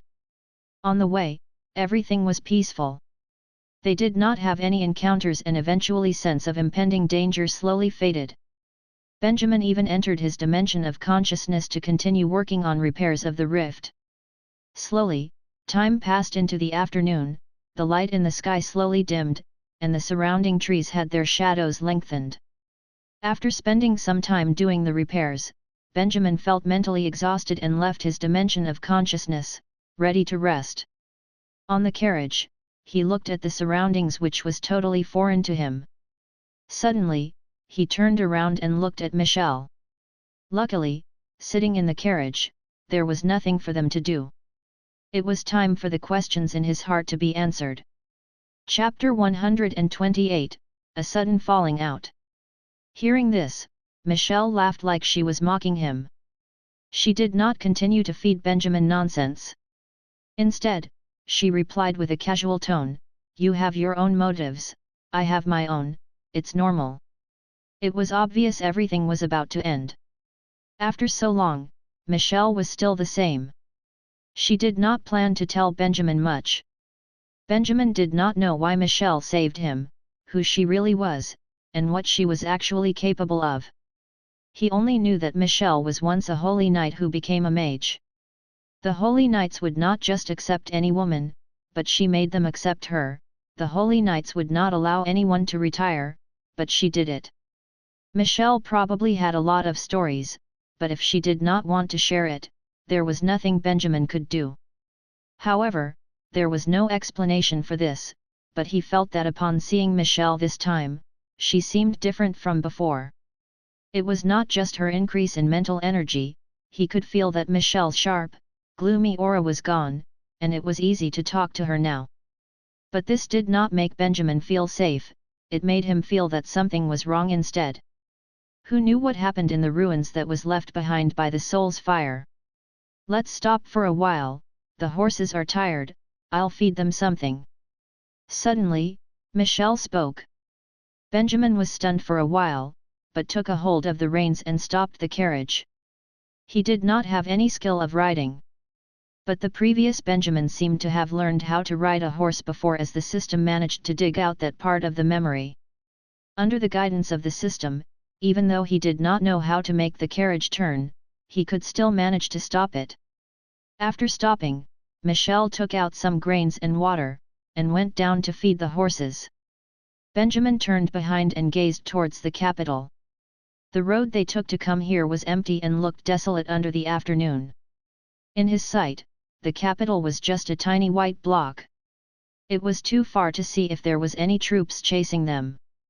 Right now, Michelle's plan to spread the plague and escape the capital was still successful. Other than the holy knights who were behaving strangely, everything was going according to plan. Blending into the crowd, leaving the capital, stealing a horse carriage, and go as far away as possible. No accidents have occurred. This made Benjamin feel calm, but he still had tiny pangs of anxiety. Could the church have given up pursuing them? If it was really like this, he would no longer need to feel anxious. What he was afraid of was that the church had more tricks up their sleeves, and all of this was just a period of calm before the storm. Was it really like this? He never thought that his ability to jinx something would be activated right there. After Michelle fed the horses, she leaned onto the floor again to listen for sounds of galloping horses. The moment she put her ears on the floor, her calm demeanor vanished. She seemed to have discovered something strange. After 10 seconds, she immediately stood up, jumped back onto the carriage and lifted to whip to start the carriage. The horses that were still eating had no choice but to start moving, dragging the carriage along. Benjamin hurriedly grabbed the handle to prevent himself from losing balance from the sudden burst of speed. The change happened really unexpectedly. The wheels on the carriage started turning rapidly and colliding with the uneven surface of the ground, creating a loud noise and kicking up all of the dust. "What's wrong?" Benjamin regained his consciousness and shouted. They caught up. Michelle did not look at him, but continued the whipping and maintained her eyes on the road. Even though they aren't near, but that sound was the sound of the horses of cleaners, and not just a squad. That kind of sound, I would never be mistaken. Damn! Benjamin drew breath. Cleaners. How long has he not heard this word? Even if he and Michelle had worked together to wipe out a squad of them before, even though Michelle's mental energy has vastly expanded, and her power has increased, but up until now, the cleaners were not just simple opponents, and the damage to his mental state was a problem as well. Plus, Michelle said that there was not just one squad. 2 squads, minus the element of surprise from the terrain. Once they get caught, they would most likely have no chance of survival. Thinking of this, Benjamin opened his mouth and shouted again, "How far are they away from us?" "A few kilometers." Michelle looked extremely serious like never before. "Based on the sound of the horse movement, their direction is correct, they are rushing towards us." Hearing this, Benjamin could feel his heart sink. This is bad. But they have been very careful all this while. How did the church manage to find traces of them? How did they know that they exited through the north gate? But what has happened has already happened, there was no point to think about it anymore. How could he have the ability to think about whether the rift expanded when he is about to lose his life? At that moment, Benjamin made a decision. He wanted to fight them head-on.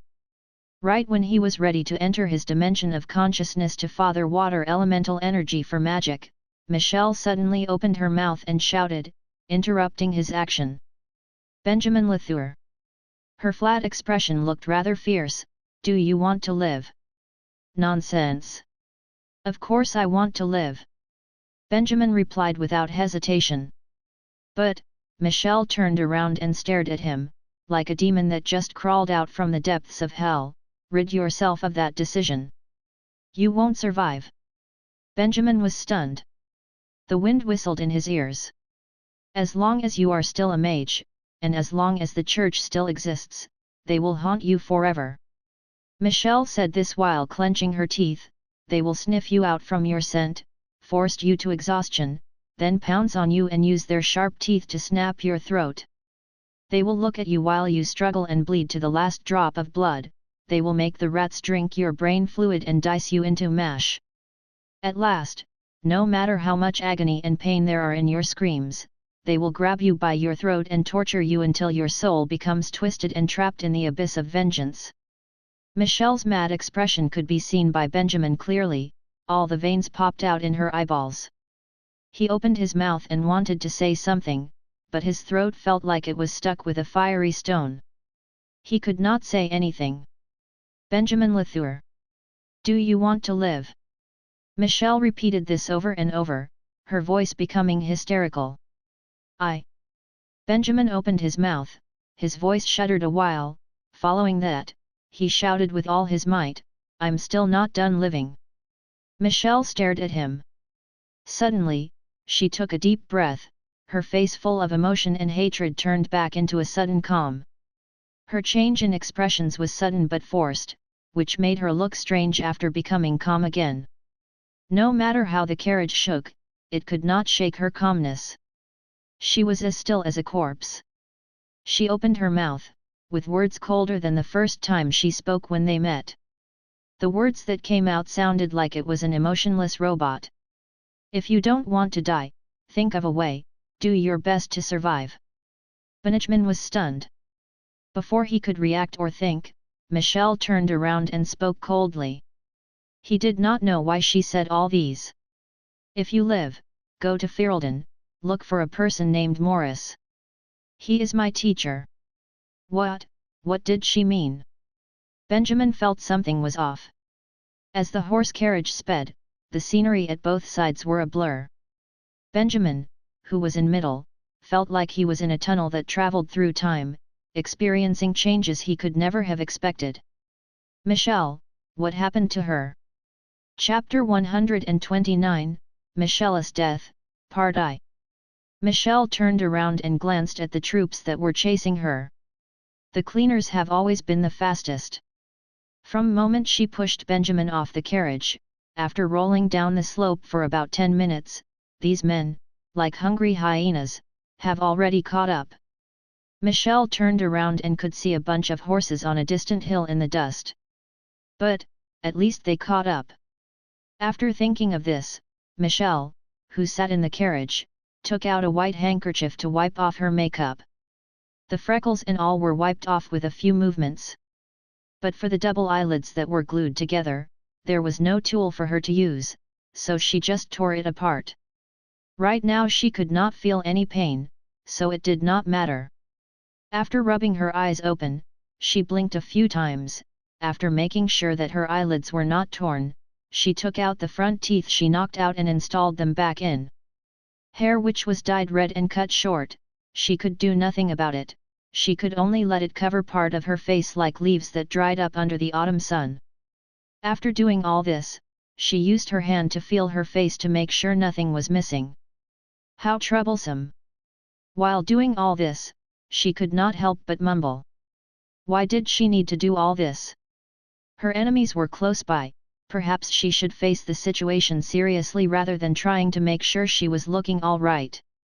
To be honest, she is not the kind who would care much about her outer appearance, but under these circumstances, she wanted to face her enemies in her original appearance. The meeting that was about to take place was something new even though she has already experienced a lot. But she was not nervous. She was already numb to everything a long time ago. Turning back, she could see the cleaners were even closer than before. Michelle could see their faces now. Thus she could see that the one leading them was not a knight, but a familiar face in red clothing. Aquiline nose, deep eye sockets, hidden with unknown joy and rage in the wrinkles. The bishop. Eubo.com. After taking a few more glances, Michelle started to feel disappointed. Were there only these men? 2 squads of cleaners and the Bishop of St. Peter's Cathedral, was that all the church could afford to send? Michelle did not know why the church did not recognize the power that Benjamin Latour demonstrated on the day of his execution. They will pay for their underestimation of Benjamin. She could not help but think of this. But, it was not the time for her to feel relaxed. After making sure of the distance between herself and the cleaners, Michelle thought for a while. Suddenly, she grabbed her left wrist with her right hand. With a pull, she ripped off her left arm. She looked at her left arm nonchalantly. Then, she turned around and threw her left arm with great strength at the troops that were chasing her. Under the afternoon sun, the shape of the left arm became blurry, then it exploded and turned into a pool of eerie blood. Under the influence of a great amount of dark mental energy, the blood that was spilled condensed mid-air, came close to the cleaners' heads, and slowly turned into a brown and pungent rain. The cleaners saw this and quickly stopped in their tracks. The bishop saw the incoming blood rain and said an incantation. A golden screen appeared and sheltered all of their heads. The blood rain hit the screen, made sounds of popping like beans being fried, and made the holy lights on the screen go on and off. But finally, the whole duration of the blood rain was walled off. Seeing this, Michelle nodded satisfyingly. She turned around, used her only hand left to whip the horses, and continued to drive along the mountainous road. The left arm served to help her buy time. It should be enough to keep the distance between them for a while longer. If she could, she did not want to use so much effort, but the slope that Benjamin rolled down just now was still quite close to her.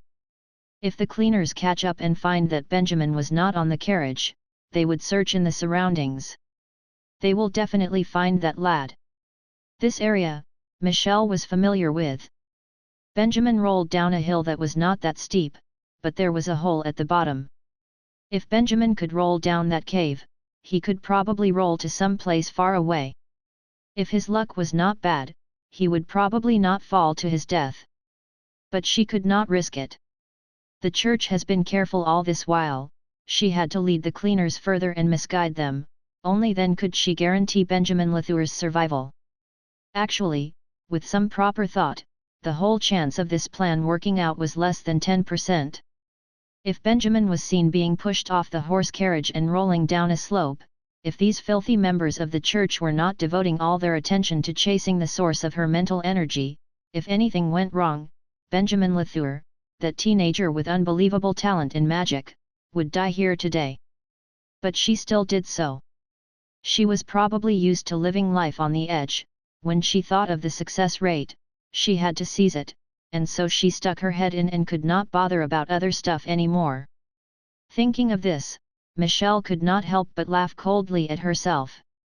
This was probably why she ended up having to walk this path here and now. A few months ago, when she mistook Benjamin for Grant Lathure and kidnapped him, she would have never even thought of all the things she has experienced in these few months, and that she would end up doing all she could just to save that lad. Did she do so willingly? Of course not. Was it worth it? It was well worth it, and it was equivalent to hitting the jackpot. When she was in the ruins of the Soul's Fire, she saw herself lying lifeless in a puddle of blood. She already thought things through. If it was anything that could make the church uncomfortable, or even have the slightest chance of obliterating the church, she was willing to give it all and become that first straw on the camel's back. This was her obsession, and a curse she had to bear. Even though the ending was unfortunate, she never felt the slightest regret. She never regretted in becoming a mage to stand against the church. This was something she had to do. Even though she hated words like fate, and she thinks that all these are just depressing stuff the church would normally say, she could never deny that this was her destiny. She had to accept it. She did not regret in chasing after the ruins of the Soul's Fire. She never thought that this mage before her had such a strange personality, and set up thousands and hundreds of strange challenges. She was not prepared and barely made it through 2 of them, but ended up dying on the 3rd one. But if she did not pass all those trails and gain recognition, her normal level of talent as a mage would make it almost impossible for her to overthrow the church. Who could she blame? She did not believe in that divine talk given by the church, thus, she could not blame all of this on God's will. If she wanted to blame someone, she could only blame herself for not being talented enough, smart enough, and strong enough. Because of this, after becoming a mage, she could only helplessly see herself walk down this road, and helplessly watch herself fall. Natural talent. What a thing a person could want but never have. People who do not have it pursue it endlessly, but those with it do not know how to cherish it. Just like Benjamin Lathure, he never knew that whatever has happened to him was incredibly precious. She hated that boy. From the moment that nobleman kid conjured that water ball, every time, Michelle felt like all she knew about magic was just basic knowledge. Just by hearing Annie say an incantation, he learned the water ball spell. Just in the short time of a few months, he could already conjure a water ball that was half the size of the capital. This kind of growth could not just be described using the word monster. She hated him so much. She hated the fact that why did she not have this kind of natural talent? If it was only half of the talent he had, it was enough to make her reach a higher level of magical skills. Maybe it was enough to annihilate the church already. Sadly, after throwing away the halo the church gave her for unknown reasons, she became just a normal mage. Ordinary to the point that even if she did all she could ever hope to do, she would only become a stepping stone for those geniuses. Which was exactly what she was doing right now. How could she not hate Benjamin Latour? She started to regret, why did she shove him off with her arms instead of kicking him? Hopefully that kid will cause more trouble for the church.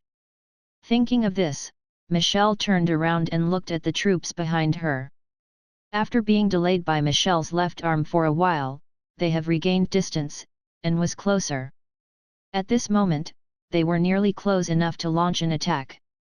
The 30+ cleaners all raised their long swords. The surrounding holy light reacted to their summoning and gathered together. Seeing this, Michelle nodded. This distance was almost enough. She has led them far enough already, there was no point in continuing. She could not continue to remain in this horse carriage. Otherwise, when the giant holy light sword slices down, she has no idea what would happen at the current state she was in. Thus, with the final whipping, Michelle readied herself and jumped off the horse carriage. She rolled a few times on the ground and stood up. She stabilized herself and stood in the way of the cleaners and the bishop. With this, the horse carriage behind her sped off at an even greater speed. The troops chasing her all held their reins and stopped in their tracks. A few of the cleaners looked at the slowly disappearing horse carriage with great panic, as if the person they were looking for was in the carriage, and they wanted to chase it right away. But the Wind Bishop stretched out his hand and gave a signal, they could not help but stop. In reality, if they were not behind the bishop, maybe they could see the shocked expression of the bishop that they have never seen before. Christine. The bishop was stunned and opened his mouth slightly. His brows that looked like that have been nailed in place was also raised, forming wrinkles on his forehead. His eyes looked shocked and at loss of the situation as he looked at Michelle, who was not far away. When he opened his mouth, his usual calm voice was not there anymore. Michelle glanced at him sideways, and showed a smirk. Chapter 130, Michelle's Death, Part 2. The wind blew all the dust from the mountainous road, echoed along was the neighing from the horses, making it sound like a sad little ballad played by a third-rate band in a village bar. You were the source of the curse. After an awkward silence, the bishop shut his eyes, took in a deep breath, then uttered this. His expression looked like he was in pain. Even the two squads of cleaners behind could feel this sudden wave of emotion, but they kept still, not daring to make a sound. Emotions. To the Bishop of St. Peter's Cathedral, it was a rare oddity. Yes, uncle. Thinking of this, Michelle suddenly felt a sense of pleasure from avenging herself. She laughed satisfyingly, you did not let me down, in the end you still found me. She completely shattered the facade of the bishop. At this moment, she suddenly noticed that she had longed for this scene to take place. She thought about revenge once more. You are Michelle. The bishop opened his eyes, regained his composure, and looked at Michelle coldly. Why did I not think of that? Michelle, Michael, you never forgot that stupid name your father gave you. I should have known. Hearing this, Michelle tightened her right fist, and shuddered a little. The bishop should not have mentioned that name. Of course, under the influence of such emotions, the smile on her face became wider. You are a high-ranking priest, he was just a hunter. You never thought he was anyone significant, why would you even care about this masculine name he ridiculously gave me years ago? She struggled to maintain her nonchalant tone, and said this in a soft tone. How could she forget? This was the source of her hatred. From the day she was born, the bishop's gaze had followed her everywhere, and she could never get rid of him. It was deeply etched into her childhood memory. The bishop back then was not a bishop yet, but only a priest in a town. Even though she was naive then, she knew, the bishop hated her. Because of her existence, it made her mother and father grow closer. Because of her existence, the bishop could not stop his own younger sister from being wedded to a hunter that had no future. She was like a demon that left a trauma in his world. The bishop hated her father, and her as well. Of course, if it was only hatred, there was nothing much to it. When she was 5, Michelle's mother fell sick and passed on, and her father managed to return home only 3 days later because he was out hunting. Her father, who returned home, could not even see her for the last time. He fell into great depression and started drinking. 1 year later, when he was drunk, he died after being rammed by a horse carriage. Thus, Michelle became an orphan. She recalled on the day of her father's funeral, the bishop walked to her side, knelt down, held her hands with his 2 thick hands that had warts, and told her, all of this was God's will. The bishop back then was not like this. He spoke gently, and comforted many of the broken-hearted townspeople. The young Michelle stared at the bishop's hands and had herself lost in thoughts. She remembered, 1 year ago, it was these hands that choked her mother to death in the room. As she thought of this, she looked at the bishop's mouth. It was this mouth, with a gentle and kind tone, that told everyone that her mother died of sickness. She thought, was it God's will, to make him kill her mother? This explanation was rather far-fetched even for a young child. She still remembered very clearly, on the day of her mother's death, the bishop and her mother argued once more because of her father. The bishop was furious, and had his eyes opened widely, like those of a dead fish. He suddenly charged and choked her mother's throat, and was mumbling something. After strangling her for about 10 minutes, only then he slowly loosened his grip. Her mother's eyes looked like those of a dead fish, in fact more akin to a dead fish than the bishop's. Michelle, who was hiding behind the door, saw all of this with her own eyes. The bishop was probably over-emotional and did not notice her. She quietly left the house to hide in her neighbor's wine cellar for a day and a night. Michelle could not remember how she managed to live through that 1 day and night in that wine cellar, but that day completely changed her. She remembered clearly, when she stepped out of the wine cellar, she was as calm as a dead baby. When her father returned, she did not say anything. She kept this secret as if allowing it to slowly ferment into a poisonous wine. After her father passed on, the bishop looked at her and said that he wanted to take her to the capital. That moment she realized from his gazes that the bishop's hatred towards her was already gone. Why? Many years later, Michelle gradually understood, maybe because it was that she looked like her mother a lot. No matter if it was out of regret or a change of heart, the bishop started treating Michelle better, and fulfilled all of her needs, and let her participate in night training, and even gave her the honor of becoming a holy knight. The hateful gazes he had for the young Michelle vanished like a dandelion in the wind. It was time for her to stare at him with hatred. Like every child that had lost their parents, she became cold and matured early. In the beginning, she plotted revenge, but after following the bishop to the capital to join the St. Peter's Cathedral, and seeing the bishop slowly climb through the ranks, she hid her hatred and what was left was just disgust. She was disgusted with the idea of the church. She remembered, the day she officially became a holy knight. In the church, the bishop did the same as he did in the funeral. He clutched her hands tightly and said, "All of this is God's will." Thus, she knelt down in the church, pretending to show solemn and devout eyes, and swore an oath under the name of Christine, and became a holy knight. All of the events that day were still vivid on her mind. The pure statue, the blinding candles, the surrounding priests reading the scriptures, even until now, she could remember how badly she wanted to shatter the statue of a deity in front of her. God's will. What mockery! The bishop was not happy with her mother's marriage, and choked her to death with his own hands. It was God's will. Her father fell into depression, and died in a horse carriage accident. It was God's will. Her ending up in where she was now, not really human, but not really a ghost either, it was God's will. Michelle felt that it was something really laughable. Why would humans always try to find an excuse for their own foolishness? After becoming a mage, she finally understood what was God's will, and what it actually was. At that moment, she made an decision.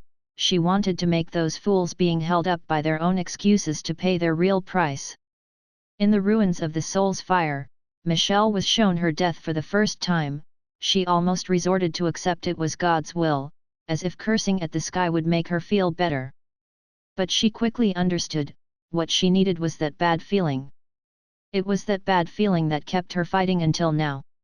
She did not completely fail the trial of succession, because she managed to reach the end. Thus, the mental energy that soul's fire left behind all merged into her own soul. At that time, the whole cave was illuminated, and the blood she shed all merged together to form the shape of a human. That surge of mental energy, and the bad feeling in her heart merged together to form the her now. It was something unknown to anyone. She did not know what she was now, a revenant? A walking corpse? A buzzing sound would echo in her ears frequently, making her lose most of her feelings, and the ability to use magic, but she managed to learn even stranger things. With this change, she made a new decision. She could feel her own body deteriorating every second. This made her realize that she could not keep this state for long, and she would die for real soon. Thus, after sitting hopelessly in the cave under the lake for a day and a night, she returned to the capital. There was not much time left, she could not afford to waste it. When she reached the capital, and saw that giant water ball in the sky, she felt a strong surge of hatred and discontent. What was it?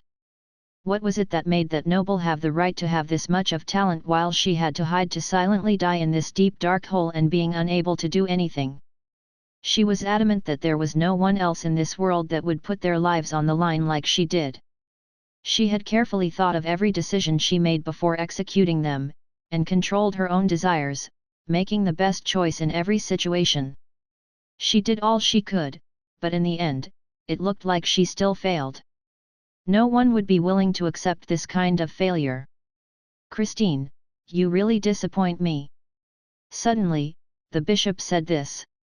Michelle came back to reality, and smiled while saying, Really? I feel honored. But, my goal is not just to make you feel disappointed.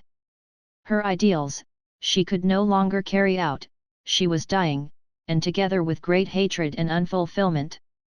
Right now, she was just a deformed embodiment of hatred, pure blood and mental energy. She had every right to hate this world, to hate all of the living, to hate the bishop.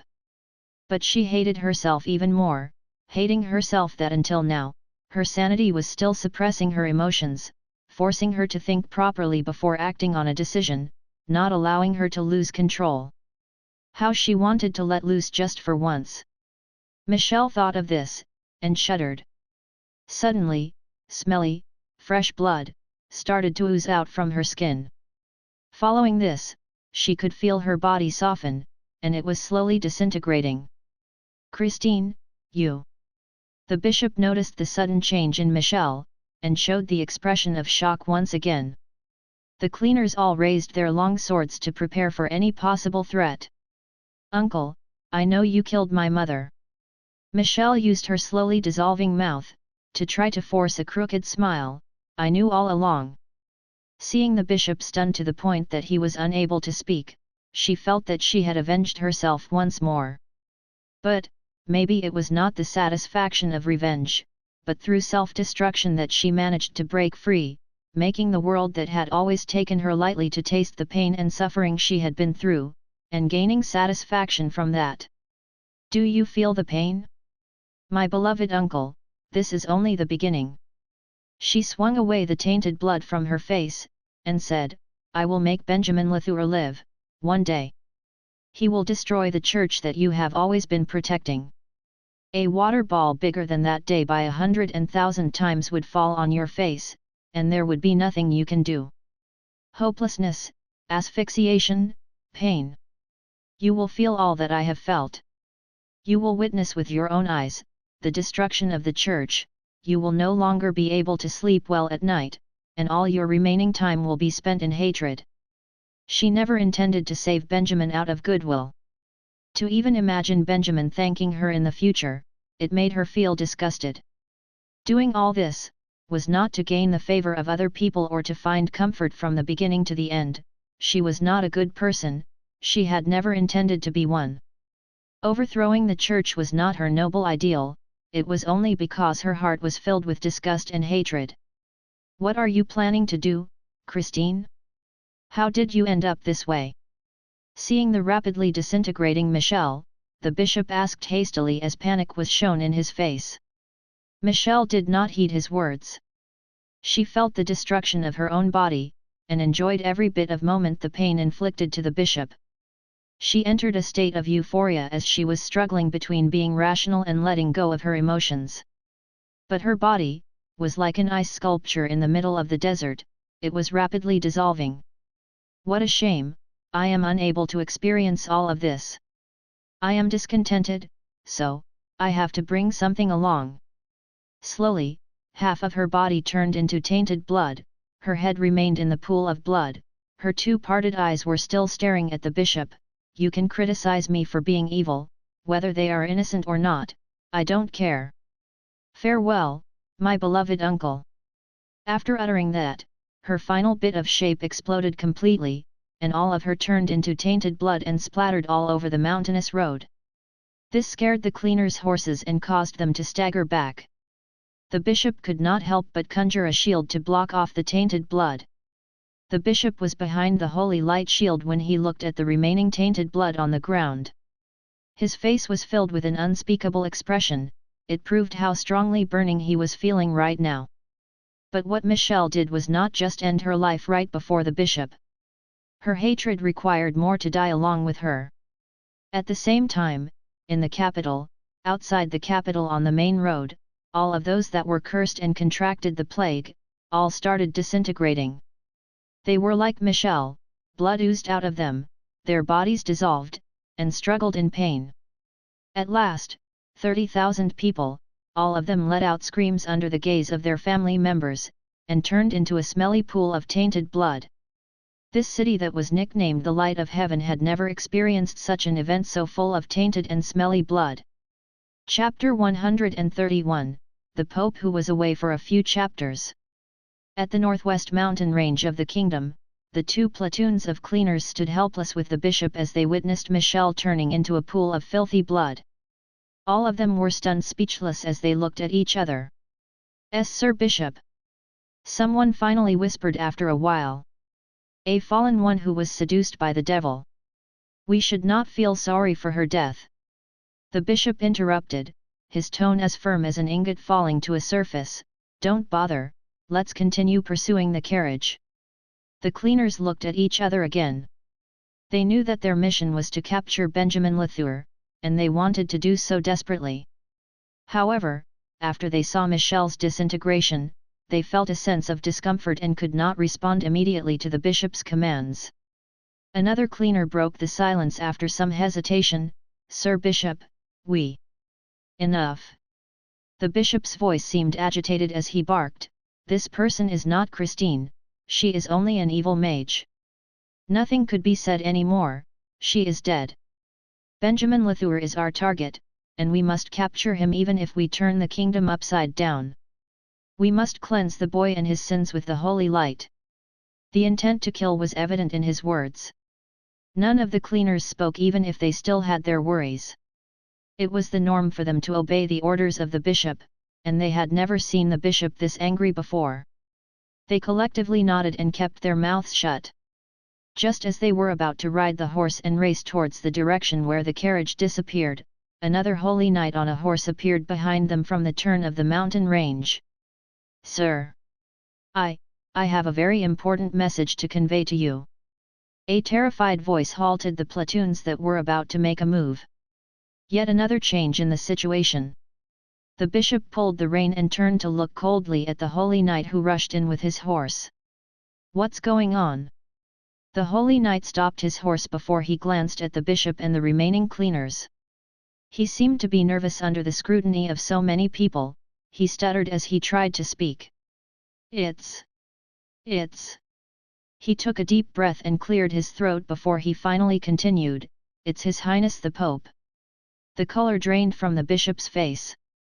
However, he quickly schooled his expression and remained neutral, his eyes twinkling discreetly underneath his lashes.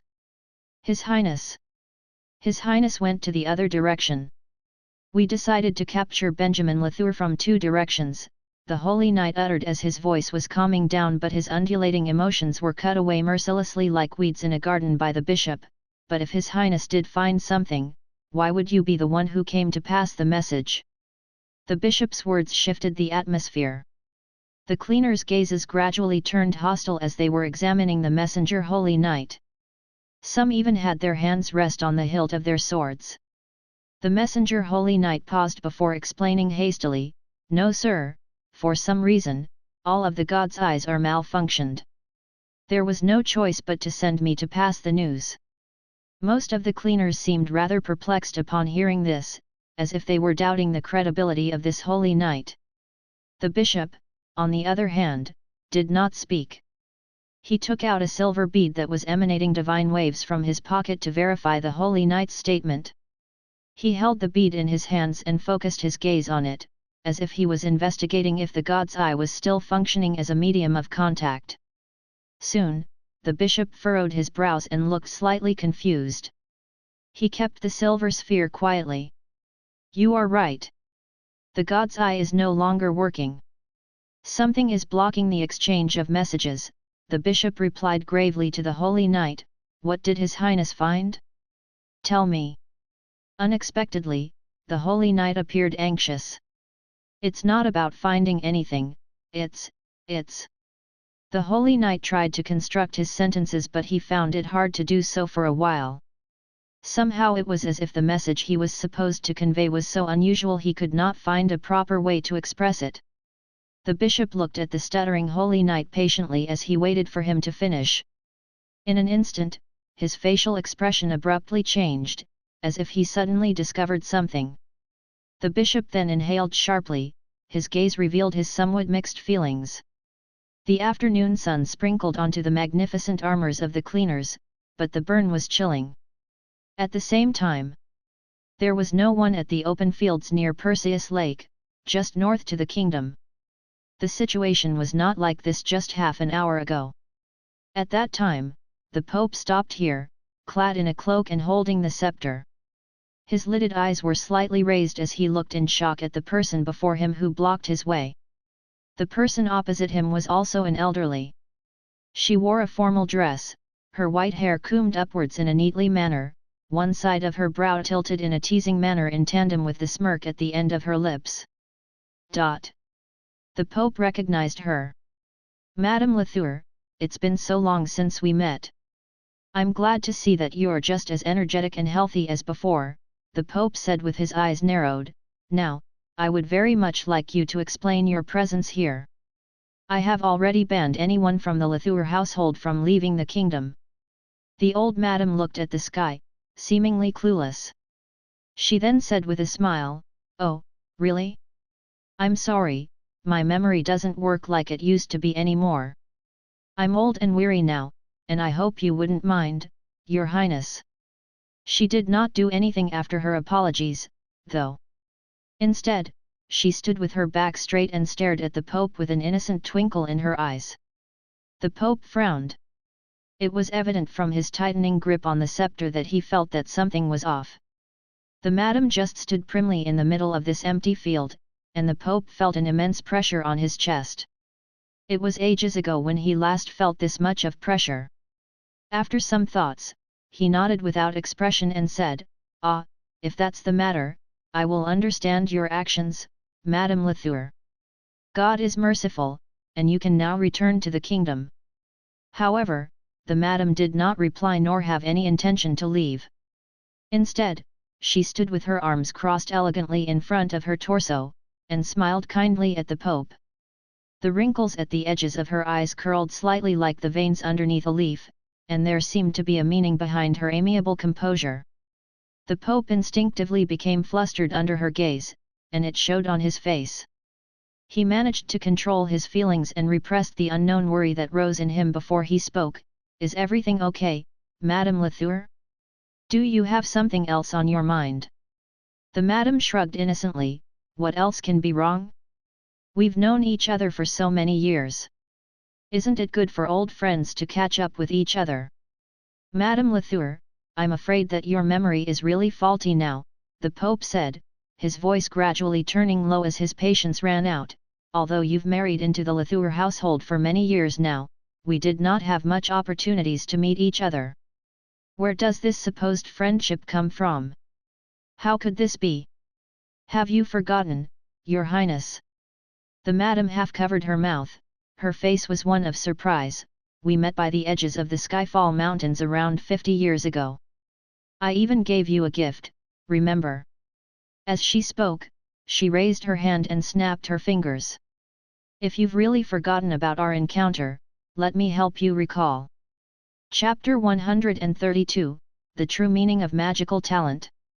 Before the fireball could get into contact with the edges of the Pope's clothes, it was blocked by a shield that was shining brightly in holy light.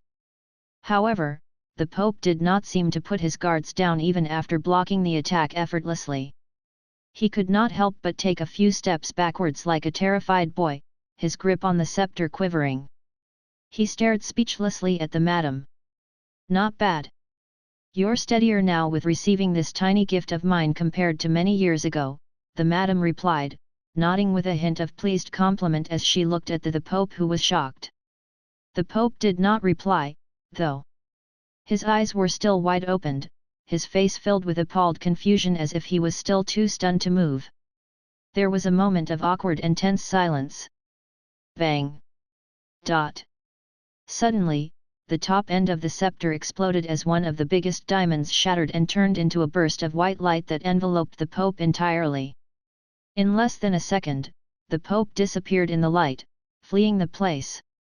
At the exact same moment, a burst of white light appeared in the fields a few miles away, in which the Pope was seen stepping out of it. Just as he appeared, he immediately turned around to examine the place he originally came from, his eyes revealing fear. How? How could it be her? Didn't she die years ago? He wiped off the cold sweat trickling down his forehead and started mumbling in shock. Thank God he managed to escape, or else. When he was counting his blessings, he heard the madam's voice from behind him, I did nearly die years ago. This time, he was so surprised that he jolted and nearly threw his scepter away. Alarmed, he turned to find the madam standing not far behind him, and was still looking at him with the oblivious and naive smile. She followed him here. After he escaped with the scepter, the madam somehow managed to go after him in pursuit within 10 seconds. The Pope felt dizzy when faced with this, even though he was always the person who sat calmly amidst the storm. You. No, this is wrong. You may be alive, but it will be impossible for you to still have the power you had at that time. What happened that year? I still remember it clearly. Even if teacher did not perish with you, you should not be able to maintain your level of magic. The Pope forced himself to maintain a cool composure after inhaling deeply. He then spoke to the madam in a cold manner. He was the present Pope. He must remain unruffled. Also, once he calmed himself down and thought carefully, there was no need for him to remain traumatized by his experience with her that year. The madam nodded at the Pope's statement. She said, her face suddenly filled with melancholy, You're right.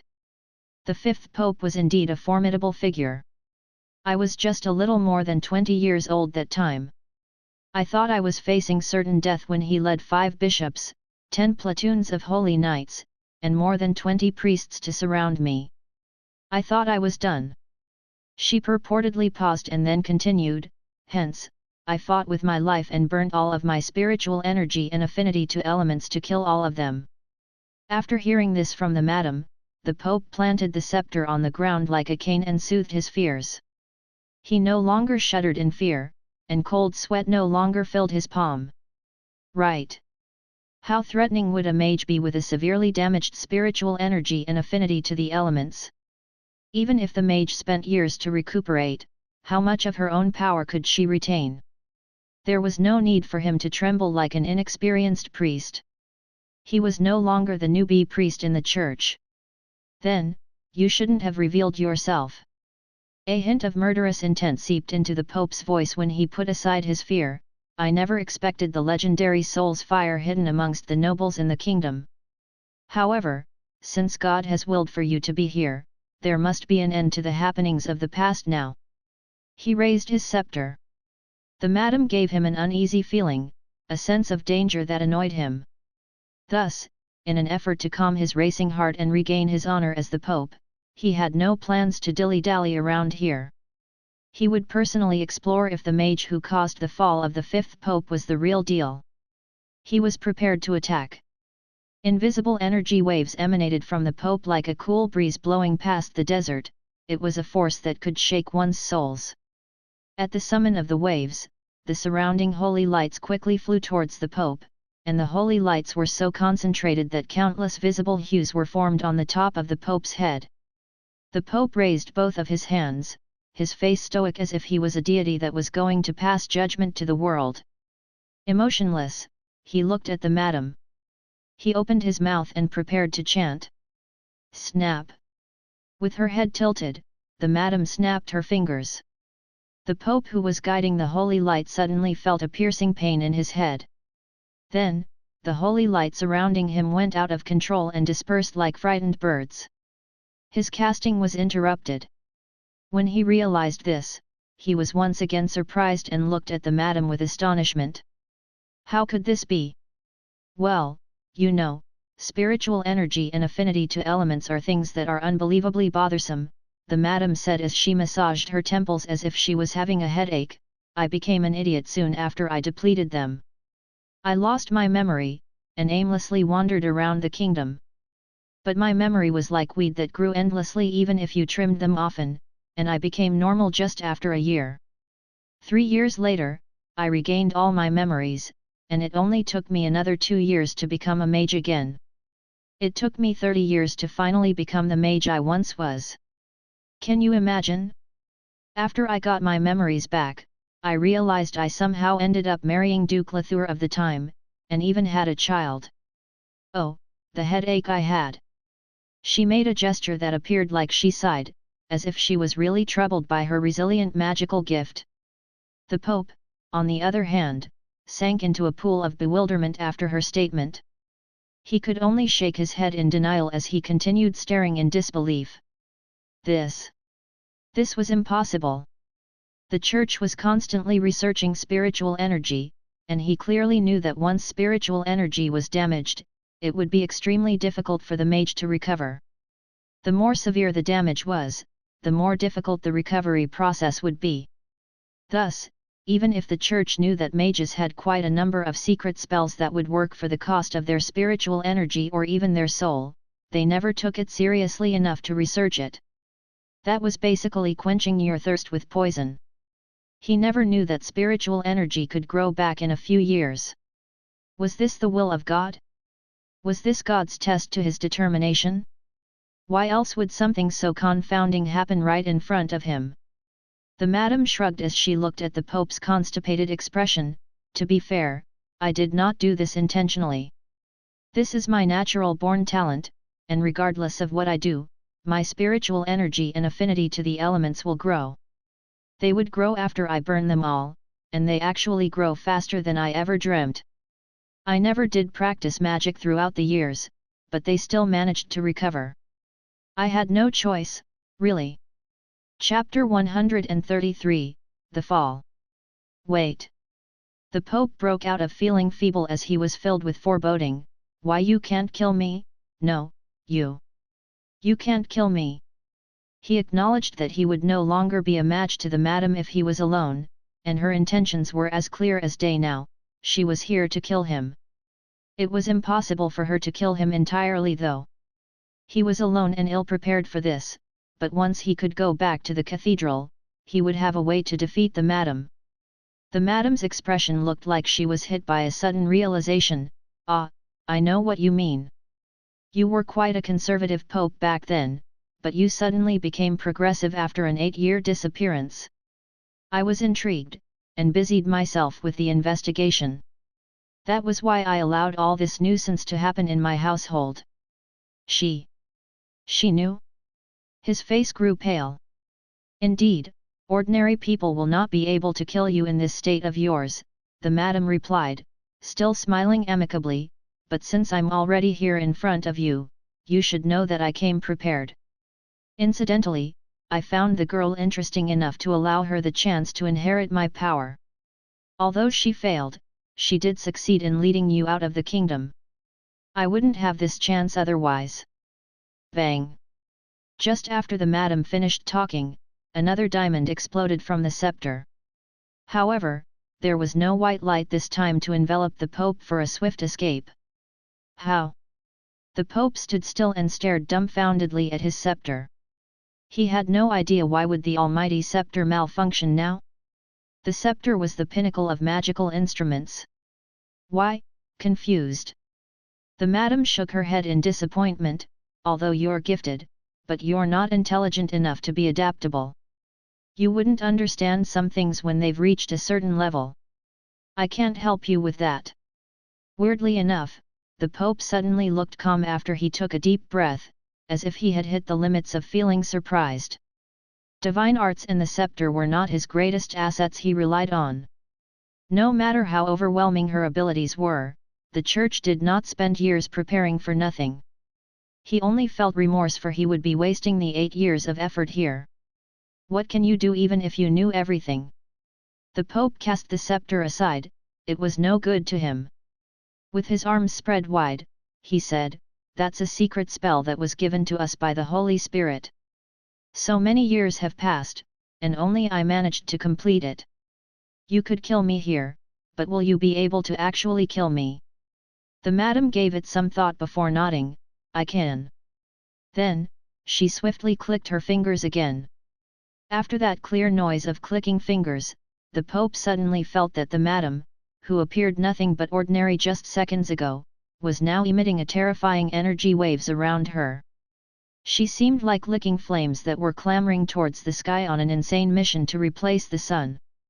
This was... Stunned, the Pope did not spend much of his time thinking, he immediately summoned a holy barrier between him and the madam. Once he was done executing these, he looked down to his chest to find a small ball of crimson fire hovering above. Eerily, it burnt quietly in his chest, and it was so strange that the Pope did not feel any scorching pain from it. As if the fire was nothing but an illusion, it even seemed like it grew from the depths of his heart. In that instant, the Pope felt like he saw the coming of the devil with his own 2 eyes.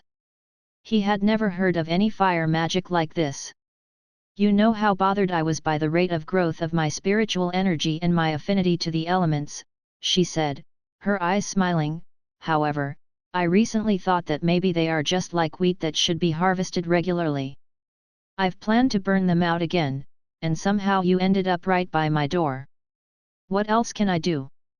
The Pope did not look surprised anymore, instead, all he had was the face of despair. He could do nothing but to scream angrily, You lunatic! He tried to expand his spiritual energy, but the fire seemed to have swallowed it all, there was nothing left for him. He attempted to call the surrounding holy lights that were usually close to him, but they refused to respond now. It was like being a normal mortal, he lost all of his divine power. A sense of hopelessness flooded him. Thus, he could only watch on as the fire in his chest moving about elegantly before switching colors. Red, yellow, blue, purple. Gradually, it became transparent, as if it disappeared into thin air. However, he knew clearly that it did not disappear, instead, it was transforming, as if it had a life of its own. The madam nodded in approval when she saw how the fire was faring. I should really get going before I lose my memories completely. I should really start hiding before I become an idiot again, she said and bowed to the Pope with a friendly smile. I'll take my leave, Your Highness, good luck. In between her words, she made a gesture of prayer and said with her palms held together, May your God be with you.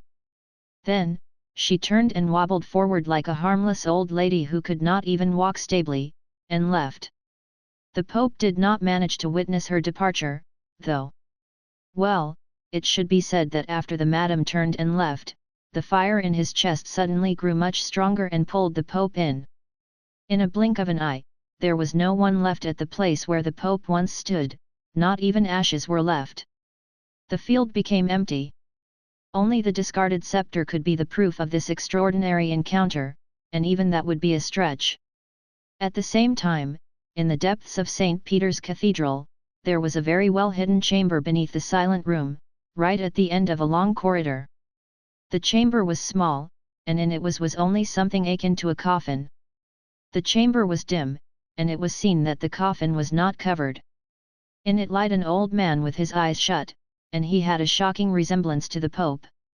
With a shocked, sharp inhale, the person in the coffin snapped his eyes open and shot upright. Ha! No! How could this be? After a rushed exchange of breaths, he quickly looked down to his chest. Like a spirit, the crimson flame once again danced around his heart and started the color-changing process. A deep despair lit the depth of his eyes. No! I couldn't die. I am the Pope. How could I die this way? No! He howled madly, mentally breaking down in utter despair. His shouts were heard from the chamber, and soon a few priests rushed in to check. ENL.M. However, there was nothing they could do. Even if they hurried to the cellar, they could only see the terrified look on the Pope's face, who was sitting in the coffin. The fire became transparent once again, and the priest had no clue on what happened, they only saw their Pope vanish right before them like a hallucination. The previously occupied coffin was now vacant. The priests stared at each other helplessly. Chapter 134, Uncle and Loli. Benjamin caught on some weird conversations when he was dazed. Hey, wake up! Why isn't he awake yet? Is he dead? Probably not, he's still breathing, see. Why did you take him back in the first place?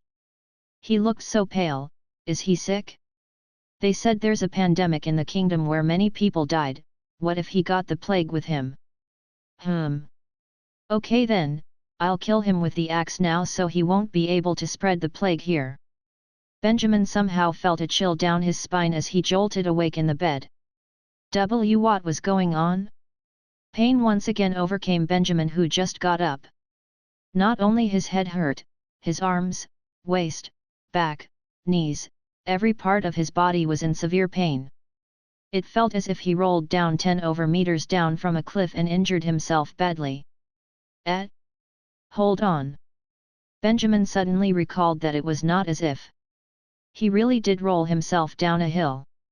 Although the ordeal was unpleasant and he did pass out halfway through, but he did not seem to have sustained serious injuries. His brain still worked adequately. He recalled the chain of events that happened before he passed out. It was within his expectation that Michelle would betray him by pushing him off the carriage when the situation became critical. Coincidentally, the hillside was just by the road, which was why he rolled himself down like a barrel of oil drum before going unconscious when his head hit a rock.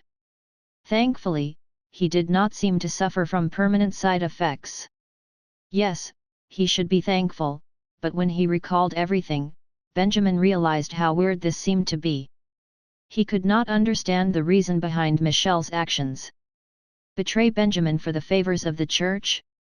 If that was what she wanted, there was no need for her to wait until this moment. Furthermore, it would be difficult for the church to locate Benjamin, he rolled too far down the hill. Also, he was still safe and sound, not captured by the church. All evidence showed that Michelle did not intend to betray him. However, his present situation now seemed rather bizarre. Who would roll down a hill and miraculously land in a bed? Something must have happened between these two events. Benjamin decided to let bygones be bygones and focus on understanding the present. He looked up and scanned his surroundings. He was in a modest wooden hut, cluttered with little things like bows, pans, brooms. Basically, it looked homey. Around him, 3 faces stared at him like he was a monkey in a zoo. It was an awkward atmosphere. One of the 3 was a strong adult male, while the other 2 were young girls. The man was stunned, surprised at Benjamin's awakening. One of the girls stared at him with curiosity while the other with hostility. What now? Benjamin felt groggy. He guessed that these were the people who found him after he rolled off the hill, and they were the ones that brought him here. Still, this could not stop him from feeling dumbfounded. Who were they? Where was he? Why did they bring him here? He got to get all the facts down. Nice to meet you. How are you? Benjamin attempted a conversation as he scratched his head. These 3 only stared at him, so he had no choice but to initiate this conversation. However, once he started talking, the curious girl began wailing. Wait. What? Benjamin was pretty sure that his voice was normal. He did not sound raspy like a perverted old man. He was polite. Why would this lowly cry? Benjamin was dumbfounded. The other girl immediately pulled the crying girl into her arms and pointed accusingly at Benjamin while she caressed the girl's head to comfort her. You! Did you catch the plague and come here to spread it to us? Benjamin was once again went speechless. It took him a moment to muster up a reply. I am perfectly healthy. The 3 exchanged looks, and the crying girl stopped sobbing. She turned to look at Benjamin innocently, and soon the atmosphere suddenly took a turn. They shared a look before breaking into a cheer. Great! Finally, someone could play with Harry now. The fierce girl jumped joyfully as she exclaimed. What were they up to? Benjamin could only resort to asking the system, but unfortunately the system was unable to give him any useful answers. It had no idea who these people are, too. It informed Benjamin that after he fell, he rolled into a cave and continued rolling to a far place. Then, this man found him, and he was carried into this hut, and that was how he got here. Everything happened for quite a long time, too. Benjamin woke up a day after he was pushed off the carriage. The system briefly explained the location of the hut. It was most probably near Mount North. However, this area was relatively remote, and it was unpopulated. Only 3 of them lived here. Benjamin further questioned the system on the situation with the church and Michelle. The system's voice dripped with disdain as it told Benjamin that it had no idea what happened outside. It was always here with Benjamin, and there was no Wi-Fi. How could it possibly obtain data? Benjamin was very disappointed and could not help but ask the system, why else do I need you again? I do have some television advertisement in store, so if you want to feel the rumbling excitement, I could always play it for you, the system replied with enthusiasm. Bye, Benjamin answered dryly. He returned to the real world after the short banter with the system and looked at the delighted trio, and suddenly felt less intimidated by the prospect of communicating with them. They would definitely be easier to talk to than the system. Benjamin could not help but sigh. The system was indeed great. It could always make the world feel wonderful. That was probably the biggest function it contributed to date.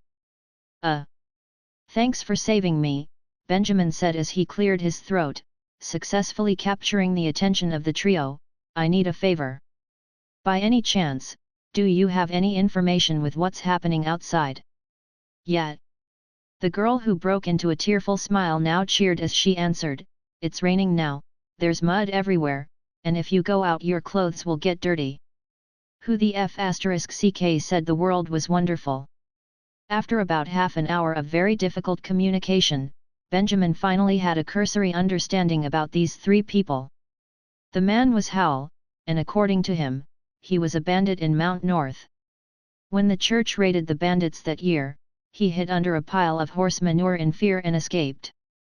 He was the only survivor aside from their leader. He crawled out of the manure after the raid was done, escaped the mountains and met these girls at the foothills. These girls were sisters, and the fiercer one was the older sister, Nina, and she was 10 years old. The shy one was the younger sister, Sandy. According to Nina, they came from a troop from the south, and Nina was furious when she found out that the troop leader had been sexually harassing Sandy. Hence, she poured half a bottle of glue down his underwear when the leader was asleep before she escaped the troop with her sister. They performed on their journey to survive before they stumbled into this place and met the cowardly bandit Hal, who was just running down the hill. Thus, the three of them met like old friends, and somehow they decided to find a place to stay and lived happily for a whole year. That's great. There's still hope in humanity, love and compassion still exist, the system sobbed dramatically in his mind. Chapter 135, The Potato Field and Late News. Do you want to know about the Cordon City, and the pandemic? Or the super huge water ball before this? Nina asked. That was not what Benjamin expected to hear, but his eyes still lit up excitedly when he heard that. Fortunately, these three were not entirely isolated from the world. Even though they lived in a remote place, they knew what they should know. In that case, Benjamin could probably get quite a lot of information from them. He was worried that he would meet those who lived in seclusion and had no idea what happened outside of their lives. Benjamin would never get anything useful then. I know about all that. What I want to know is, what happened after the kingdom opened their gates? Benjamin asked immediately. Nina shook her head. That happened too recently, there's no way we could know. Hal would go to the nearest village to buy thread and needles this afternoon, though. Maybe he'll hear something there. Well then. Benjamin paused and soon realized that he got ahead of himself. It was true that the church opened the kingdom gates just yesterday. The people outside of the kingdom, especially those who lived in isolation, would not be able to learn of it within this short period of time, no matter how well connected they were. He wondered what happened after he fell off the carriage. When he recalled what Michelle told him just before she pushed him off the carriage, he could finally see how the death flag was waving obnoxiously over it. If you lived, go to XXX country and find XXXX, that was the standard speech before passing on. Did Michelle really sacrifice herself as bait to lead the pursuers from the church away from him? But why would she do so? Benjamin had a weird feeling about this. He could not get a definitive answer after thinking it through a while. He could not do anything but to cast this aside and wait for the three to get news from the nearest village before going through his thought process again. According to the description provided by the system, this hut was so remote that the church would need some time before they could find it. There should not be problems for him to stay here for a few days, and he would not cause problems to the three either. Even though Benjamin could not fathom their reasons for saving him, he was still grateful for their help. Benjamin faced the three people and said, Thank you so much for saving me. If there's anything I could help, just tell me and I'll do it. However, Nana replied, Nah, we took you back because we just wanted someone to play with Harry. Harry? Wait, was there a fourth person living here? Benjamin was confused, but he was soon introduced to his new friend Harry by the two ladies. They urged Benjamin to get out of bed and follow them out of the hut. Outside was a small valley, and when they walked further down the valley, Benjamin saw a small field full of potatoes. It was surrounded with a simple wooden fence, and in the middle stood a horrendously weaved scarecrow. The fence surrounding the field seemed damaged, as if it was caused by wild animals. The scarecrow was Harry. After he heard Nina's introduction, it did not take Benjamin long to catch on the reason why these people rescued him. They just needed a coolie. Harry is here alone every day, can you keep him company? He seemed lonely. Nina pouted sadly and pleaded Benjamin, of course, it would be great if you could chase off the troublesome bad guys when you're at it. Benjamin could not take this anymore. Children of these recent times. Why were they all so cunning? All right, I'll keep watch here. Benjamin thought about this sincere request for a while before he finally agreed. To be fair, they did save Benjamin, so he should do his part and look over the field patiently. He did contemplate leaving right now, but he remembered that he did not have any abilities for self-defense nor information about the situation outside. It would be safer for him to hide here. Who knew if he rushed to Perseus Lake now, he might be captured by the church. He should at least stay here until Howl went to the nearest village to gather some news. He would confirm his further actions after that. Before that, he should just help them guard their land. Nina led the other two away from the field after she finished passing her message. With his legs crossed, Benjamin sat by the side of the field and studied his surrounding. Soon, he went into the space of consciousness. He was not planning to be on a cautious lookout. He could utilize this long period of time to continue his work in fixing the rift in his space.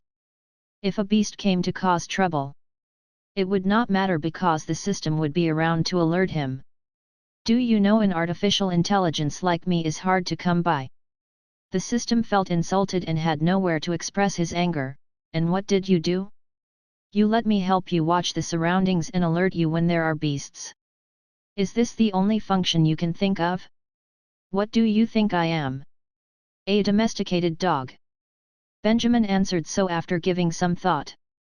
A noise depicting mechanical failure was heard. If the system had a physical body, it would already be fuming. Benjamin comforted the system and told it to be on alert, and then devoted himself to the long process of filling up the huge rite in his space by guiding the water particles. The rift already became smaller by a quarter after a few days of mending. Benjamin roughly estimated that the space will be totally repaired after another month or so. A month? That would be quite long. He refused to stay here in this small valley for a month. Frankly, if the church was still trying very hard to find him, Benjamin guessed that they would find this place in half a month, hell, probably even shorter. He needed to regain his combat powers as soon as possible. He could not help but sigh in his mind. He was born to be toil for his whole life. He could never afford to relax himself. He continued fixing while the system guarded the fields for him. Although there were squirrels and badgers that came over to steal some potatoes, they were small animals that were easy to chase away. That was why Benjamin's progress was not impeded by much. In the noon, Sandy even came over with some food for Benjamin. She was bashful though, as she just passed 2 pieces of rusk to Benjamin before running away with her face covered by her palms. The rusks were hard, and they nearly dislocated his nose when they slammed into his face. How did this inhumane strength come from this 6-year-old girl? Benjamin caught the rusk and held it in his hand while he rubbed his face. His eyes trailed Sandy, who was moving away. He was speechless. Finally, he chewed on the food without uttering a word. After the short episode during lunchtime, Benjamin continued hustling, and nothing much happened. The whole afternoon was spent mending the rift, and time passed quickly as night arrived within a blink of the eye. Ex-bandit Howl, who went to the nearby village to shop, was finally back home. He came back with 2 pieces of information for Benjamin. The first one said that something big happened yesterday regarding the plague in the kingdom. Apparently, the 30,000 people who caught the plague died at the same time yesterday. The whole kingdom was dumbfounded, but the church's response was swift.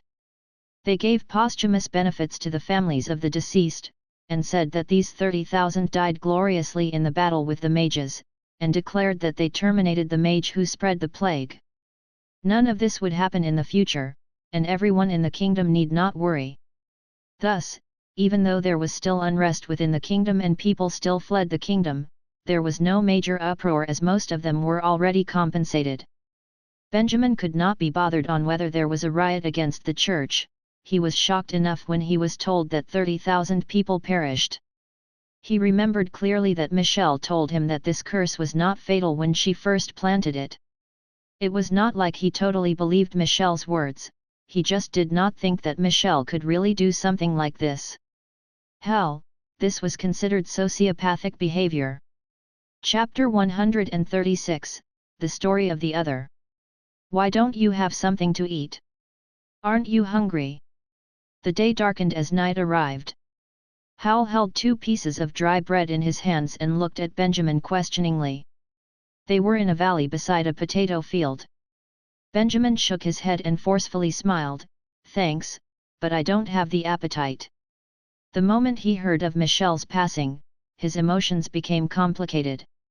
This indirectly confirmed his earlier suspicion, that Michelle sacrificed herself to save him. But why? He found it hard to believe. It was not as though he did not think the church was lying. The church may not have caught her and leaked this information in order to calm the people. However, Hal revealed more details as he pressed on. The church's bulletin explained that the spread of the plague wasn't done by a living mage, but rather a soul manifested by a dead mage named Michelle. The way this soul was formed was very unique and wouldn't last long. The church has completely extinguished it and started establishing a cleansing cross to purify the water source so no one can spread any disease through the water source. Benjamin was stunned for a while after hearing this. The mention of Michelle is a confirmation that the church has indeed captured Michelle, or they would have thought Michelle has escaped abroad and not tied her to the plague. The soul, he said earlier, what does it mean? Could it be that Michelle had already passed on before this? Nothing was enough to describe Benjamin's shock. He even thought that the church may be spitting nonsenses, but if you could think about it, there was no need for the church to make such a move. It did not matter to the people whether it was a mage or a mage's soul who spread the plague. The church must have told it like it was, there was no need for frills. I guess this had to be real. Michelle had died somewhere out there and became a soul. She returned to the capital, saved him and evidently sacrificed her bodily soul in order to lure the church away from him.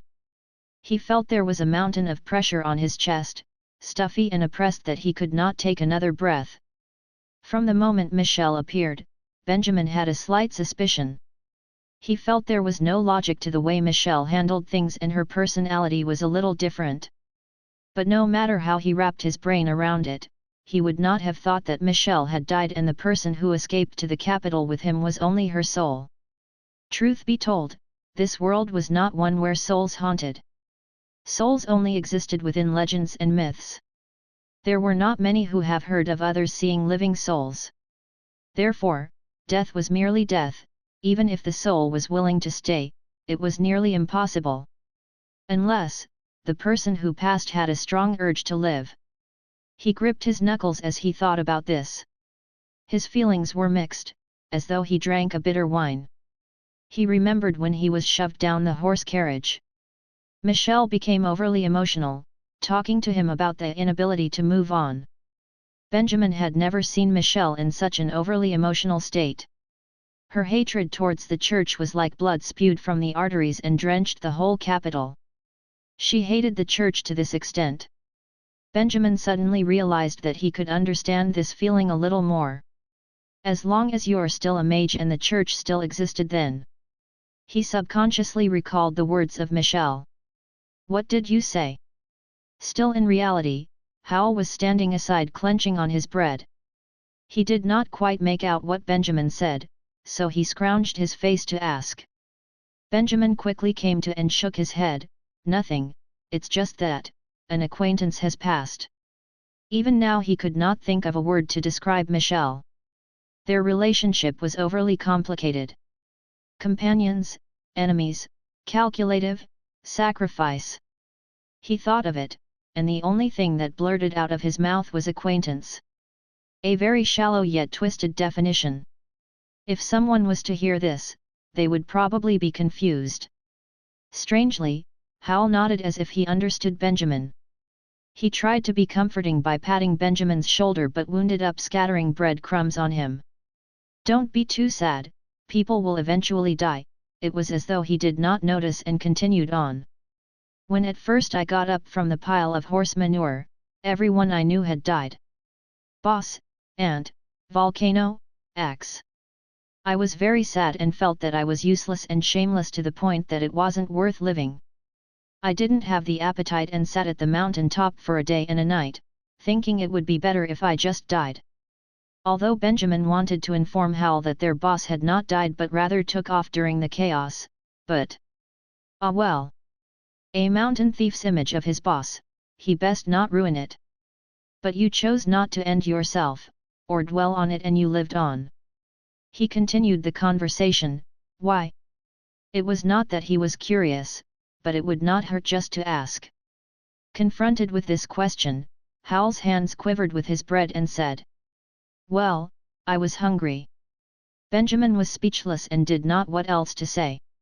"I was really upset and regretful, but all of a sudden, I was really hungry," continued Howl. "I was hungry to the point I couldn't take it anymore and went down the mountain to look for something to eat. It was then where I met Nina and Sandy." Howl paused for a moment as he reflected on his memories. During that time, they were sitting by the roadside and one of them was holding a piece of dry bread. "I went over and asked if they could divide some for me to eat. Nina nodded and tore her bread in half to give it to me. I took it and finished in a few bites. They saw that I ravished it and asked how I came to be and if my family left me. I told them that I didn't have a family. They were happy to hear that and told me that they were in the same situation, without a family." Howl laughed. "Nina said if there weren't given any help, it was hard to find food. Then she asked if I would accompany them in search of food. At that time, I felt the bread that she gave me was delicious and it was the best bread I have ever eaten in my entire life. I still wanted to eat that bread and so I agreed to the quest of food hunting. Then I went with them to find food. Slowly, Nina told me that we had to find a place to stay, so we built a house and started hunting and planting. Sometimes, I would help them to buy some weird things from town, which I didn't like, but days went on like this and you don't go hungry, nothing out of the ordinary." And just like that, Howl shared his life story. Benjamin couldn't help but feel something was amiss with the story. "Don't you think that, you went from being a thug to being ordered around by two girls, wouldn't you feel aggrieved?" Benjamin thought hard how to place his sentence, but he himself didn't quite understand what he was trying to say. He had this strange sensation that compelled him to prompt the question. "Nope." Howl did not quite grasp Benjamin's question and instead asked, "You're really weird and you overthink things. Don't you feel tired of living thinking about this and that?" Benjamin was stunned for a moment and could not help laughing. He did feel like he has been schooled by this child. "My mouth's dry talking to you." Howl shook his head. "Hey, are you going to eat this bread? I'll take it away if you don't." "I'll eat them." Benjamin took the bread and started chewing. He had a strange feeling that this hard rock-looking bread could be delicious. The system appeared out of nowhere and said, "This dry bread was dipped in chicken soup, surely the taste wouldn't be that bad." "You talk too much." As he got halfway through with his bread, Howl turned to return to the little wooden cabin. Benjamin returned to his senses and asked, "Oh yeah, didn't you say there were two pieces of news? You have mentioned the earlier, what about the latter?" Howl scratched his head, trying to recall what he said. Chapter 137, The Bishop's Plan. Upon hearing the words admission ceremony, Benjamin went blank. "Hey?"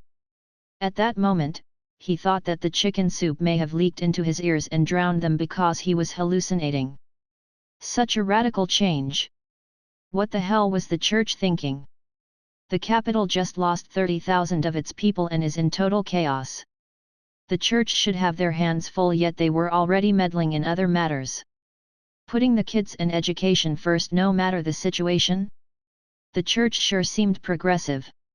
According to the information provided by the system about the church, they are not the kind of people to be doing this. There was indeed an admission ceremony for the Sunday school, but the scale and time for this was not right this time round. This time, it was different. Well, if the admission ceremony was known to those outside of the capital, it must be really grand then. But why though? Following Benjamin's further inquiries, Howl quickly mentioned details in regard to the admission ceremony. So the admission ceremony was not to enter the Sunday school but rather the church's divine art classes. Contrary to the previous admission criteria targeting children aged less than 14 years, age was no longer an issue and each noble family even has a participating quota. Benjamin suddenly realized the church's purpose in the midst of this. They were trying to reel the nobles in. To have talent was really important in the teaching of divine arts, and it was not as though anyone could just learn it. It served no purpose that the church would push the divine arts teaching among the aristocrats. Those with gifts and talents would have already been pulled in to learn, and those without would forever fail to learn. However, the aristocrats could see it in a different light. They did not know much about the divine arts. In their eyes, the divine arts was a gift of God and the church's secret weapon. Now that the church was popularizing its teaching, it would mean that the nobles would be sharing part of this glory. Whether or not they would manage to acquire it probably would not be the first priority in their thought process. After all those days of bickering, the church finally gave in to the nobles. What happened? Why the abrupt changes in the church's attitude? Previously they wanted to manipulate the aristocrats in the palm of their hands, and now, they were trying to get to the nobles' good side? That being said, thinking about it, the aristocrats have been looking for trouble with the church, plus Michelle did cause the death of 30,000 over people. This would have erupted the major disruption to the church. Should the nobles take the advantage to give the church the final blow, that would be the end of them, and the capital could be deserted. Therefore, the church had to reconcile with the nobles and have the situation under control in the shortest possible time. This would require the cooperation of the aristocrats who have more connections. Benjamin could not help but sigh. The political dynamics of the capital were forever changing. One minute they were backstabbing each other, the next, it was all about love and cooperation. There could be some dirty under-table trade, the system jumpily concluded. Benjamin was within one of the valleys in the outskirts of the capital, contemplating on the capital's internal dynamics while within the city. The political roadshow of an admission ceremony has just ended at St. Peter's Cathedral. People were coming and going, it was such an event. The priests had quite a lot to prepare. They were like teachers on their first day. It was the start of a special course on divine arts and a whole load of students were enrolling, yet they were unprepared for the class. It was only at the deepest end of the cathedral that things were calmer. Those without a gift will never be able to master the arts. The nobles are really stupid to rejoice over this matter. There were two figures in the basement where Pope breathed his last. A priest was looking at the bishop, who was standing over the coffin. What matters is how they perceive it, not its content. The bishop shook his head. They would never be able to master the holy light, but they will be less revered in the presence of God, and the divine arts is no longer a mystery to them. They have obtained partial control and of course, are happy with that. The priest was perplexed for a moment and quickly showed an unsatisfied expression. These leeches. Do not look down on them. During this time, they have hired men to seek trouble in almost every church in the nation. Those attending Mass have lessened by a third. If this goes on, even if the aristocrats are killed off, we would also be suffering a great loss, said the bishop as he turned his gaze at the coffin. The Pope was too irrational to strike at the nobles once he was out of the woods. Now we are left to pick up the pieces. The priest became distressed listening to this and turned to look at the coffin beside the bishop. He was one of the priests who rushed to the basement due to the noise that emerged the moment the Pope died. You could say that he saw how the Pope passed with his own eyes. The Pope vanished into thin air with much fear, and this left an imperishable image in him. Up to now, he still felt as though he was dreaming and in denial that the Pope has already passed. This was Your Highness the Pope we were talking about. How could he just die like that? Crowd control within the city is almost underway. The priest stabilized his feelings and continued, do we continue our quest with Benjamin Latour? The bishop waved his hand and said, just issue a standard arrest warrant, we simply do not have the resources to bother about him. If he were to escape to other nations, I have already informed our contacts there and they will take care of him. The priest said nothing and nodded. He dithered for a moment but decided to open up, My Lord Bishop, about the conditions of the Church. The death of Your Highness the Pope is an irreversible truth. I think, we need a new Pope. After the passing of the Pope, the bishop took charge as there were urgent matters at hand. Now that these issues were resolved, the death of the Pope was now being seen as their top priority. They needed to find a new successor. The bishop nodded in agreement. Go on and prepare. Have the nation's 100 bishops summoned to the capital and we shall discuss the successor of the next pope. The priest bowed and nodded in response. Remember, you must not let anyone know about the death of His Highness the Pope before the end of discussion. The bishop continued, how many in question are currently aware of the death of Your Highness the Pope? The priest shook his head. There aren't many. This information is kept confidential. Apart from the 3 priests who witnessed this, there was also the Holy Knight who reported this. This total of 4 will swear to keep their lips sealed. He was aware that once this information was leaked, it would cause an unimaginable impact to the church. The bishop suddenly turned and quietly looked at the priest. It was as though he was studying the priest's exterior or perhaps interior. That's right, there were only 4. He was deep in thought and nodded. You are the last. The last. The priest was puzzled and raised a brow. The bishop silently peered at the priest with an expressionless smile. The priest, who was puzzled, suddenly felt a massive pain in his abdomen as if his guts were twisted inside out. The pain paralyzed his body and he dropped to the ground, rolling in agony. He tried to make a sound but realized he couldn't. How could this be?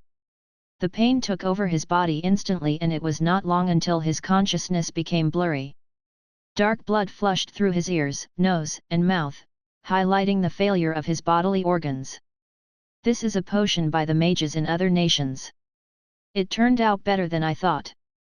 Before losing complete consciousness, he heard the bishop say, now that nobody knows the death of the Pope, then the Pope is not dead, he is merely going through another closed-door meditation to communicate the divine's will. From today onwards, all matters regarding the Church will be handled by St. Peter's Cathedral's bishop. Listening to the words of the bishop, the priest instinctively struggled. However, it was as though he has fallen into the mud of despair. The more he struggled, the faster he sunk. The bishop. He was astonished by the bishop's hidden agenda. But he was quickly taken by the pain that he could no longer be shocked. He lost consciousness and became a cold corpse lying on the floor of the basement. It was as though he had been lying there for long. The priest was dead. The bishop nodded expressionlessly as he watched the priest's quick death. He turned and moved his gaze towards the coffin where the Pope had passed. Chapter 138, The Village by Perseus Lake. Am I going the right way? Benjamin stopped walking once he reached a bustling little town and asked the system. He learnt that the church was not searching for him from the information he heard from Howl. That was why he stayed a couple of days within the valley, helping Nina and the rest to look after the potato field before taking off. Time was precious, it was best not to waste it by loitering. Of course, his damaged spiritual energy has not recovered enough for him to rush to take the road, since it was easy to encounter danger. He took precaution by asking Howl of the nearest area to purchase a gun prior to leaving. He would not be able to use his magic temporarily, but at least he would be able to defend himself with firearms. Howl's reply left him with a pleasant surprise. He told Benjamin that there was a hidden cave beneath Mount North. The leader of Mount North band of thieves fancied gunpowder and kept a lot of ammo and ammunition within the cave. After the church annihilated the thieves, these items were left in the cave. As for Howl, he does not know how to fire a gun and posed no interest in them. Therefore, he told the exact location to Benjamin. The location of the cave was not far from Mount North and it only took him half a day to scour the cave. He discovered the aforementioned guns and bullets. There were not many, but it was enough. Benjamin was thankful to be re-equipped with combat ability. After he obtained the guns, he went to woods at the other edge of the valley and activated the shooting interface. He managed to hunt a few deer and even a bear, to which he gifted to the 3 as his appreciation. The trio were happy to receive the gift but were quickly dejected once they found out about Benjamin's decision to leave. During his departure, they even came to the entrance of the valley to send Benjamin off. Are you really leaving? Sandy was getting familiar with Benjamin after days of acquaintance. She sulked, your shooting skills are awesome.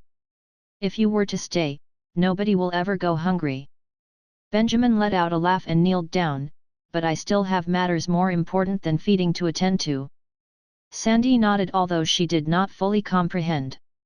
She did not speak any longer but instead hid behind Nina, secretly wiping away her tears. Please don't be sad, you'll never know. Maybe we will meet again in the future. Benjamin felt helpless and could only think of ways to comfort her. Nina patted Sandy's head and turned around to eyeball Benjamin. What are you dilly-dallying about? Just go if you want to go. The wind here is very strong, what if we all get sick because of this? You're so much older than us and yet you are not sensible enough? And so, Benjamin was chased out of the valley. He took a deep breath, picked himself up and headed towards the Perseus Lake. Michelle had already told him in detail about the underground pathway from Perseus Lake to the Valley of Broken Armies. He had let the system to record this. He could use this passageway to quickly reach the borders of the Kingdom of Helius and go abroad. What was there outside the borders, Benjamin was unsure of. What he did know was that the magic within the kingdom was desolate. It did not matter whether or not the church would give up on pursuing Benjamin. The church would always be the church, while a mage would always be a mage. If he were to stay within the kingdom, the most he could become was like those mages in the Silent Academy, living in darkness. Unless he possessed power great enough to overturn the church, there was no meaning for him to stay there. Now if it were abroad, things would be different. At the very least, out of the Kingdom of Helius, magic was not banned. The church's influence may be great, but it would be hard to expand to the world outside of the kingdom. As long as Benjamin presented himself as a mage, he would obtain respect.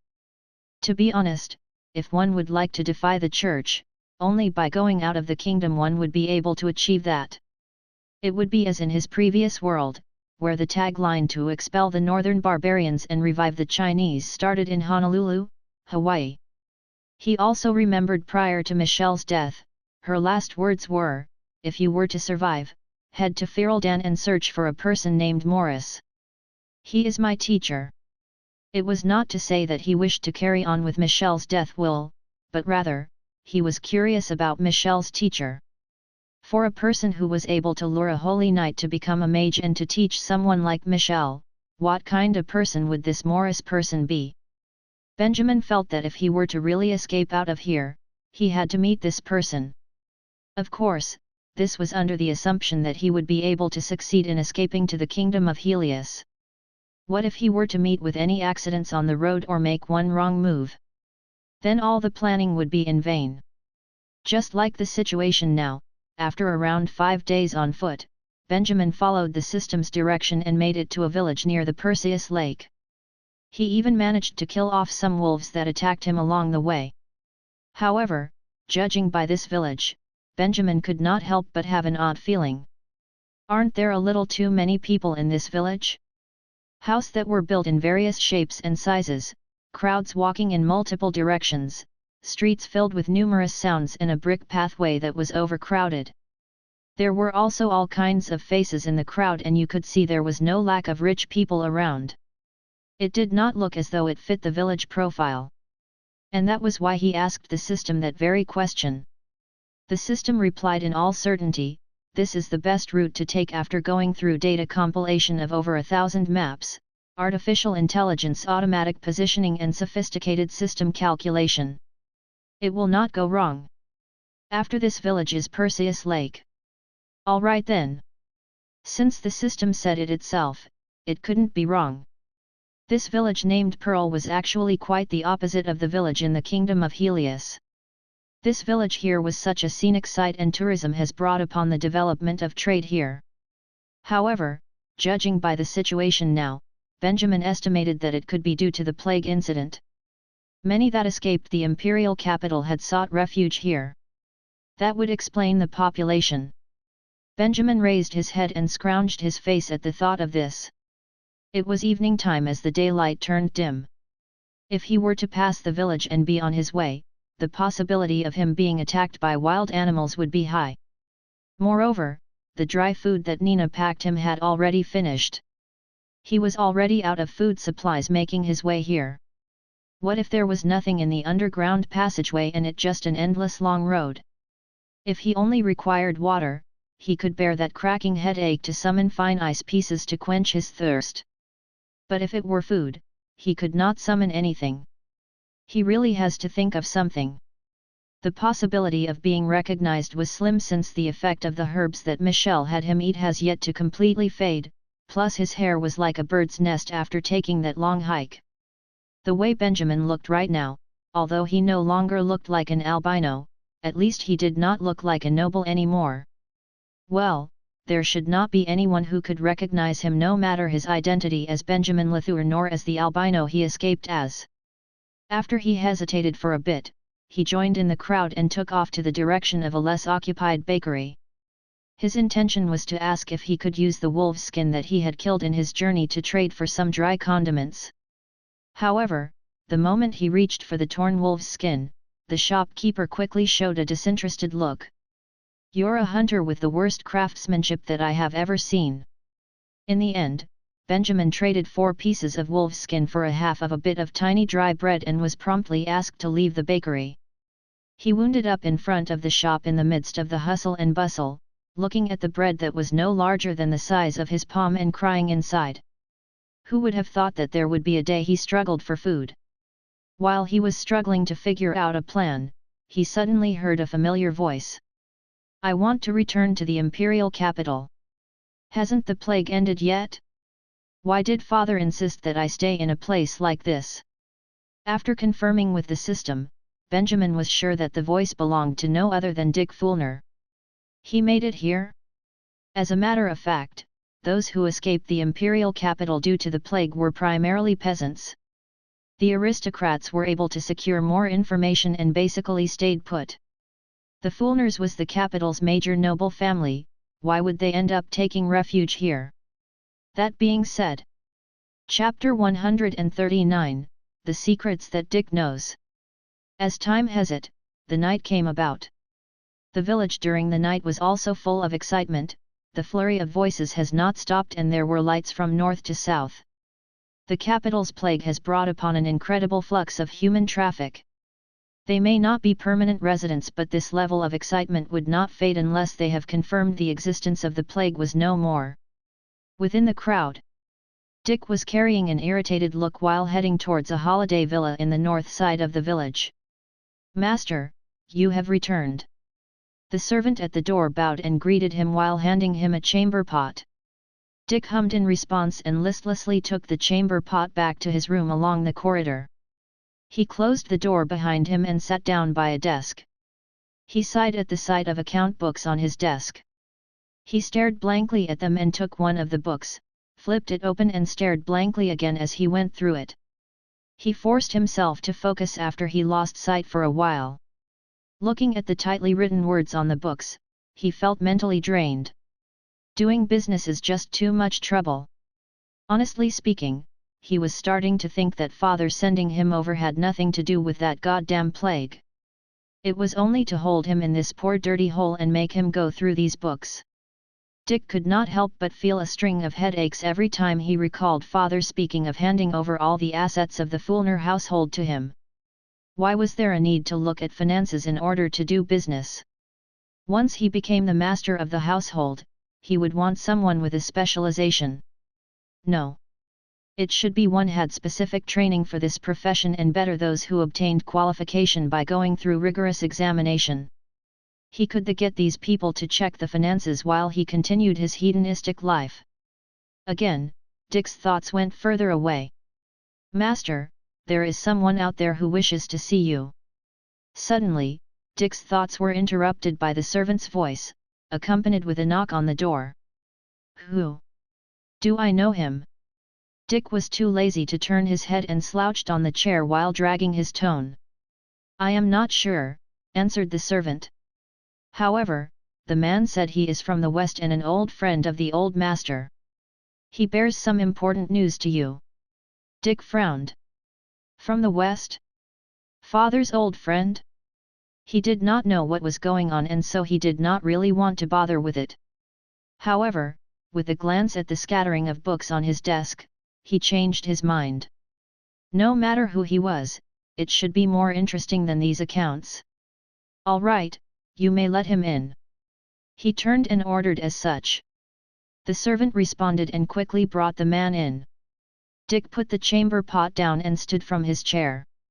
He turned and looked at the unfamiliar man who entered and smiled while they exchanged gazes. Dick showed a doubtful expression. This person who claimed to be father's friend seemed too young. He was wearing a torn-down robe with a mop head that covered half his face. His face seemed pale as though he was sick and his hair color was too light like those souls in legends and myths. Dick had never met his man. However, looking at this pale face did raise a familiar feeling within him. Something was amiss. Who are you? What do you have that is so important to tell me? Come on. All of this didn't really matter to him though as he looked at the man without a care in the world. Who I am is not important. The man spoke in a deep voice, almost mysterious. But I'm not sure if you are aware, your father had once made a trade with my organization. The trade didn't go well and we suffered major losses. I am here to speak with you with regards to this. Dick did not quite comprehend. Trade? Then you should look for my father, instead you came looking for me. Whatever, you can tell me. What's the name of your organization? The man turned a straight face, the Academy of Silence.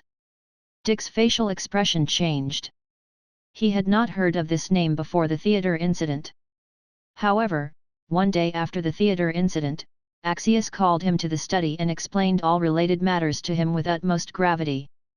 The Academy of Silence, the mages' organization hidden within the kingdom. Axius had been secretly in contact with the organization. He was careless and as a result, someone leaked this information to the church. Axius had no choice but to lure the mages that he wooed from the academy to the theater and sacrifice to the church. From that day on, they lost all contact with the Academy of Silence. Of course, this decision to the Academy of Silence was a betrayal. The Academy of Silence would be mad and even seek the Fulners for revenge as there were many mages who were executed by the church. Axius had warned Dick to be extremely cautious and for him to lay low near Perseus Lake. Even this information was concealed. Then how? How did the Academy of Silence found him here?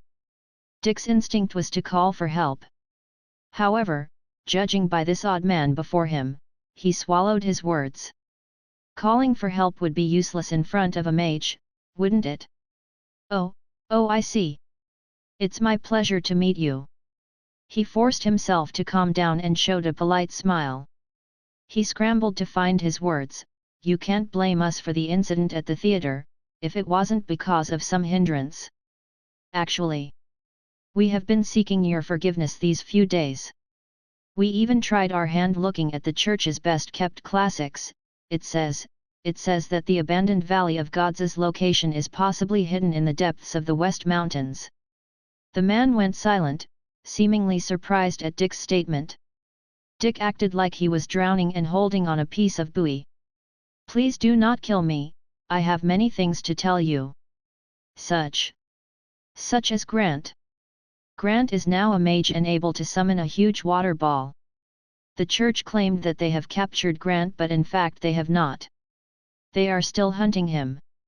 What about it? Is this information valuable? I still have a few. There was a ship that turned up at the harbor in the south. It was some self-proclaimed disciple of the god of sea, and the church massacred them. And rumor has it that Her Majesty the Queen has been having an affair with the Lord Knight but His Majesty the King has not found out. FEWNL. Enough. Suddenly, the man abruptly interrupted Dick's rambling. And for some reason, his tone carried a sense of helplessness. Dick quickly returned to his senses. He took a glance at the man's odd expression and could not help but feel something was out of place. Did he speak too much? Cough, about that, the man cleared his throat. Do you have anything to eat? Dick was stunned. Hey? It was an awkward scene. Chapter 140, The Escape. It did put Benjamin in a weird position as he stood before Dick, pretending to be a stranger, asking for gold coins and food. His original plan was simple. The Fulners had unimaginable wealth. Apart from the church, no one was richer than them in the whole kingdom.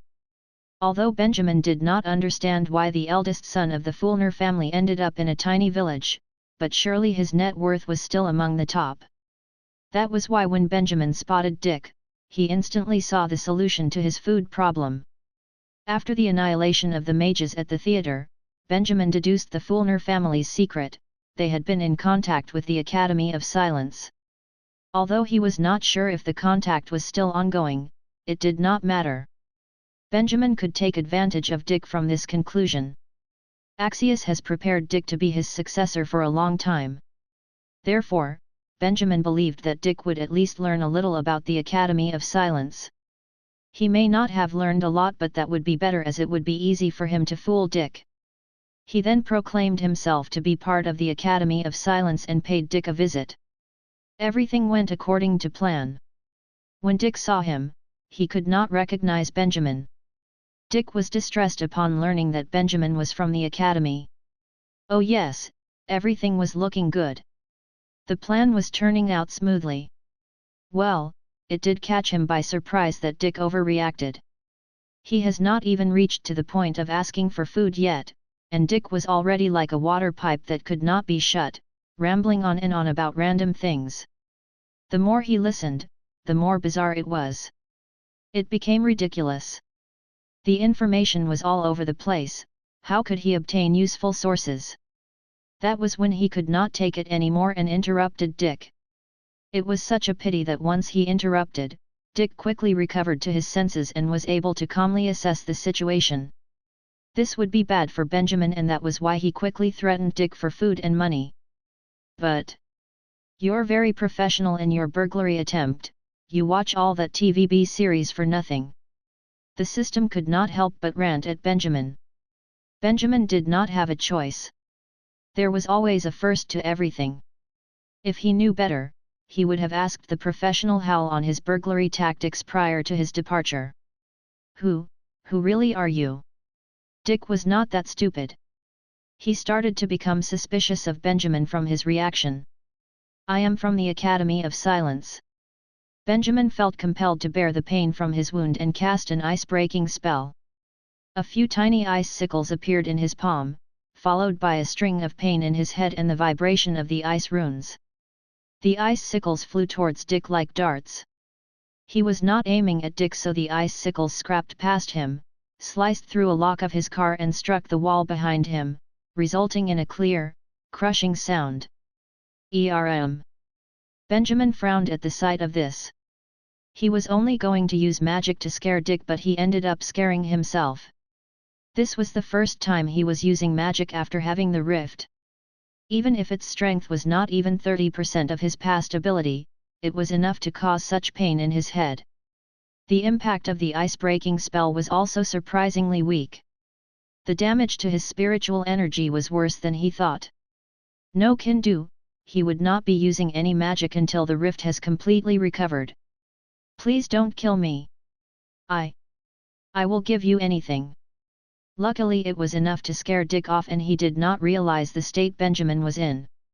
Dick's lower half-body collapsed onto the chair and trembled as he pleaded for his life. Give me food and gold coins and I will guarantee that you will never see me again. Benjamin held his expressions back as he fought the pain, presenting an expressionless face. You must not kill me. There's a lot of food in the pantry next door. As for the gold coins, I have them here. I'll give all to you.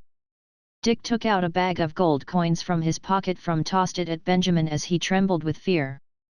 Based on the size of the money bag and the loud thud it made as it hit the ground, it was definitely a bountiful bag. For Dick to carry on such a large amount of money, how rich was he? At the very least, the Latour family could not compare to them. Benjamin crouched down to pick up the bag. Just as he lowered his head at the money, the half-paralyzed Dick suddenly pulled out a gun from beneath the chair, unlocked and pulled the trigger on Benjamin. But of course, Benjamin held his kneeling position and did not move an inch. A bullet scraped through his left arm and disappeared somewhere. He could only shrug his shoulders, packed away the money bag and raised his head to look at a now shocked Dick. Next time please aim properly for sudden attacks. It could be that Dick was too nervous that Benjamin heard the commotion and realized Dick's counter-attack as he pulled out the gun.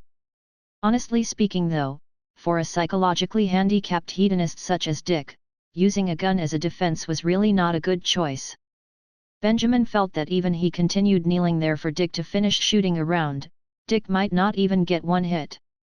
It was not as though anyone has a shooting interface. And that was why he chose not to take cover. He was afraid that if he was to move and avoid the attack, he would instead get shot. That would be awkward. Oh, shit. Dick quickly tossed the gun aside, after seeing that he missed. He glided backwards sloppily that he almost tripped over the chamber pot. His gaze was not at Benjamin but rather behind him. Benjamin was puzzled and turned his head. There was a cabinet with an oil lamp against the wall on his left. The cabinet was moved by Dick's gunshot and an oil lamp fell off. Fire spread quickly on the fine wood and soon the entire cabinet was set ablaze. Oh fuck! This was getting out of hand. Benjamin's first reaction was to summon a water ball to vanquish the fire, but he quickly remembered that the water runes have already exploded and so he was unable to cast that. He fixed his gaze on Dick again. Now Dick really looked nervous and in despair. This time, it was not play pretend. Benjamin brainstormed and quickly ran over to Dick and punched the defenseless guy's face before his servants could make it to the scene. What are you doing? Dick was perplexed from the punch and sounded like he was going to cry. I'm sorry, I wanted to knock you off unconscious but I didn't manage my strength well. Benjamin scratched his head and gave Dick another punch. Dick let out another shout but was still very conscious. Why won't you faint already? Benjamin rubbed his knuckles and whined. I'm sorry, I have no idea why I'm still conscious. Dick was in pain and felt helpless. FAWBOLOM. Problematic. Benjamin did not attempt a third punch but instead turned to look at the cabinet that caught on fire. The fire was not small and it was slowly spreading onto the walls. The air contorted as temperature rose. If the fire was not extinguished, it will set the whole room on fire. Ah, so complicated. There were servants' cries heard from afar. Wait. I know you. Suddenly, Dick discovered something and could not control his voice. Oh my goodness. You're Benjamin? Or Grant? What's the meaning of this? Who really are you and how did you become like this? Benjamin laughed without denying. It looked like he still could be recognized once the distance was near. He did not respond but instead ran towards the window of the room. He kicked open the tightly shut window and the sound of the shattered glass gave Dick a jump. Benjamin used the window to climb out and escape the room. Hey, do you really want to be burnt to crisp in this room? He flipped over the window and turned to look at a distorted Dick. The door has caught on fire, you can't escape from there. Dick returned to his sense and was flustered at the spread of fire. He looked at Benjamin by the window and reluctantly looked at his chamber pot. In the end, he ran and crawled to the window. Although his motion was disorderly but after much effort, he managed to flip over the window. Squish! The moment he flipped over the window, Benjamin tripped him and he fell head first into a mud puddle. This is to prevent you from leaking out my trail. Benjamin shook his head in slight dismay. Before Dick could come to his senses, Benjamin turned around and ran towards north. It was not long before he disappeared from Dick's sight as he went further away. Why you son of a bitch! Dick spat out the grass in his mouth and screamed at the direction Benjamin disappeared into. Chapter 141, The Cave at the Bottom of the Lake. The fire in the village caused quite a commotion in this area. At first, the source was from the toppled oil lamp in Dick's room. At that time, the servants were gathered at the storage room and were drinking in secret, so they could not provide aid in time. By the time they made it there, the flames had already swallowed the room door. Someone panicked, mistook a barrel of malt beer for water, and used it to put out the flames. The results could be as imagined. After 2 hours of frantic firefighting, the fire finally swallowed the whole of Fulner family's house. The light from the flames shone so brightly over the whole village that it seemed almost like day. The fire only gradually subsided after midnight. After the incident, the imperial capital sent people over to investigate. As the witness of the entire incident and owner of the house, Dick Fulner swore that it was Grant, that bastard. He said that after Grant plunged into darkness and became a mage, Grant broke into his room, inflicted inhumane torture on him, robbed all of his gold coins and even set fire to the whole house. And so, the Fulner family strongly condemned Grant and expressed that they will definitely cooperate with the church to capture Grant for investigations. And now, during investigations, did you see which direction he escaped to? The priest sympathetically asked Dick. I saw it clearly, it was towards the north. Dick answered through gritted teeth, he headed north the whole way, and ran so fast I couldn't see him after a while. Thus, on the day of the incident, the church sent out holy knights to investigate the road north of the village thoroughly. However, the odd thing was, they chased all the way to the Skyfall Mountains but still could not spot a shadow of Grant in the end. So this incident was left unsolved. As for the fire in the village, it could only become the topic of after-meal conversations, slowly forgotten by people. As for the other main character of this incident, the undiscovered and pursued person under the name Grant, who is really Benjamin. Where did he hide away to? Actually, on that night, he did not run far. Along the road to the north, after running out of Dick's sight, he immediately pulled down a cloth, used it as a headscarf by wrapping it around his head, went around a curve and then returned to where he was before. At that time the fire still had not spread widely yet, but there were already quite many spectators surrounding the house. Just like this, Benjamin took a bucket from the nearby well, acted as if he was in a hurry and ran into the house. The servants standing by the door even assumed that he was a caring citizen who was fighting the fire and displayed looks of gratefulness. They had no intention of obstructing him.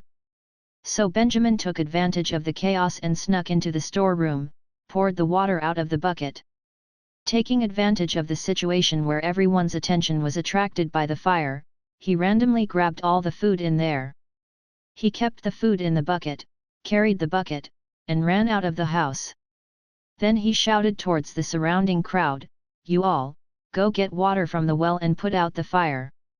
One well isn't enough at all, so I'll also head to Perseus Lake for water." The members of surrounding crowd were all touched, someone even gave Benjamin a thumbs up. This fellow's really spirited, Perseus Lake is so far away and he is still willing to go get water there.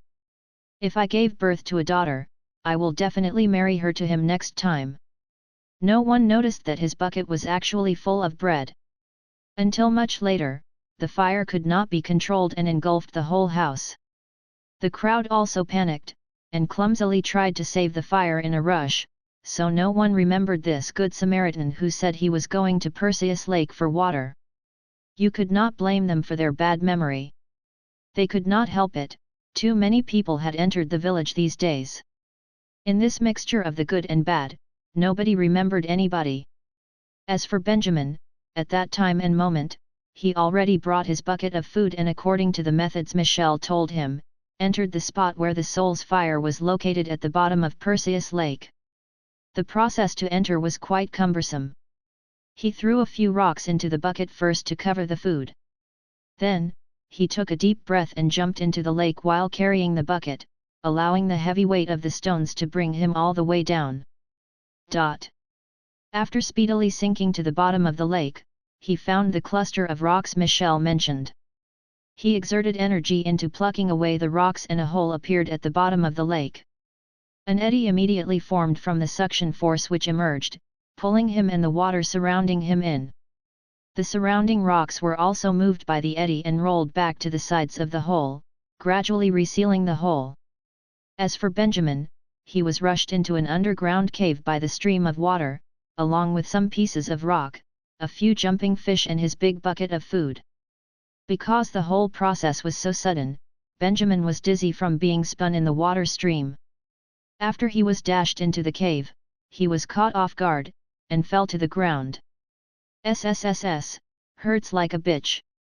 After recovering, he crawled up from the ground, threw off his wet clothes and massaged his aching left wrist. Then he lifted his head and began to observe the place around him. This was a very dimly lit cave. Due to it being at the bottom of Perseus Lake, there was no light source, so one was close to not being able to see one's 5 fingers when one stretched their hands in here. However, in the darkness, the walls of the cave glowed faintly, allowing Benjamin to not experience blindness with his eyes wide open.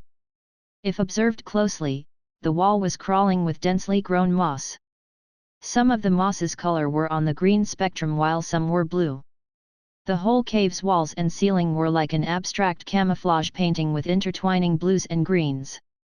Psychedelic patches of light crossed one another, stretching into the mysterious and deep darkness ahead.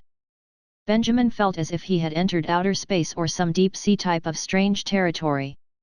Hesitating, he relied on the faint glow and found the wooden bucket that was rolled to the side by feeling his way about the surroundings. He threw away the rocks in the bucket, filtered water out of the bucket and inspected closely. It's still fine, the bread was a little bloated but still edible. After making sure of this, Benjamin was relieved. Then he took a deep breath, picked up the bucket and began walking along the stretch of blue-green glow towards the inside of the cave. Honestly speaking, this cave was so mysterious, even Benjamin was a little concerned if some weird living thing would pop out at some corner. And so, he took out his handgun, loaded it and held it with the other hand, ready to fire at any moment. Luckily, before jumping into the lake, he had wrapped the handgun and bullets using wolfskin thoroughly. He also spent quite a short amount of time in the water. Taking it out to look now, the gun was still dry and usable. Or else, he really would not have even an ounce of power to fight. For many reasons, Benjamin walked quite cautiously and not very quickly. Just like this, about 15 minutes passed with no particular incident, he arrived at a chamber-like place. The space here was extraordinarily vast, as if it was a large underground square. The moss on the walls had also lessened, but when he lifted his head to look above, those glowing moss filled the rocky walls of the ceiling with a density never seen before. On the vast rocky walls on top of his head, the blue-green colored patches assembled to become beams of luminous arcs that twinkled in reflection. In a state of daze, he even thought that he saw a starry sky. After taking a deep breath, Benjamin recovered from the shock and continued looking ahead. Then, in the middle of this chamber, he saw a rock that radiated a fiery red light. That is. Benjamin could not help but frown. Chapter 142, The Peculiar Red Gemstone. The moment he saw the red gemstone, Benjamin felt something was not right. In this extraordinarily spacious chamber, apart from the red gemstone, there was nothing else. No erected stalagmites, no drooping stalactites, the ground was flat and smooth, the ceiling neat and orderly, everything here betrayed strong clues that they were man-made, and were completely unlike a naturally formed cave. As for the gem, it was placed directly at the center of the whole chamber. It was positioned perfectly, clearly placed there on purpose by somebody. What does this mean? Benjamin knew too that this was where Soul's fire left behind his treasure. The red gemstone was similar to a fire elemental crystal, but did not feel quite the same. It could very well be an item that Senior Mage left behind. But, Michelle was probably here before, right? The treasure of Soul's fire was something always on her heart. Although Benjamin was not sure how Michelle died, but when her dying soul unleashed the curse, it already mentioned that she had obtained the treasure. Then what could this odd red gemstone be? On that thought, Benjamin took a look around again. What was weird was that apart from the path he came in, he could not see any other exit from this chamber. This is a dead end? No way. After thinking for a while, Benjamin surmised that the problem probably still lied with that piece of red gemstone. So he walked closer, approached it, took 2 glances, but he still could not see anything special about it. He only felt a warm sensation in his body. Is it because of the fire particle? He muttered to himself. Sadly, his spiritual energy was damaged, otherwise he could have used his water particle detection spell to feel what was so special about this piece of red gem. What to do? Because of Michelle's unexpected death, Benjamin held a sense of foreboding in his heart. After all, a fine living person would not just fall dead, there must be a reason. For some unknown reason, after coming here, he suddenly felt that Michelle's death had something to do with this. And so he could not help but be more cautious in his actions. He circled the red gemstone for 2 rounds and could not discover anything. Then he turned around suddenly and began walking in circles around the chamber while borrowing the faint luminous light from above his head to observe all possibilities around him. It felt like he was playing an escape game where he was mysteriously locked in a room, and had to randomly flip things over and search, finally exhausting all ideas to compile certain number of digits for a password. However, an escape room game at least gave hints and he would know how many digits the password he had to crack had. But this chamber in front of his eyes was seriously barren, except for the mosses above his head. There was the red gemstone at the center. Apart from those, everything was spick and span to the point of abnormality. He could not be expected to investigate the color distribution of the moss and crack the hidden code, can he? Spending almost a whole hour, he finished searching through the whole chamber. After a futile search, he could only return to the side of the red gem.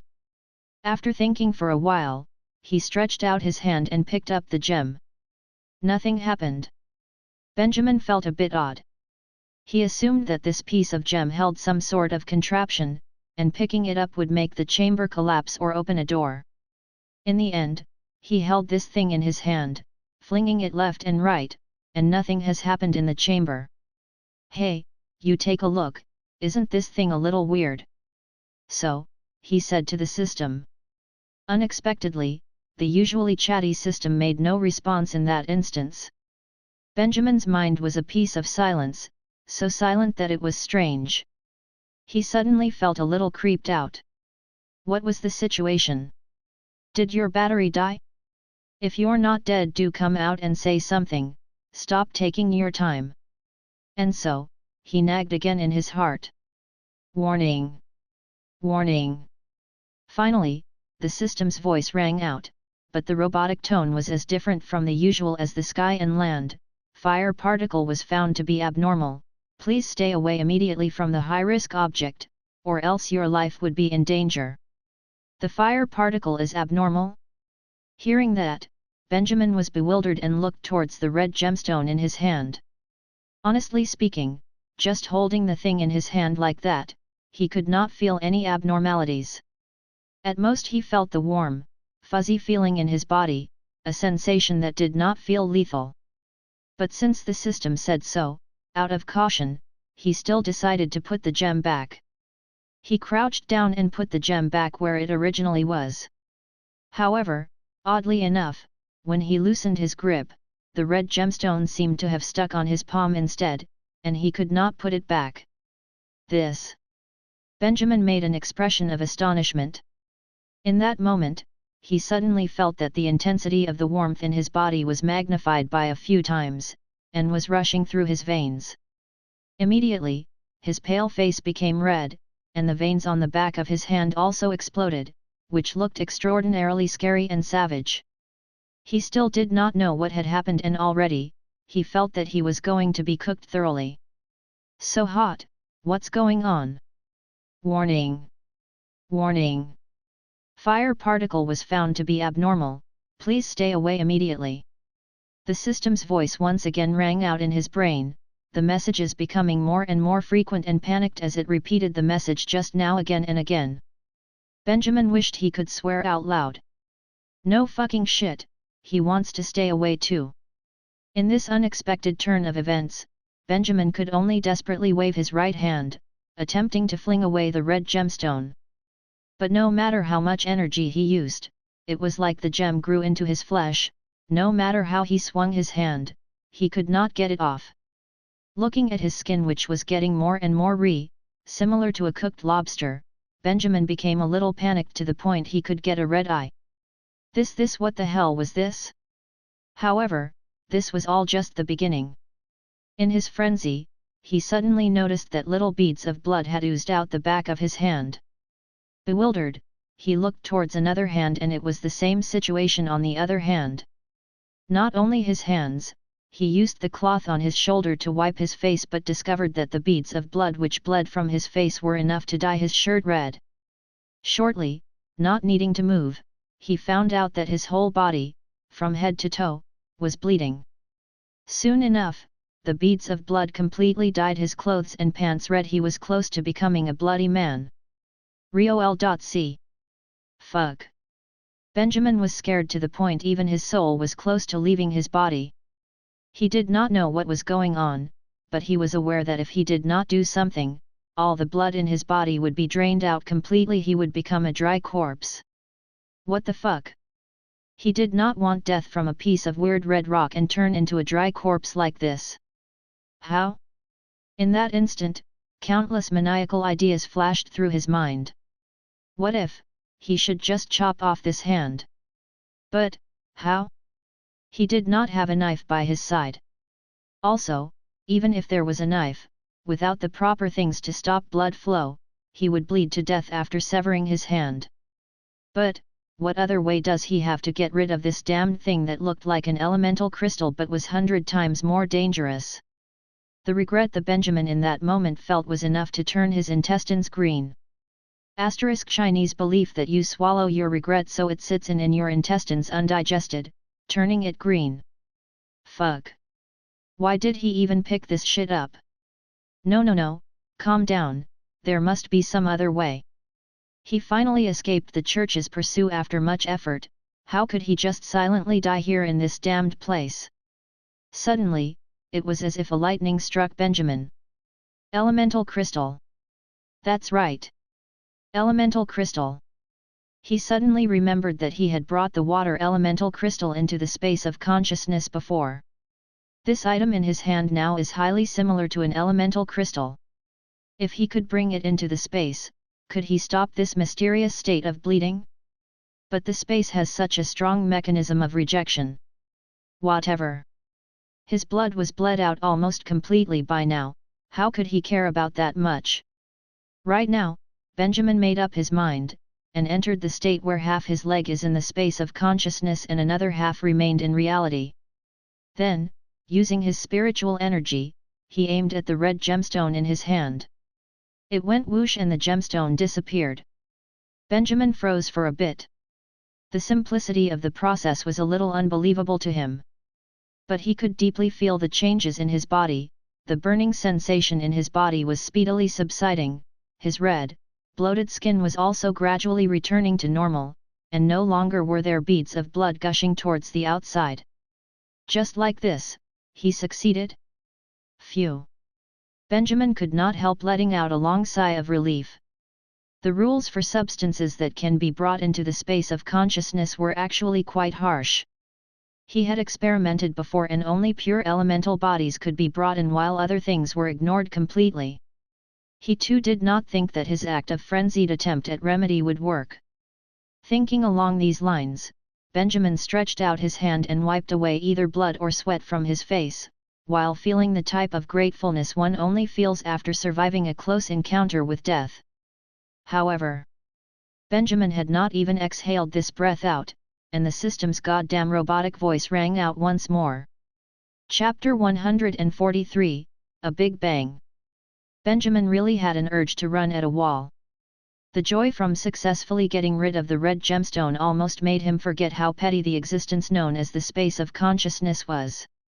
He still remembered the result of his earlier attempt to use other types of magic in the space. Those testy water particles almost counter-attacked him. And now, he threw some god knows what but definitely a material which was definitely strongly related to a fire particle into it. What difference was there between this and throwing sodium into the lake? Benjamin did not even dare imagine what was coming next. Just like this, under the system's continuous alarm, he entered the space of consciousness. In the darkness, all he could see was that the red gemstone was hovering halfway in the air, vibrating uneasily. The red light in the gem had never shakily shone the way it did now, as if it was a tiger who mistakenly entered a pride of lions roaring angrily, ready to pounce at any time. Benjamin felt a sense of uneasiness. However, what made him feel more in danger was the space's water particles. He had never seen the water particles as restless as today, manically gathering beside the red gemstone. They had even formed a substantial, blue luminous arc around the gem. Countless aggressive luminous arcs circled the red gemstone, surrounding it. Wave after wave of strong oscillations were released and reverberated in the space of consciousness, even warping the surrounding space slightly. Warning! Warning! Warn your fucking mom! Don't just blindly chatter, if you have no ideas then shut the fuck up. Benjamin couldn't tolerate it anymore and turned back to shout, finally making the system stop its noisy voice. But the moment the system's voice disappeared, Benjamin immediately noticed another much softer sound. P. Doc. He turned his head, took a deep breath and looked towards the direction of the red gemstone. All he saw was, under the aggressive siege of water particles, the red light within the gem struggled frantically and suddenly, a small crack appeared on the gem. An extremely strong premonition of danger surged instinctively in his mind. Benjamin's hairs stood on end, and he held his breath. Is it exploding? It better not explode in his brain. The previous water rune explosion already blasted out a huge fissure, and for this red gemstone, the energy contained inside is definitely more and not less. What would happen? Benjamin really did not dare continue his thoughts. Whatever it is, he definitely cannot allow this shit to explode here. What could he do? Weeb no m. Suddenly, Benjamin noticed the fissure above and to the side in the space of consciousness. The fissure was much smaller than it was at the beginning, but width-wise, it could still allow this piece of red gemstone to go through. Blue light still shone within the fissure, leading Benjamin to reluctantly think about that pure blue space. If he threw this piece of gem into the fissure, what would happen? The moment this thought popped out, it grew crazily like poison ivy, and momentously took up all of his thoughts. How about trying it out? Thinking of the reverberating sound waves in the pure blue space, Benjamin did not even think the gem would be all right there. It definitely will explode, and might even explode with greater force. If he really wanted to throw it in then, oh my god. When he was hesitating, the crack within the red gemstone slowly grew, bit by bit. Accompanied by a noise which made one cringe, the red light started struggling even more, as if an angry spirit that was held captive for many thousands of years was to penetrate the seal in this moment, breaking out from the ground. No time for dilly-dallying. In that moment, Benjamin made a decision. Who cares how it blows the pure blue space up, it would still be better than it detonating in the space of consciousness, right? He arrived at the side of the red gem and stretched out his hand to grip it. In that moment, he could even feel the manic emotion within the gem, bringing him to feel an ill temper. He almost could not help but forcefully squeeze it. But he still resumed his cool and arrived next to the fissure. He looked at the quiet and mysterious fissure before his eyes, took a deep breath and then lifted his hand, imagining that he was an Olympic javelin athlete, craving to throw out the javelin in his hand to stun a panel of judges who had a lot to say. Gradually, his expression regained calmness. Whoosh! As if some invisible referee's gun sounded, he sprang into action. After entering the space of consciousness, the red gem also lost its ability to stick onto a person's hand without getting flung off. Thus, under Benjamin's desperate throw, it was as if it transformed into a bolt of red lightning in the dark and flew into the fissure with a whoosh. As for Benjamin, after the gem left his hand, he immediately turned and ran, fleeing far away from that fissure. He only turned his head back after running for 10 or more meters, holding his breath and nervously watched the fissure where a red gem was tossed into. The fissure was still there, no changes had occurred. Silence. Silence. Silence. Boom! Just when Benjamin was so nervous he almost could not breathe, a shockingly huge blast erupted from the fissure. As if his ears were stuffed with lighted firecrackers, Benjamin, who stood more than 10 meters away, was almost shaken until he lost his balance, a humming sound in his brain. Fuck! This is probably close to a fucking atomic bomb? Although he did not witness the power of the explosion with his own eyes, but just from the volume and vibrations which escaped from the fissure, Benjamin was certain that if he had allowed that thing to explode in the space of consciousness, the whole space would have been blown to nothingness. Scary. Just how much energy was stored in this tiny, 12-faceted gem? Still in shock, Benjamin forced himself to stand firmly, not letting himself fall in a humiliating way. Then, he looked towards the fissure. He wanted to see if there were any changes to the fissure after this round of explosion. However, he saw instead a blue object flying at his face, zooming closer, constantly growing bigger in his eyes. What is this? Crash! That thing came too quickly, Benjamin could not react in time and already he felt a pain on his forehead. His world spun, his head dizzy, his sight blurry, and he fell to the ground with a thud. In that situation he could not dodge in time, the blue object struck his forehead mercilessly. Motherfucker! Benjamin could not help cursing out loud as he fell to the ground holding his forehead. He only recovered from the incident after a while. He stood up from the ground and looked towards the fissure once again. He was not very sure what had happened, but that unknown object which suddenly struck him definitely had something to do with the earlier explosion. But at a glance, he was surprised. After such a shocking explosion, the fissure was still quietly erected there, with the same height, same width, the mysterious blue light faintly peeked out without a slight difference. Benjamin displayed a face of disbelief. What a stubborn fissure! He was initially mentally prepared, whether it be the fissure expanding a few times more, the trauma growing more severe, more recovery time and the sort. After all, compared to having the entire space of consciousness blown to bits, those were actually pretty good consequences. Unexpectedly, the fissure did not enlarge one bit. Benjamin walked over once more to confirm this in detail. That's right, not even a slight change, even the hairline fractures branching out from the fissure did not change one bit. He suddenly released a breath of relief. Not bad, no bad news, so that's good news. Chapter 144, Fish Egg? It was a blue bead about the size of a fist.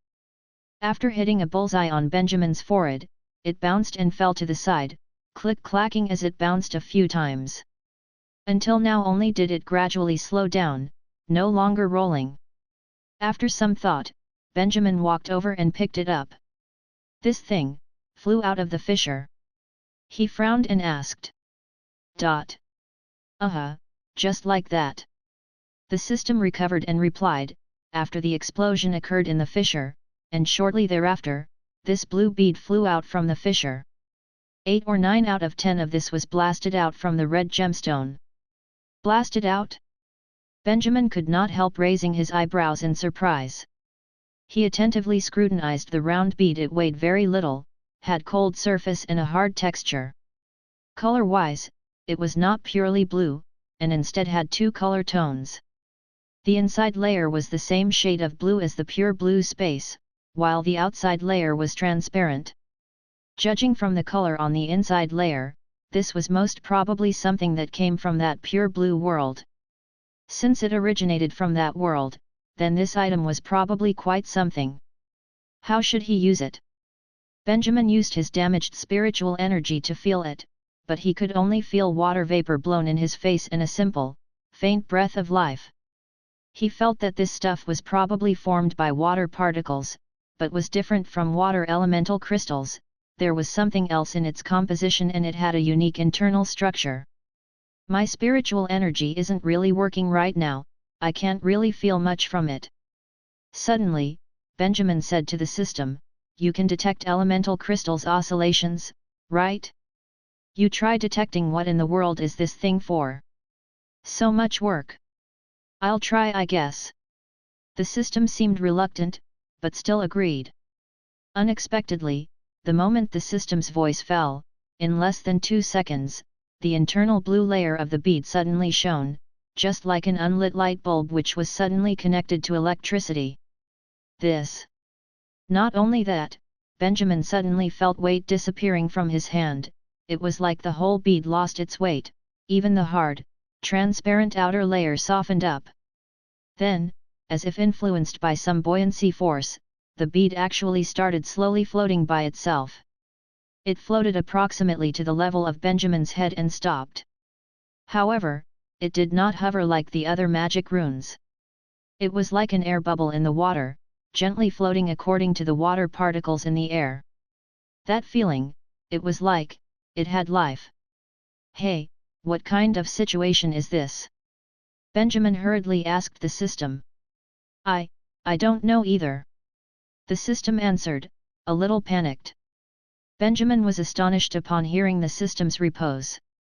It was not due to the content of the system's reply, but because the system's strongly humanized machine voice actually came from the floating bead in that moment. Every time the system spoke, its voice would hover from unidentifiable directions, so it also sounded rather annoying. But this time, the voice came directly from the bead, and sounded very solid. It was a very unfamiliar hearing experience for Benjamin. What was the situation? Recovering from his astonishment, he stretched out his hand and curiously felt the transparent and bouncy outer layer of the bead. Did you enter this? I don't know. The system sounded very frantic to the point of crying. I was just beginning to investigate this bead, and somehow, I got sucked in.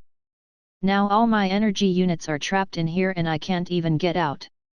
Benjamin showed an expression of delight upon hearing that, like he had just discovered new land. Now this is interesting. He used his spiritual energy to feel the bead once again, but the results this time were completely different from the last time. The feeling of water particles had completely disappeared. The bead now was full of life force, as if there was a fetus growing in it. Fetus. Thinking along this line, Benjamin suddenly felt that the form of this bead was actually highly similar to a fish egg. Oh, so, you didn't just go in, you're actually going into labor. Hearing that, the system fell silent, and then, in a reluctant tone, said, it seems like it. I don't know why, but I feel like I'm breathing. Benjamin could not help but be amazed. The truth was, ever since he started learning magic, he had always been curious about the existence of the system. Was it merely a consciousness? But if it was just a body of consciousness, then why did it have such bizarre functions? And now, it had entered this odd bead from the pure blue space, even melding into one with it, and capable of becoming some sort of an existence of life form? Will you be hatched? Benjamin could not help asking. It feels like it. Yes. What will you become? A fish? Or a tadpole? Jellyfish? Squid? I don't know. When will you be hatched? I want to know too. He asked quite a number of questions, but Benjamin's curiosity was still unsatisfied. He still had too many sought-after answers regarding the weird fish egg. Unfortunately, the system also seemed pretty puzzled. It knew nothing and felt lost and scared with its current situation. Thus, Benjamin would not be able to get answers out of it. What a waste! Something which came bursting out of the pure blue world was probably quite an item of caliber, but now, it had merged with the system. But, for Benjamin, it would not be a bad thing. At least with the system having a solid form, if it ever decided to be cheeky in the future, Benjamin could just beat it up straight away. After thinking for a while, he said, then, if I throw this thing into the fissure right now, does that mean I wouldn't have to hear your voice ever again?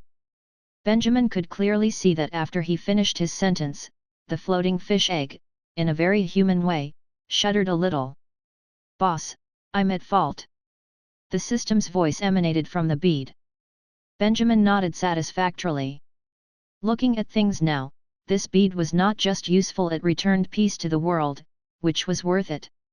Just like this, just like kicking a football, Benjamin kicked the bead a few times and felt a sense of ease running through his body and heart. Then, he happily left the space of consciousness and returned to the cave in reality. But, the moment he returned to reality, he once again found that things were not right.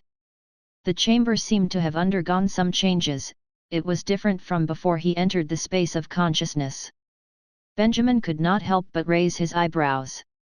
There was a time difference between the space of consciousness and reality. Although he spent so much time in the space of consciousness, in actual reality, time had not passed a minute. But in this time of less than a minute, he discovered that the faint glow from above suddenly gave off a questionable shimmer. He looked up, and saw that on the rock walls above, huge patches of densely packed moss started withering at a speed observable by the human eye, just like a balloon losing air, and the faint glow which lit up the chamber was also fading. What was going on? Benjamin suddenly remembered the red gemstone he threw into the fissure. Could it be, all these glowing mosses were under the influence of the red gemstone? Once the red gemstone disappeared, they would wither immediately. Benjamin did not have time to do anything, and soon enough, all the mosses withered in masses, even a leftover dot of light had vanished. He was trapped in darkness. At the same time, a wave of dizziness struck him. He felt a little odd, closed his eyes and rubbed his temples.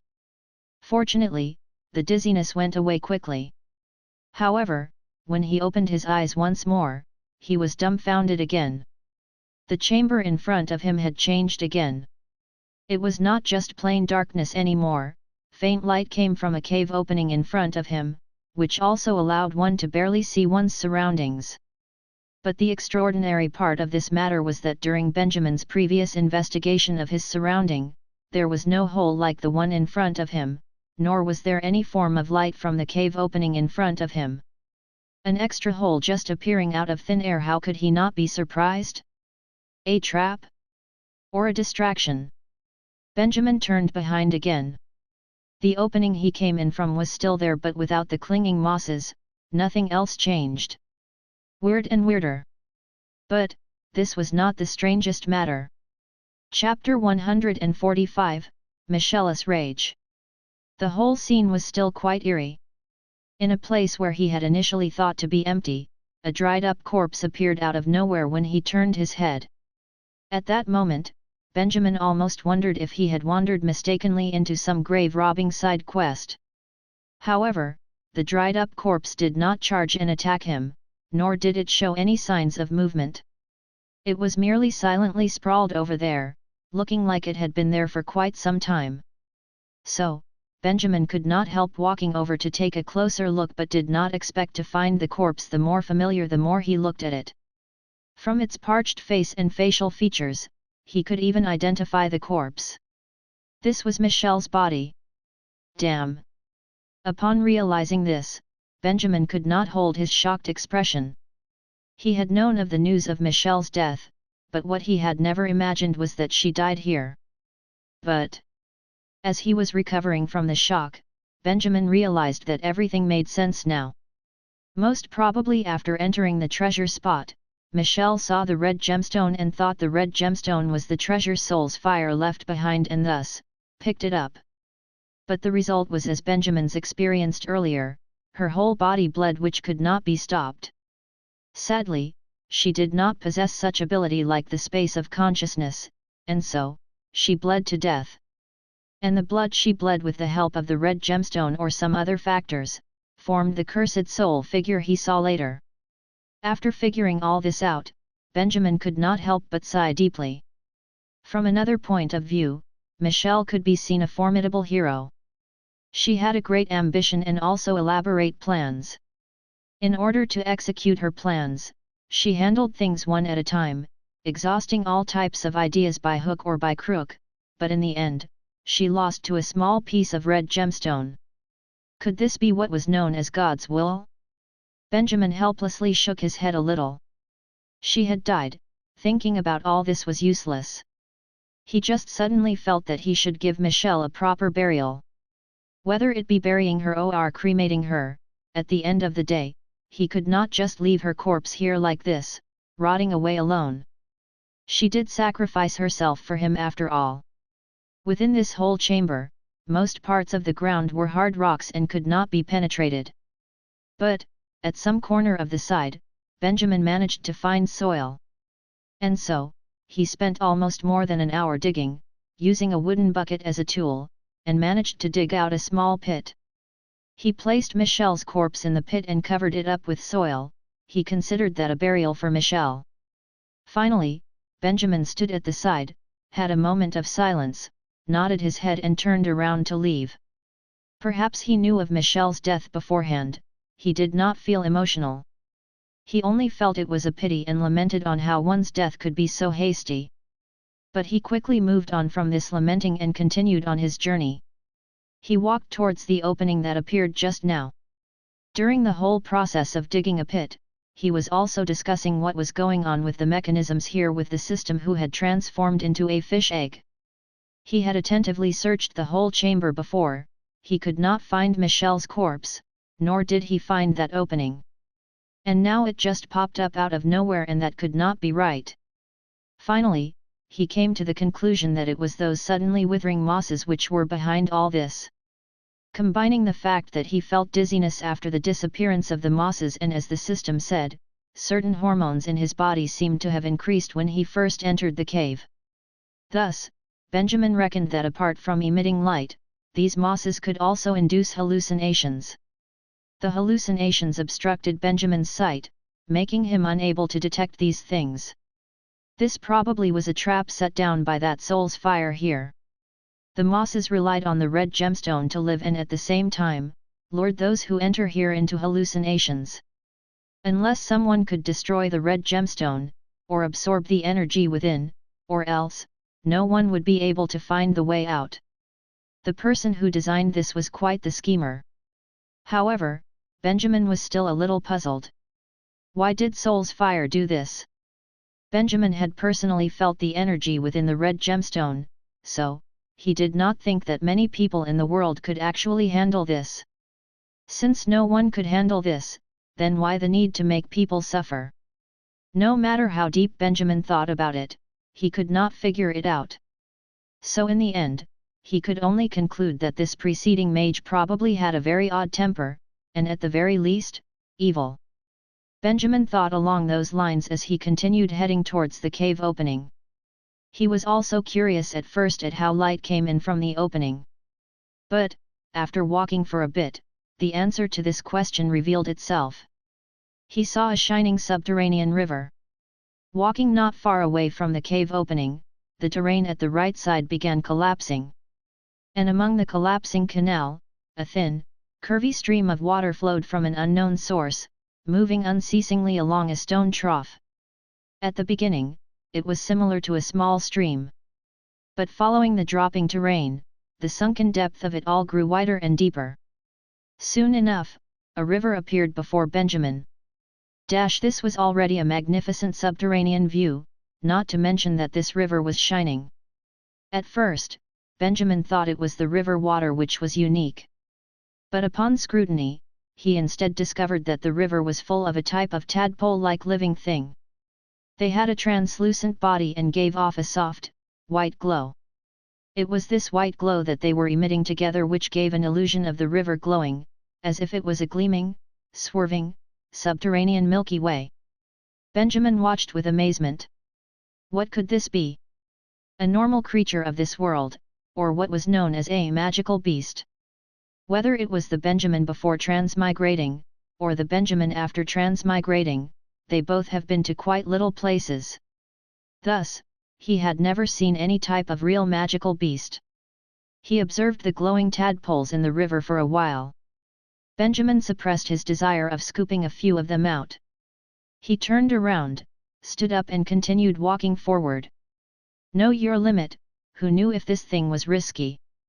What if he ended up poisoning himself after scooping them out?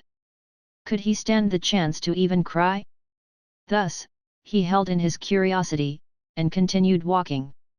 However, after walking for not very long, at Benjamin's unintentional turn of the head, he found a huge paragraph of words to his left on the wall. The curiosity in him was immediately ignited. The words looked to be engraved on by some peculiar tool, they seemed to have existed for a long time. The handwriting was not very pleasant on the eyes, it was all crooked, but at least it was big enough so one could still read it. As for the content of the paragraph, Benjamin scanned over it and confirmed that these words were most probably written by that soul's fire. I hate all priests, and I don't quite like those mages either. This was the first sentence Benjamin read. Continuing from there, the whole paragraph was highly narcissistic. Always talking about how great his natural talent was, saying how he was not even 20 years old yet and no one could defeat him, how boring life was, and how he wished to seek out thrills. So finally, this mage decided to seal a part of his powers into the red gemstone and then ran off to fight the church, single-handedly.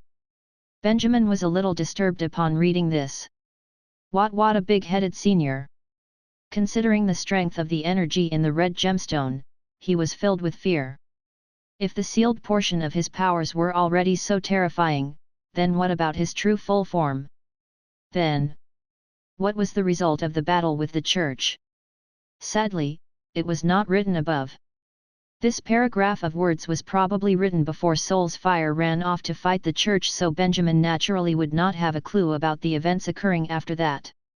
But judging from the way the current church was at its peak, this genius mage probably did not make it. How unfortunate! After sympathizing for a while, Benjamin continued reading. And at the very last part of this paragraph, he saw something about the red gemstone. I initially hoped to leave something behind for others, but after completing it only did I realize that, even though I've only sealed a part of my powers, it still isn't something the others can handle. Since it is that way, those who have read these words, you are either dead or stronger than I am.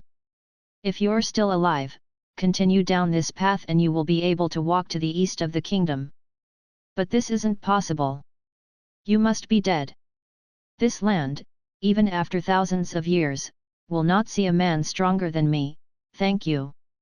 Finishing the whole paragraph, Benjamin could not think of a response. What else could he say? Truly, apart from arrogant, Benjamin could not think of a more suitable description for this soul's fire. It did not matter whether this soul's fire's abilities were as strong as dictated, Benjamin could not comprehend this type of mentality. What in the world of mindset was that? Only someone so powerful to the extent of feeling bored that could live so wantonly and treat life as a game. Also, what a pity that Michelle persistently chased after the treasure, but things turned out to be this way. He was not sure if her dead soul saw this passage. If she did, how downcast would she feel? Benjamin, thinking along those lines, schemed the paragraph 2 more times. But, he suddenly discovered that to the upper corner of these engraved words, there were also some smaller words stuck closely together.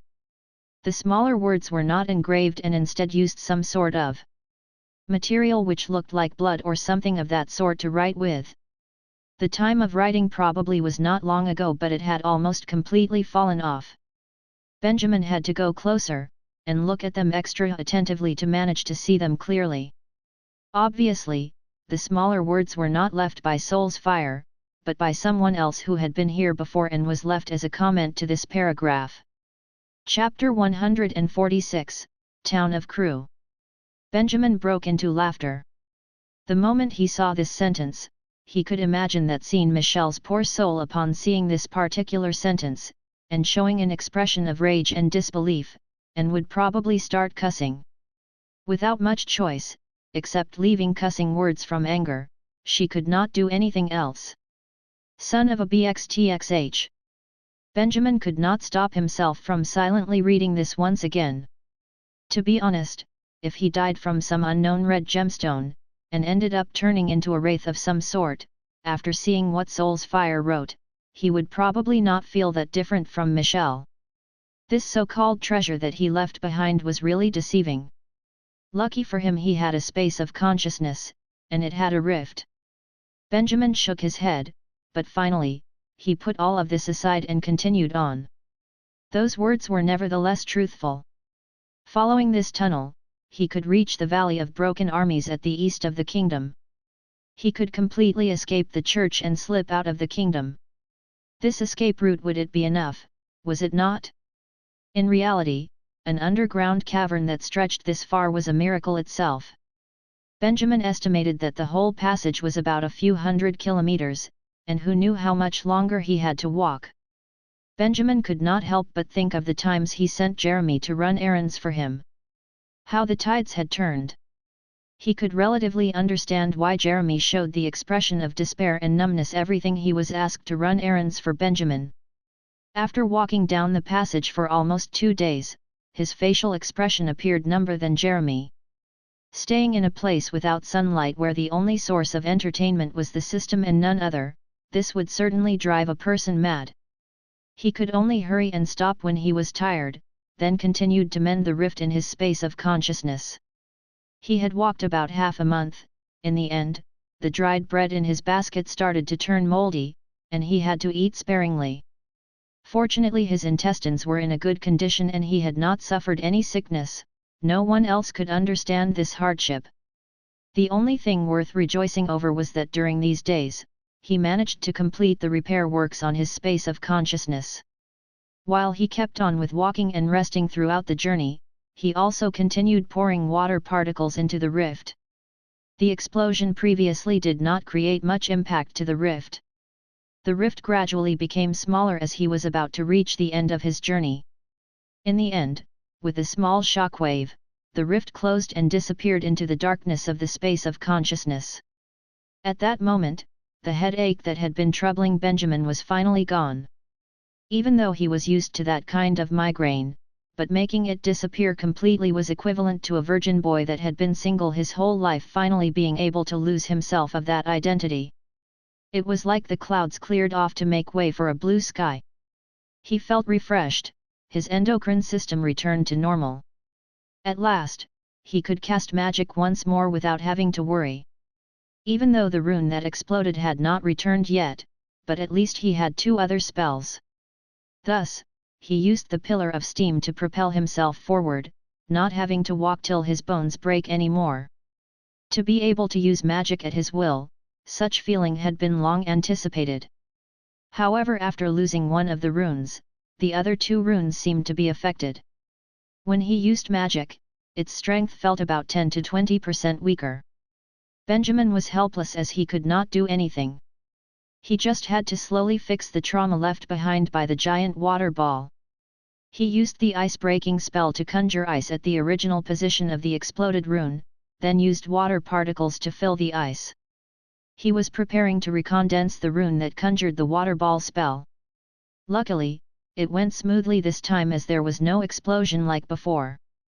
Previously, what made he worry the most was that after the rune exploded, there was no way of reforming it. Fortunately, this was not the case. This method of repairing the space of consciousness was quite flexible. Time passed like a blink of an eye. He finally reached the end of the cavern. Damn! I can see sunlight. After experiencing a month of living underground, Benjamin reached the exit in the middle of the mountainous region. He stepped out from the underground and was welcomed by the clear sky. He could not help but feel grateful. If he were to stay inside any longer, he wondered if he would go crazy. It really was an indescribable feeling. At this moment, I feel like I should recite a poem to express the feelings bottled up in my chest. The system suddenly exclaimed. You are just an egg now, an egg does not have the right to talk. Benjamin said this harshly, don't think that I won't get rid of you now that the rift is gone, and you will have great days ahead. The system kept quiet resentfully. Benjamin left the underground passage, and examined the surroundings to affirm it was the correct place. He then set off for the nearest town from here. Even if the system did not remind him, he already memorized the geography of this area in the map very well. The town closest to here was the border town of Kru, which was at the most eastern part of the kingdom. It existed because of the Crusader Gateway and the Valley of Broken Armies. Whether it was traders, or those priests on a mission, they would all stop at Kru. After some time the economy at the town progressed into a well-to-do state. It can be said that Crew was one of the must-go-to places for a person going abroad, or those leaving or entering the kingdom. All of them could not avoid this place. Benjamin was starving, it was time for him to properly nourish himself. He was not worried about being on the wanted list of the church. Even though his albino disguise had faded a lot, but after being in the underground pass for half a month, his hair had grown a lot, his clothing was tattered, his face was gritty and grimy, his eyes were circled with dark spots from the lack of sleep. He was very much like a barbarian. If anyone were to recognize him now, that person would be way too skilled. Crew was a few kilometers away from the cave. Benjamin first used the pillar of steam to fly for a while. When he was getting close to the town, he started walking instead and very soon entered the village. It was a refreshing experience for Benjamin to see a human face after being isolated for half a month. He seemed to have really turned into a barbarian. Being a border town, Benjamin thought that the denizens would be very uneducated and rough, all of them would be armed with a long sword as they walked around, and would easily get provoked to get into fights. However, after arriving at the town, he found out that it gave off a relaxed feeling. "Hey man, wanna try one of our black buns?" Every traveler would buy one for defense. It has been said that someone killed a grey bear with it. Despite what he said was laughable, the young man that pushed around the cart to sell things, did not reveal any uneasy expression when faced with a barbarian. It was as if he did not care at all. Benjamin could not help but feel contaminated by this sense of joy and optimism. "Well, I'll take one then." The sack of gold coins he snatched from Dick could definitely afford him to purchase not just one bread, he could buy the whole cart if he wanted. In fact, he was hungry. As tasteless as the long, hard, and black bread was, it would be better than a moldy bread. After hurrying his whole journey, it was time for him to finally have a proper rest. Benjamin felt like he came to a resort town, eating, drinking and even preparing dried food for the following journey. He changed into new clothes, and put up a new disguise to make sure no one could recognize him. After resting for about half a day, when the time was almost evening, he took his luggage and acted like a traveling merchant, and set off towards the Crusader Gateway, which was east of the small town. Chapter 147, Crusader Gateway. "Who are you? Where are you from?" No problem, not a mage. You may pass, next." "What's in the bag? Take it out and let me have a look." The Crusader Gateway was not far from the town of Crew. It should be said that the two are joined. If you walk east along the road from Crew, you can see a gate that is about 70 meters tall, standing majestically like a tree above everyone's heads. This was Benjamin's first time seeing such a majestic structure. In his previous life, the concrete buildings were tall, but maybe because they were overly sophisticated, it did not feel special at all to be there. But a gate like this Crusader Gateway, even though the architecture was simple and was only about 7 to 8 floors tall, it looked like an endless white wall in the shape of a mountain. It gave off an ancient and opulent feel. Even if he just stood at the side to view it, it felt like he would never be able to pass through it. The gate was 1,000 meters wide, and few hundred meters thick. It was placed at the entrance to the Valley of Broken Armies. The exchange point for the kingdom and Isar was in the middle of a mountainous area, and could only be accessed from this valley. Thus, the Valley of Broken Armies had strategic value. Before he came here, Benjamin had thought of how he could pass the customs check. Even though the kingdom was not closed to the outside world, they were strict at the customs. Thus he even properly disguised himself to make sure no one would recognize him as the wanted Grant. But after arriving here, he noticed that a simple disguise was not enough to get past the custom officers. After some observation, he noticed that all of the soldiers held a strange cross in their hands. Every person who wanted to pass by would have the cross placed on their forehead.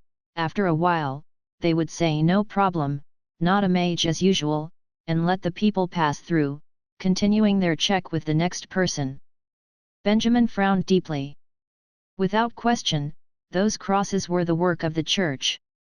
From the actions and words of the troops, these crosses were to determine whether one was a mage.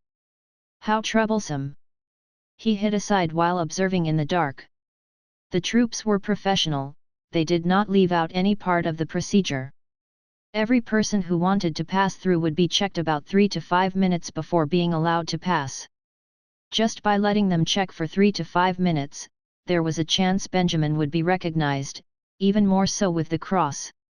If his identity as a mage was exposed, it would be game over. He wanted to pass through, but it was impossible right now. What should he do? At first, Benjamin wanted to force his way through. His magical energy has regenerated by a lot. Those troops looked vulnerable and did not wear blessed armor. A few pillars of steam would be enough to blow all of them away. But he was not sure how many more of them were inside of the gate. To be honest, as the checkpoint of the kingdom, if the Crusader Gateway were to let people pass by simply, the country would be done for. Thus he had to slowly get closer to use his water particle sensing technique to observe the situation, and only then proceed to make a decision.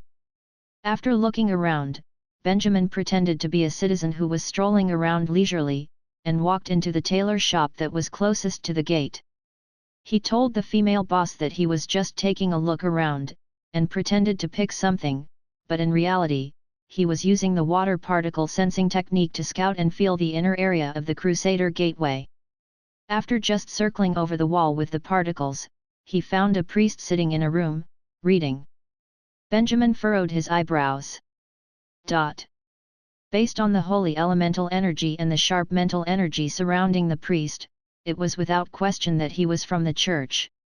What was most important was that even though his sense was not that clear, he could feel that this priest was formidable and hard to deal with. It looked like he could not just force his way through.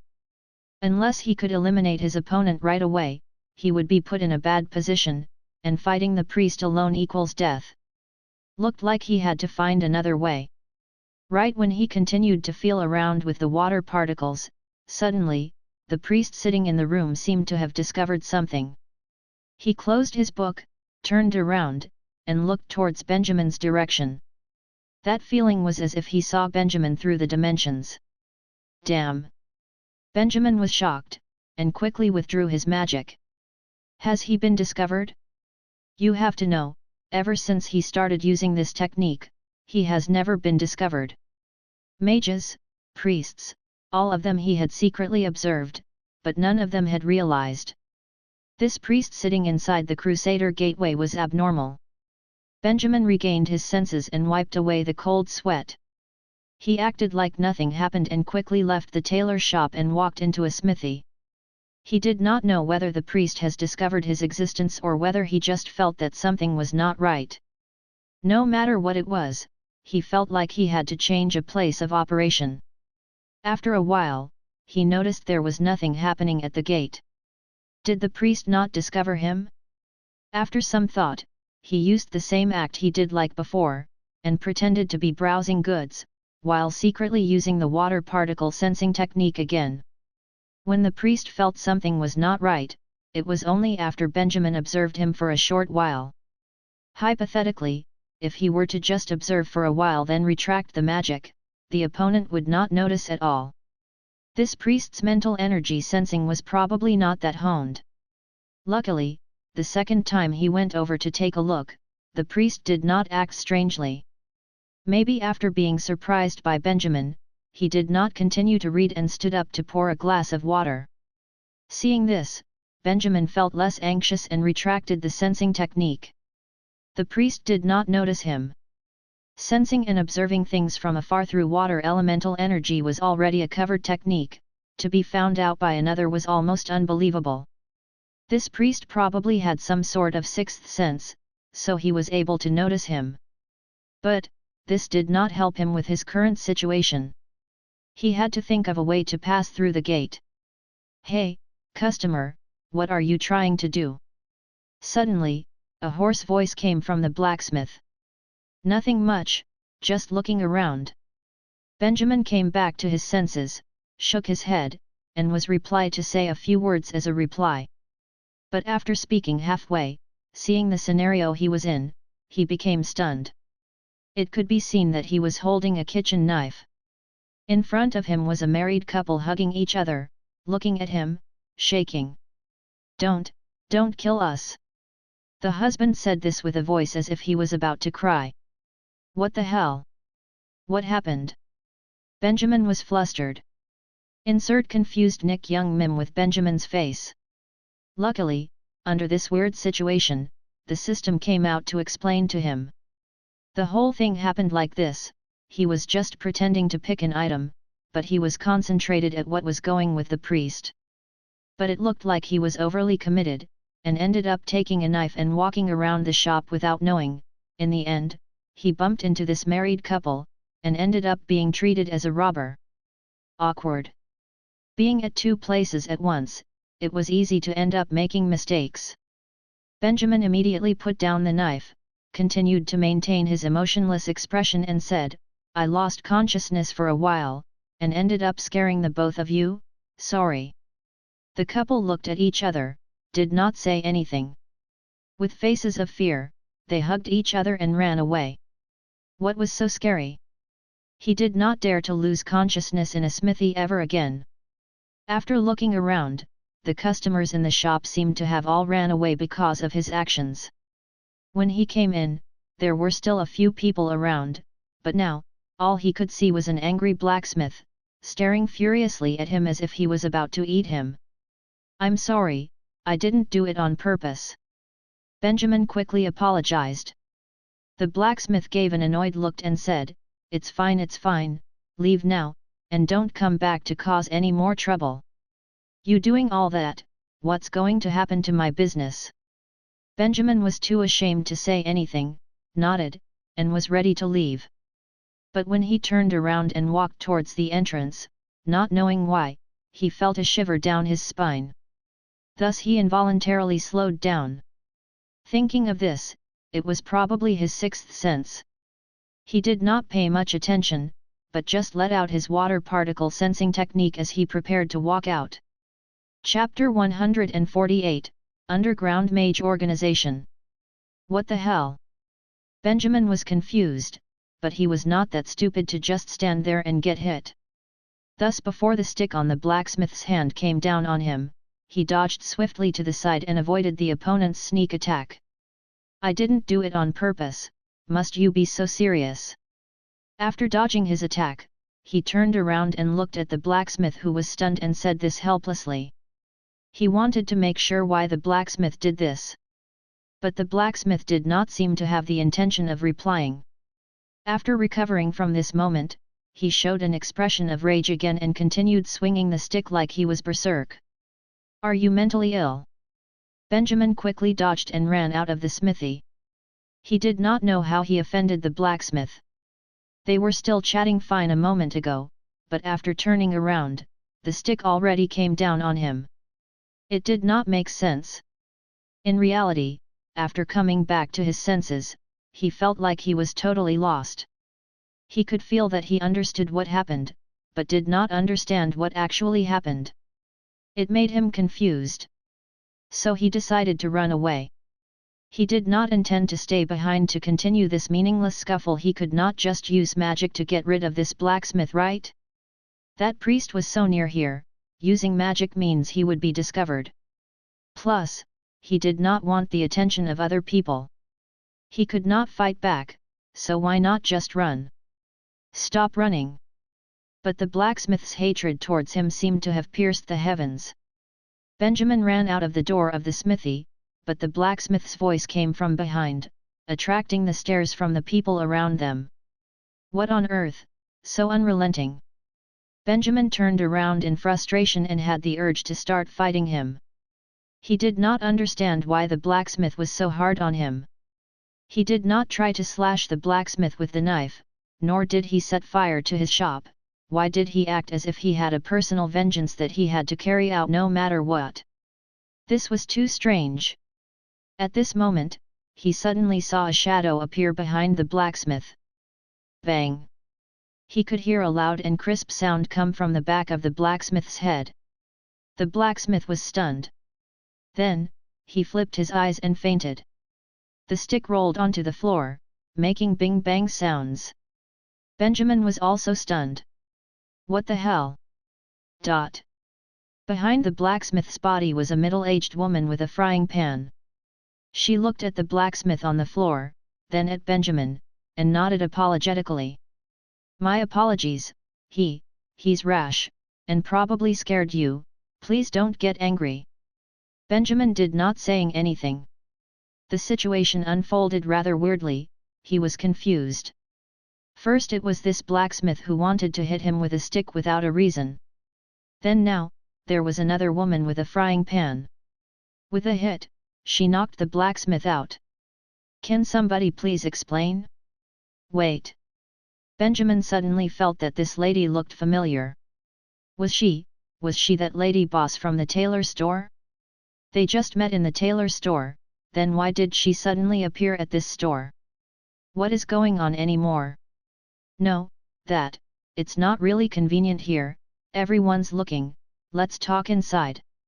Before Benjamin could ask anything, the lady boss looked at all the spectators and laughed awkwardly, then said this. Hearing this, Benjamin raised his eyebrows in surprise. Was there a hidden motive? If there was nothing special, they did not have to avoid the crowd. At the moment, he suddenly felt that the situation in front of him was not that simple. Thus, he took extra care before answering her questions. He let out the water particle sensing technique, and tried to sense if there was anything wrong with the lady boss. But the result shocked Benjamin. The magical elemental energy around the lady boss was gathered differently than those of normal people. And through the sensing of mental energy, Benjamin could feel her mental strength was higher than a normal person. She was a mage? Benjamin was stunned for a while, but then he finally managed to digest this information. Even though it was hard to believe, the elements did not lie. If they told Benjamin that the lady boss was a mage, then she must be a mage. But even so, he tried to feel the blacksmith as well. The answer he got made it hard for Benjamin to accept. That's right, that blacksmith, he was a mage as well. So, anyone can become a mage now, hey? Benjamin felt the urge to flip over tables. Really, whatever. Things were already so, there was no point of him being frustrated. Everyone was a mage, he did not have to act so hostile. The blacksmith ended up chasing him and trying to hit him, which means there must have been a misunderstanding, but what was most important was that for two mages to appear at the edge of the kingdom, it must not be a coincidence. Why were they here, and why did they set up shop next to the gate? There must be more hidden details. With this, Benjamin tried to ignore the absurdity of the situation and managed to reply, "It's fine, I'm not angry." Hearing this, the lady boss nodded and said, "That's good to hear." Saying this, she turned around and dragged the blacksmith, hinting for Benjamin to re-enter the smithy with her. Benjamin thought for a while, walked over to follow the lady boss, and re-entered the smith. He wanted to see for himself what kind of medicine these two really sold in their gourds. With this, the lady boss dragged the fainted blacksmith back in, closed the door, and shut off the curious crowd gathered outside. "You are a mage?" Benjamin did not want to engage in small talk, and asked frankly while looking at the lady boss. But after hearing this, the lady boss did not show a surprised expression. She only nodded calmly. She did not seem to want to engage in conversation with Benjamin yet. She walked to the back part of the forge and flipped over a giant block of brick. What followed was a dark, hidden entrance. "It's not safe here, follow me. If you have any questions, I'll answer them later." Saying this, she dragged the blacksmith and entered the hole. Another secret passage. Benjamin felt that it was weird. But after carefully sensing the elements around the lady boss, her magic was not that strong and did not pose much of a threat. Thus after some thought, he finally followed her into that passage. Everyone was a mage after all, and under the gaze of the church, he did not have the strength to start infighting. The passage was short. After walking a while, they arrived at the end. After walking out from the passage, the following scene left Benjamin stunned. At the end, there was a giant underground storage area. The storage area did not have much in it, but it was rather lively. There were around 20+ people, male, female, young and old, all varying in style and manners. All of them stood in the middle of the storage area and looked at the arriving Benjamin and Lady Boss. "Everyone's here." The Lady Boss looked at the crowd and showed a wide smile while saying this loudly. They quickly went to her. They took over the blacksmith and lifted him to the side. Following that, the crowd started to get louder with chatter, confusing Benjamin, who was standing at the side. With a bad gut feeling, he used the water particle sensing technique again. Benjamin took a deep breath involuntarily. Chapter 149, Way to Pass Through the Gateway. The chatter continued for about 15 minutes, and in that time, Benjamin could not make sense of the situation and was unable to even interrupt. He could only hold his forehead and stand silently by the side. But, with the sudden appearance of 20+ mages in this village, it was not just a natural thing. There was even a secret passage from the smithy to here, and an underground base with a storage area. Even though Benjamin was flustered, he still managed to come up with a conclusion. These people were from an organization. Of course, from the way they interacted and the content of their conversation, they were a relaxed group. Their current situation was just like running into your neighbor at the market and making small talk. The content of conversation was not related to magic at all. Most of them were like, "How are you recently? The price of wheat has risen again, who argued with whom?" The plainness was scary. Were they really a group of mages? When mages gathered, they should be wearing robes and looking mysterious. Each of them should keep their distance, be respectful, and have discussions about difficult problems on magic, right? Benjamin resisted the urge to insult them and sighed. "Well, let me introduce you all to a new friend." Finally, after the chatter was about to end, the female boss clapped her hands and looked at Benjamin, asking, "You are a mage as well, right?" Benjamin wiped his sweat and answered, "Yes, I am a mage." Suddenly, the 20+ people started clapping loudly as if to welcome his arrival. Not knowing why, it felt like déjà vu team building activities to Benjamin. Following this, would they end up playing weird ice-breaking games? Before the situation could turn even more bizarre, Benjamin opened his mouth and asked, "I have a question, how did you all find out I was a mage?" Hearing this, the female boss shook her head. "We didn't know that you are a mage. At first, we thought you were from the church." Hearing this, she continued to explain, "You first came to my shop, you looked around strangely and did not even buy anything, as if you were investigating something. I was suspicious already, and after a while, you went to the old blacksmith's shop.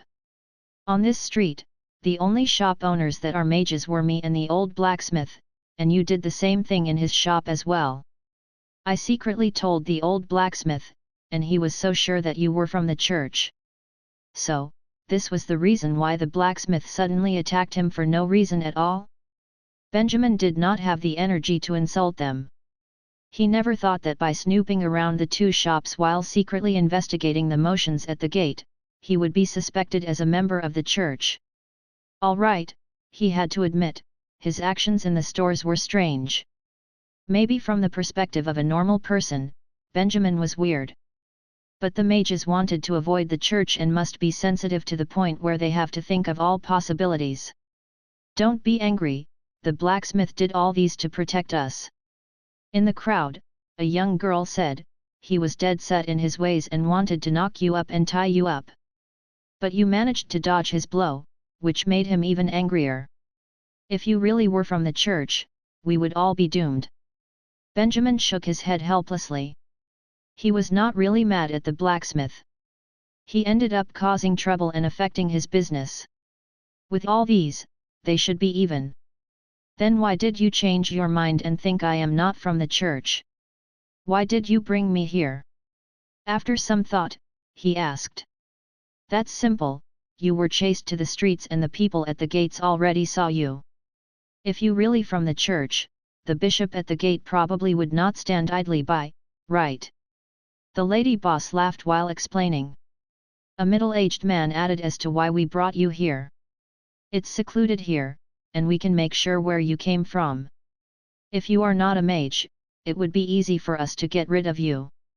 Saying this, everyone laughed, as if he did not just say get rid of you, but pee in your wine, that sort of joke.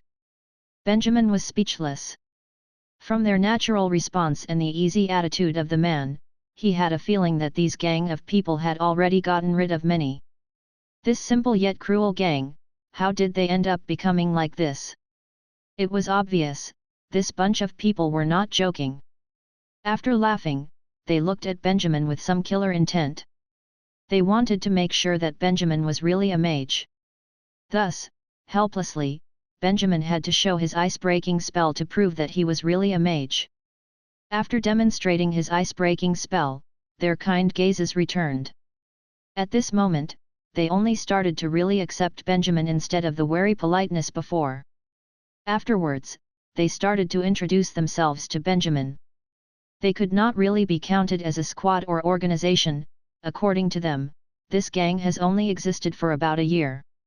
A year ago, they all lived all over the kingdom and carried on with their usual lives as a blacksmith, a tailor, chef, and even a clown in a circus.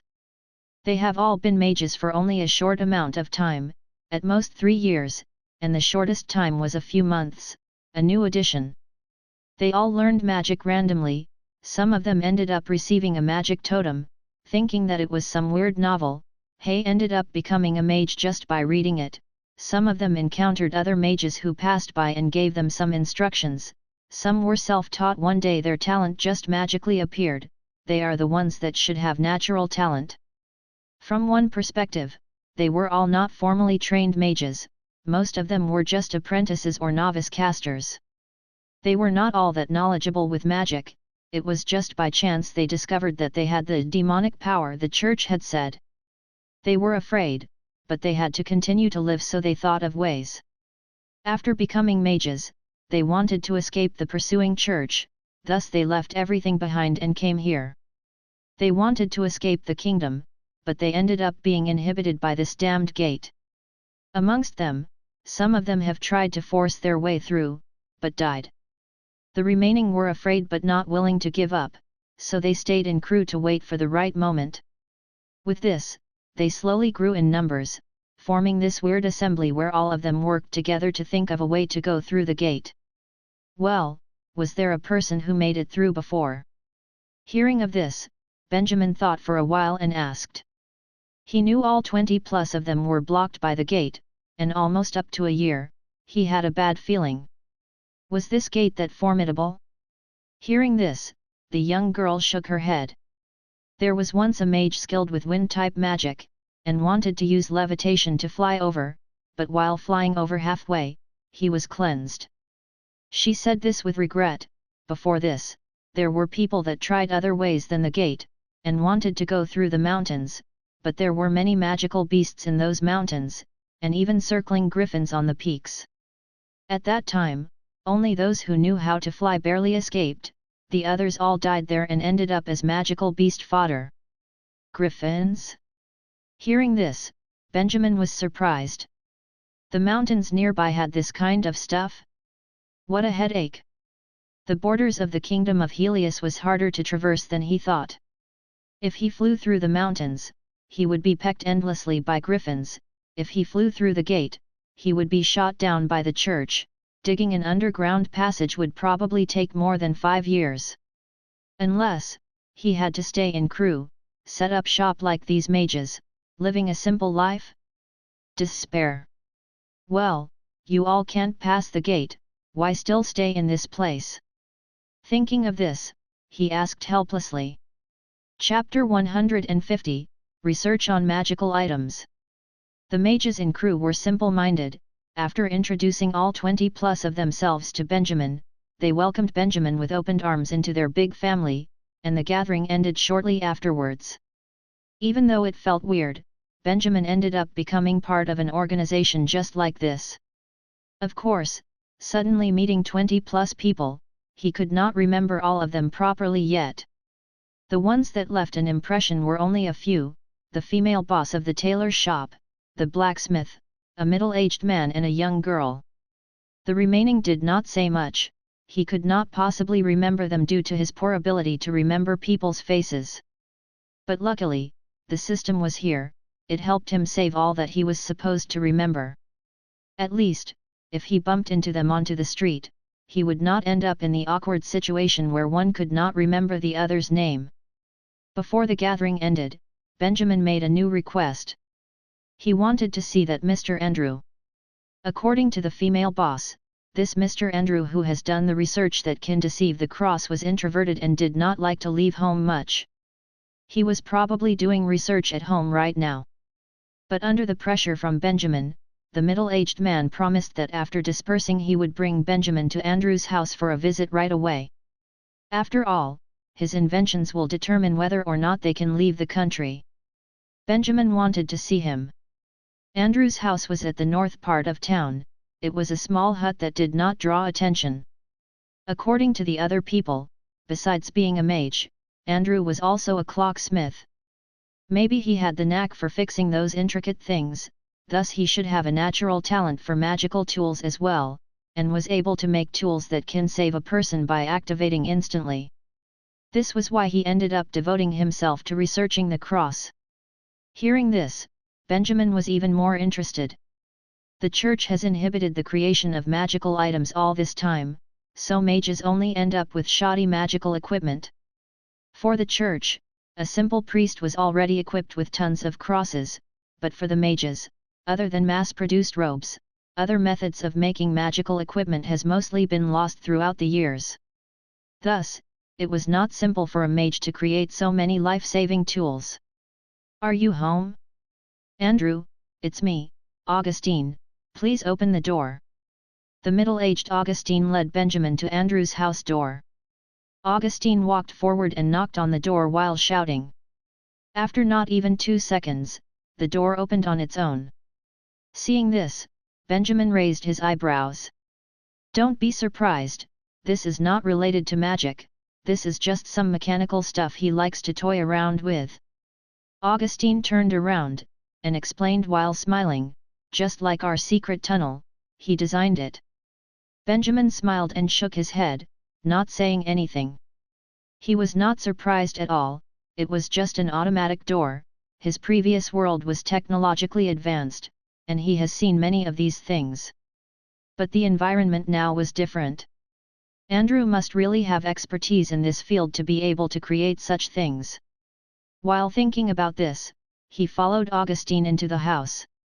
Very quickly, in the room that looked like an extremely messy library, he saw a frail young man huddled by the desk, holding something in his hands. "Come, meet our new friend. This is Benjamin, a mage who just came to crew." Augustine walked forward and patted Andrew on the shoulder, saying this. Andrew seemed to have only come back to his senses after being patted. He put down the watch and metal parts, lifted his head, looked at the two, and said shyly, "Hello, I'm Andrew, nice to meet you." He looked really unkempt. With a crumpled shirt and messy hair, it looked like he has not washed up for a long time. Benjamin did not pay much attention to these, but nodded politely and said, "Hello, nice to meet you too." He did not expect that Andrew would stutter. After some thought, not waiting for others to say a word, Benjamin continued, "I hear you are really talented in making magic tools, I'm interested. Could you introduce me to some?" He has only seen the church create magical items, so he was interested in Andrew very much. Thus, he did not ask about how to cheat his way with the crosses at the gate, but started with this. Hearing this, Andrew scratched his messy hair, and nodded, saying, All right." He did not show any hint of wanting to hide anything, which left Benjamin surprised. With this, Andrew started his explanation on magical items. Magical tools, items, they are, how do you say, they are a type of. After 5 minutes. I'm not sure, Not sure if you understood, they are a kind of form of energy, a form. Benjamin was flustered. Whatever. Seeing Andrew stutter so much and everything was unclear, Benjamin sighed, shook his head, and helplessly said, I won't trouble you any more. If you can't really explain, it's all right. He should not have expected a person who stutters to explain such complicated things. Regret. Sorry. Andrew looked rather sad. It's fine. Benjamin smiled, and said, Where did you learn all this from, could you tell me? The methods to create magical items are probably all lost through the ages. Andrew replied, I read them, from books. Suddenly, Benjamin's eyes lit up. Friho bien. What book? Can I have a look? Andrew made an awkward expression and shook his head, while escaping here, on the way, I accidentally lost it. How exhausting! At this moment, Benjamin could feel a sense of regret in his heart. Why was he so hell-bent on this visit? Augustine shook his head as if he expected this to happen. Benjamin's visit to find out the secrets of creating magical items seemed to have ended in failure. He could only sigh from sadness. His heart seemed to have died a little. Might as well leave and not interrupt other people's research. But before leaving, he could not resist to ask about his progress on creating a tool to deceive the cross. That method to prevent the cross from figuring out a mage's identity, how long will it take to complete? If the progress was fast enough, he did not have to worry about this anymore. Thus, even though he was exhausted, he still wanted to ask this question. Luckily, the reply Andrew gave made today's visit much more meaningful. I don't have a choice, I have always tried to make them get their hands on that cross, but they can't get any. My progress would be very slow because of this. Hearing this, Benjamin turned around and looked at Augustine. Augustine shook his head helplessly and said, Those crosses are always with the troops, we really can't get our hands on any. No wonder. Benjamin nodded as if he had something in mind. If it's like this, I can try.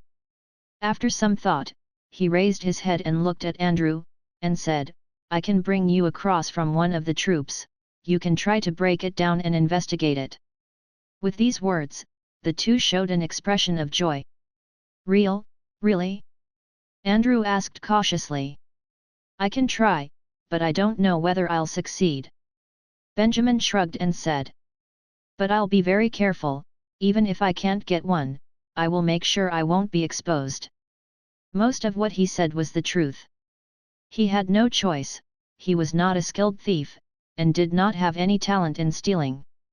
But through the investigative ability that the water particle sensing technique gave him, he could discover what many others could not, like that priest at the Crusader Gateway. Thinking of this, Benjamin's expression changed slightly. No matter what, the troops were still human, and humans could err, Benjamin could find a way. All he had to do was try, it would not make him pregnant, and he would not be in the way of danger anyway.